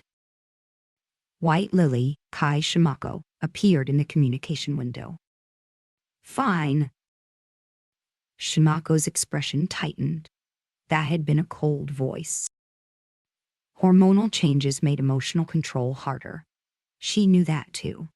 It was one of the things that came with regeneration. She wanted to apologize. The right words didn't come. And the killing was about to start. The situation where she killed the enemy, and the enemy might kill her. That was beginning now. Visual confirmation on the engagement. 2 Shiranui, Dawn Purple and Snow White. Remaining units appear to still be inside the stub. Fire Jelly, Nato Izumi with the alert. A voice she should have been accustomed to, and yet the unease kept building past what she could account for. Yui, if you're not up to it, let me handle the front. Silver Edge, Iwami Aki moving to push forward. Stand down. The assault vanguard belongs to White Fang. Punisher, Yamashiro Kazusa. The sound of that voice made her heart jump. People who should have died on that day, they were here, right now. She understood the logics. She had been given the explanation. Understanding with the mind was one thing. Her body was still shaking. If she closed her eyes and took a deep breath, the memories would play back with absolute clarity, vivid, textured, immediate. An unstoppable current of remembered experience, trying to destroy a mind that had only just been born into its current form. Ready, White Fang? In the communication window, Yamashiro Kazusa looking through the screen toward her. Her feelings were unreadable. they had always been. There had always been this quality between Yamashiro and her, a sense of deep connection alongside a sense of vast distance, both at once, never resolving. "Leave it to me, good enough for warming up," she answered with as much bravado as she could manufacture. Today she was operating under Yamashiro's command. In the window, Yamashiro nodded. "Punisher to all Bravo unit machines. Weapons free." "Understood." Her acknowledgement layered beneath the voices of people who had once been her cohort. Safety disengaged, long blade drawn from the back-mounted hardpoint. The sunlight caught it and reflected back from the steel in a sharp flash. "I'll leave the charge signal to you, Takamura-san." "An auditory phantom. Prove to me what you are. Prove who you are." What she held in the right arm was a weapon designed to cut and crush extraterrestrial organisms. Through accumulated training, it had become more natural to her than her own body holding a live blade. "We'll see, trading our lives for that lot." A voice she recognized. The absence of any emotional response to it told her this was someone she had met more recently. "Fools, since when do we talk about giving up?" The words came out before she had decided to say them. The Datlin connected. The communication window opened. A man, visibly taken aback. The completely undefended expression on his face did something strange and useful to the tension she was carrying. "You shame me, Administrator. You have faced odds like this before, countless times. Then do not break. Fight back." That's right. She was saying it to herself as much as anyone. Dying once or twice means nothing. "Bravo unit arriving! All units!" The wave of emotion surging through her was reinforcing her reasoning rather than overwhelming it. "Charged!" She shouted it from deep in her abdomen. It was the first time since her rebirth that she had done that. And the sound she made was something like the howl of a wolf. Chapter 117. The Real World. Those who live in this world.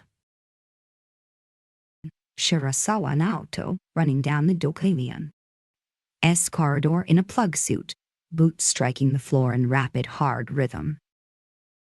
Alpha Unit with Bravo Unit support had succeeded in extracting from the stub. The operation had continued. Resupplied, Alpha Unit set up the large autonomous interception systems Bravo Unit had brought in. Positioning them at the gate aperture, the gate, now being referred to as the Tsukuba Gate, was temporarily sealed. After that, the Immortals returned to the Dokalian. The return itself had been barely managed, Bravo Unit carrying Alpha Unit's battle-damaged machines at the outer limit of what was possible. What had happened? What was happening? The questions demanded answers. That had unquestionably been Takamura Yui. The tactical situation had prevented detailed inquiry. But enough had come through in fragments of conversation for me to be certain she was the real thing. Which meant someone needed to explain, someone with the full picture. That urgency drove me directly to Jinguji Marimo. "I'm not hiding anything." She gestured to the visitor's chair. "Frankly, if your memory had returned on its own, we could have skipped this conversation. But the facts are, Takamura died in the Yokohama withdrawal. That is true." My body tensed. Get to the point. I wanted to shout it. "And right now, Takamura is alive. That is also true." My clenched fist made a small sound. In simple terms, Takamura came back. Vertigo. The linoleum floor felt unreliable. What is Jinguji-san saying? Like a vampire, she regenerated, No, she was clearly saying exactly that. I explained artificial biological technology to you before. I nodded. My own legs had been amputated and replaced with regenerated counterparts. I had been told that. The power of the regeneration technology was something I had experienced directly, but we used Takamura's genetic information to regenerate her body from scratch. We gave Takamura a new physical form. That is what happened. My chest constricted. Regenerating the entire body, was that actually possible? I find it very difficult to believe. Why? Your legs are indistinguishable from the originals, aren't they? Even if you can regenerate the body, memory can't be recovered, can it? But that Takamura-san had. Takamura-san had her memories. She recognized me, so that person was. Takamura-san being alive was something to be glad about. And yet, on that day, Takamura Yui's head had been completely destroyed. Even if the body could be regenerated, the memory should be impossible. Even if they rebuilt her from scratch, what should exist there was a Takamura Yui with nothing inside. Jinguji, unlike me, was calm. That was somehow more irritating than anything else. Two things are required to completely reconstruct a human being: body and mind. Regenerating her entire body I can accept, barely. But the brain, even if the brain is regenerated. Human consciousness and memory, those shouldn't be reproducible. On the desk, Jinguji's tea. She was dissolving sugar with a small spoon, and the sweet smell drifted outward. A certain researcher was conducting research into transferring a human being's memory and personality data to a different body. It connected to one of humanity's oldest dreams: eternal life. Cold moved down my back. A dazzling and terrible dream, a technology that could be read as either blessing or desecration. Collecting and preserving all memories required complete analysis of the brain. So this researcher studied the electrical signals within the brain, the neural architecture, the synaptic structures, and ultimately achieved a complete solution. Which means that at that point, she had achieved perfect understanding of how human consciousness, memory, and personality are constituted electrically. Jinguji's expression hadn't changed. She might as well have been reading from a document. As I explained before, complete bodily regeneration is within human capability. Now, the evolution of regenerative technology using EAP cells, A cells, and other approaches. Heart, lung, kidney, liver, limb, spinal cord, any physical component can be regenerated, including the cerebrum, cerebellum, and brainstem. An image surface that I hadn't asked for, small and white and smooth, a human brain. We can produce them, blank, pseudo-biological brains with no information written into them, no memories whatsoever. After that, it's a matter of imprinting memory data onto a freshly created empty artificial brain. With this technology established, the duplication of a human being possessing the same memory and personality became possible. A blank brain created from one's own genetic material, one's own memories imprinted into it. The same body, the same memories. Something clicked suddenly. The PX months ago, I was fairly certain it had been Yoroi who had said it. But not having memories must be really hard equivalent. I can't imagine it. The transfer worked out fine, at least. The transfer. Memory transfer. Which means Takamura-san died, and the entity that now exists is a separately created body with previously collected memory data imprinted onto it. reason and emotion struggling against each other. The Takamura-san who disappeared from in front of me is a different person from the current Takamura-san, and she is a different person and the same person. A tone that had grown accustomed to this, a settled, disenchanted delivery. Has this been repeated, fighting and dying and being brought back to fight again? My skin was crawling, the trembling wouldn't stop. Fragments of myth surfaced, not quite memory, more like inherited knowledge. A hell for those condemned for repeated killing. The condemned killing each other every day, regenerating and killing again, repeating until the sin was purified.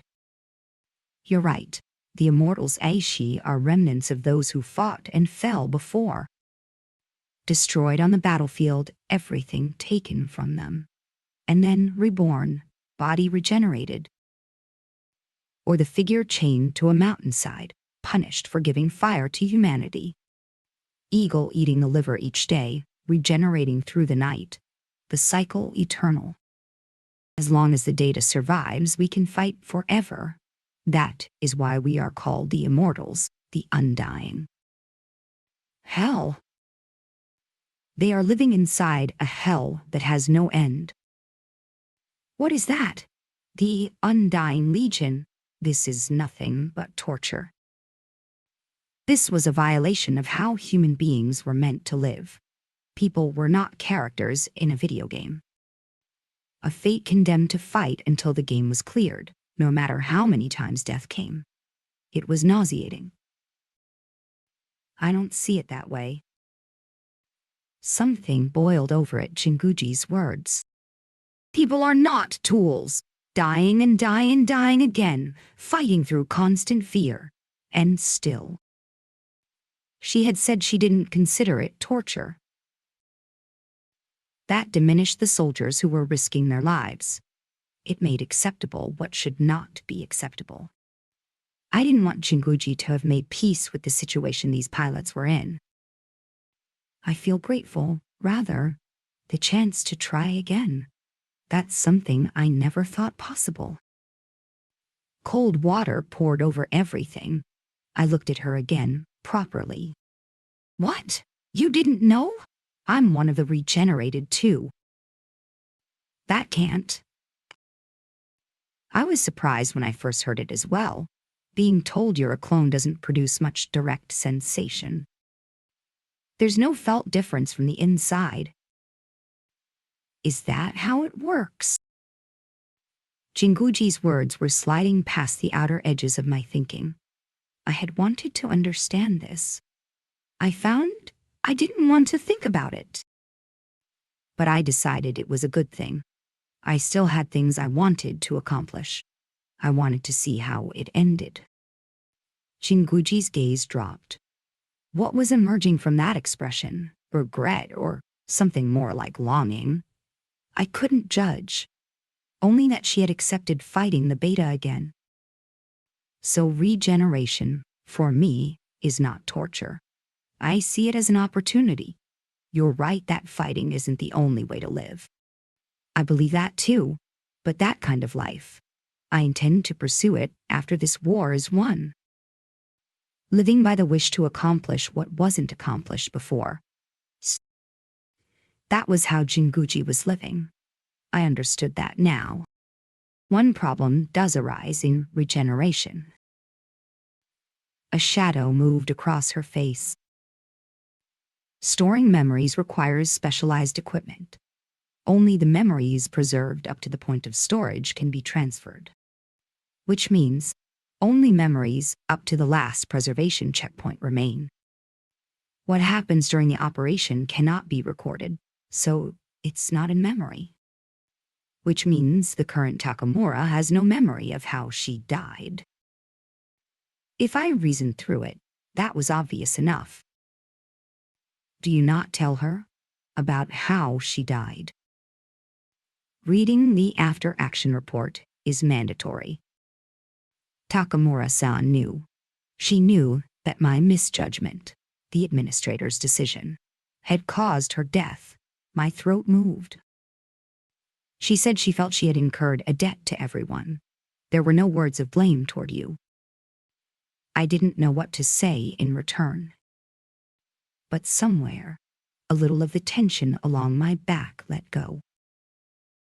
Originally, the plan had not been to send Takamura into this operation, but she requested it. She knew you were also returning to the field. She didn't want you forcing yourself out of a sense of responsibility she felt was partly hers. I see. That sounded like her. I hadn't known her long, but that response fitted without friction. As the eternal hell was only in my imagination. Wanting to win because you couldn't win. That seemed like an entirely natural way to feel. All the immortals I see are regenerated people. And myself, too. The thought followed before I could stop it. In general, yes, those with combat experience are deployed as regenerated. That explained the concentration of veterans in bodies that looked too young for the experience they carried. I understood it, however, reluctantly. But wait, that means, where did they fight before? There was something in the obvious fact of it that felt enormous and intolerable.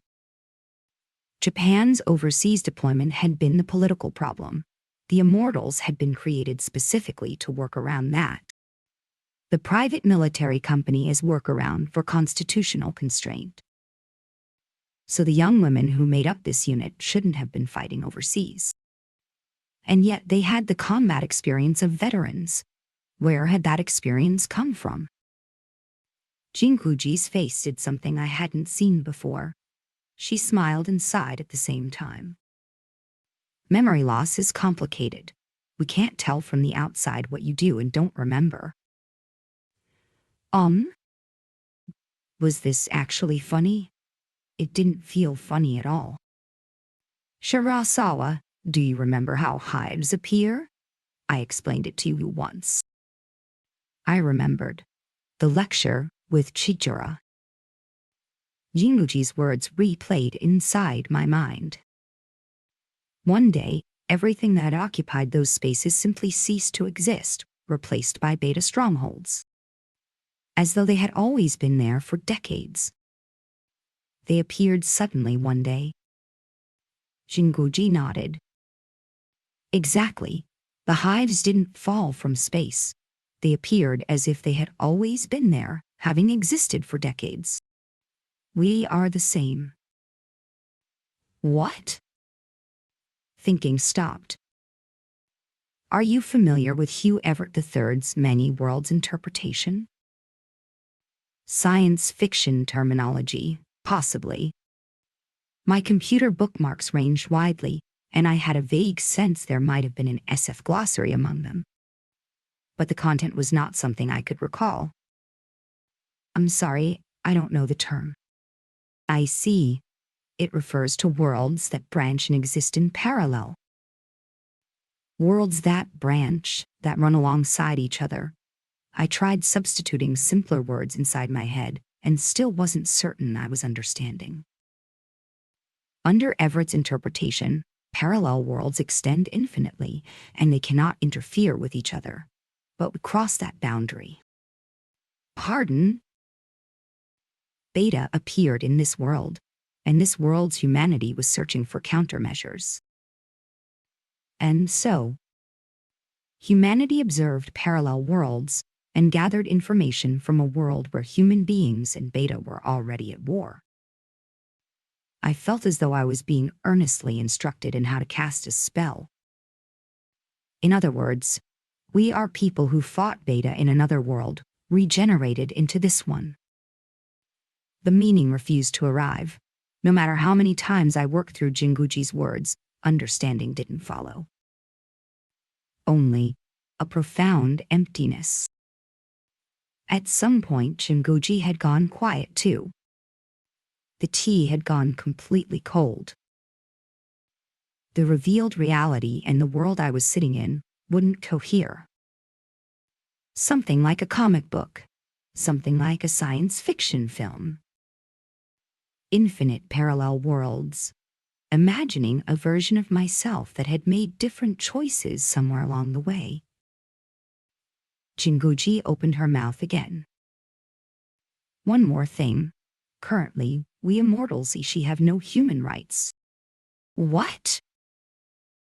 What does that mean? We are registered and managed as weapons. Bluntly, we are classified as expendable equipment. We are not treated as human beings. The smile was gone from Jinguji's face. I looked at her profile and tried, desperately, to begin thinking about what that meant and what could be done with it. That's enough for today. You want to speak with Takamura, don't you? Hearing the details from her is fine.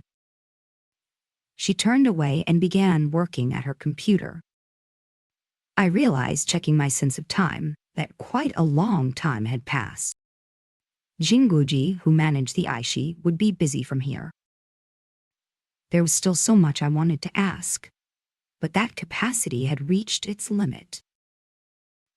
Even if I poured more information in at this point, there was nothing more I could make sense of. I got up from the chair. Chapter 118. The Real World. Her Circumstances. Takamura Yu. I've grown accustomed to this ceiling. She lay looking up at the gray-white pattern and the LED lighting and thought that the first time it had been an unfamiliar ceiling. The second time she had understood. The third time now she was staring at it to pass the time during the examination. Complete, no anomalies. The white girl operating the equipment at her side announced, "The examinations end at almost the same moment a woman in white coat entered." The white coat, Kuzuki Yuko, accepted the tablet. The girl offered her and scanned it without particular care. No fog, no abnormal imprinting. Clean work. I wasn't sure given the emergency deployment. I apologize for the concern. She pushed herself up from the bed slowly. Good that there are no problems, same as last time from here. Talk to your friends and do the memory cross-referencing. Understood. Kuzuki told the girl she would be in the adjacent room and went through to the preparation area. The girl gave a small nod and said something very quietly. Good work. Memory cross-referencing.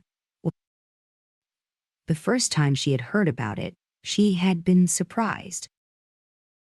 Come to think of it, it had been the girl in front of her who had explained it then, too. She had woken in the tank bed, disoriented, not knowing where she was, sitting with that bewilderment, and the girl had spoken to her. Your memories from before death have been transferred completely. However, precisely because the transfer is complete, there is a problem.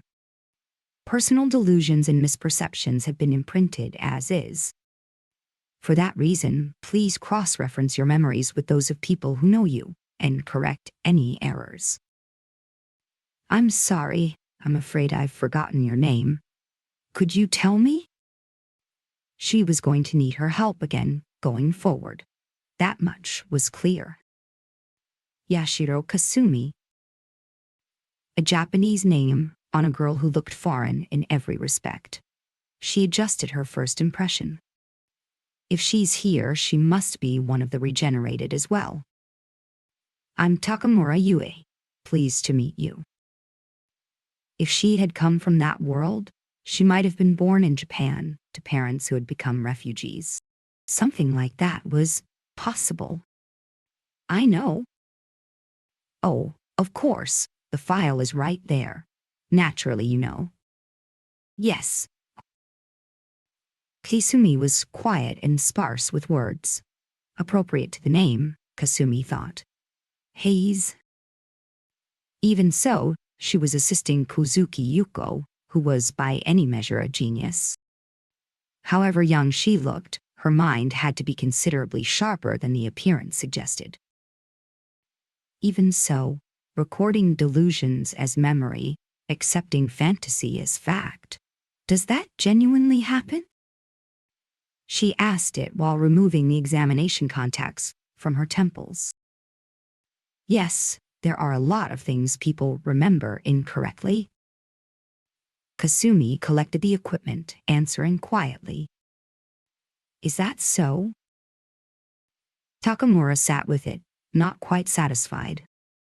Being told by someone else that her memories contained errors felt like a denial of her past. It settled poorly in the feelings. There's no difference between true and false inside the brain's processing. Facts shift depending on how you look at them, and the human brain rewrites memory to suit its own preferences. Kuzuki was watching through the window from the preparation room, speaking toward a microphone. Don't take it too seriously. It's just a matter of having someone confirm you're not operating.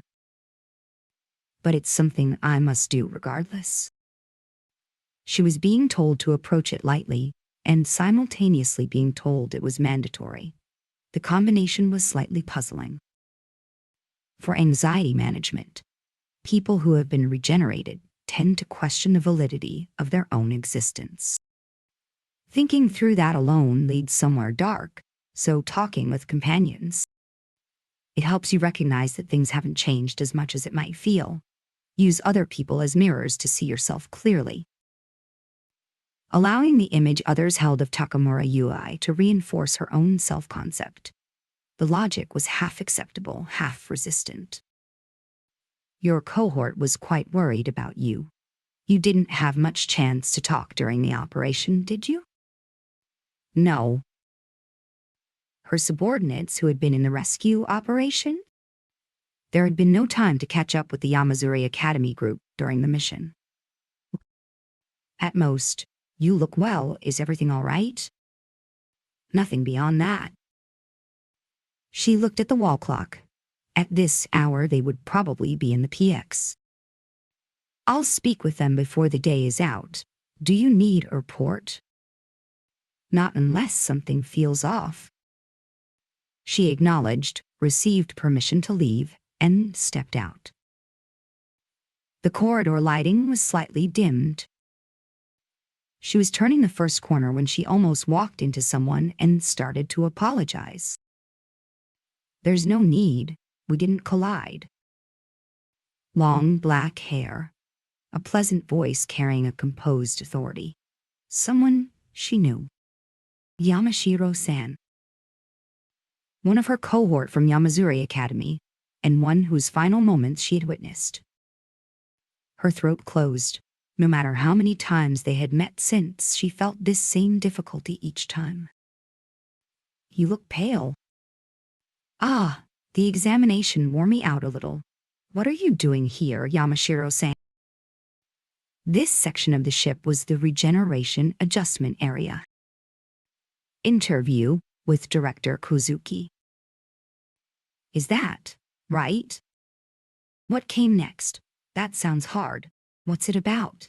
I'm here if you want to talk. None of it. Yamashiro didn't like conversations like that. She became aware of something. She was being watched. Yes? Yamashiro didn't look away. Time passed with that friction in it.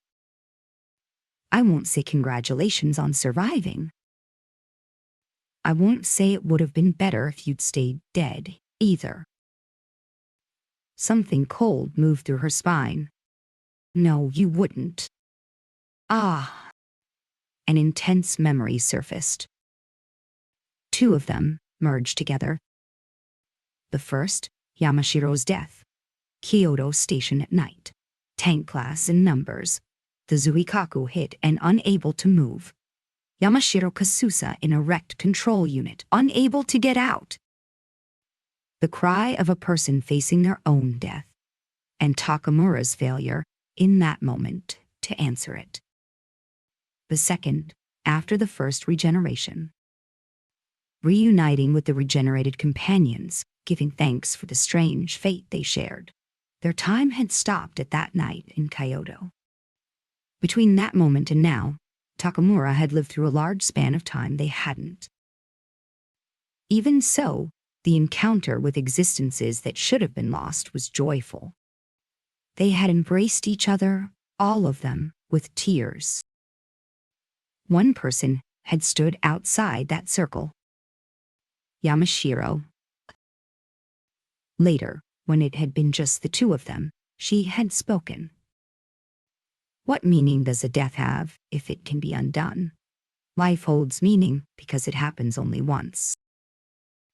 She had not accepted being pulled back from the edge, that much was clear. And she had continued. Suicide isn't to my taste, so I'll live with everything I have until I die again. After that, I won't ask to be brought back. It had been on the Docalion. Stek, rain night, her hair plastered to her face. The others had been full of energy. This time we'll beat the beta and save humanity. The kind of declaration that came with momentum. Takamura had felt a small distance from them even while sharing fundamentally the same resolve. But Yamashiro's vantage point had been different from all of theirs. And Takamura still didn't know what to say to that declaration. She hadn't found the answer then, and hadn't found it since. So, I'll be going then. Yamashiro's tone, as though she had seen something that didn't interest her. No words were coming. Yamashiro walked away. The footsteps faded, the sound of a door, then silence closed around the corridor.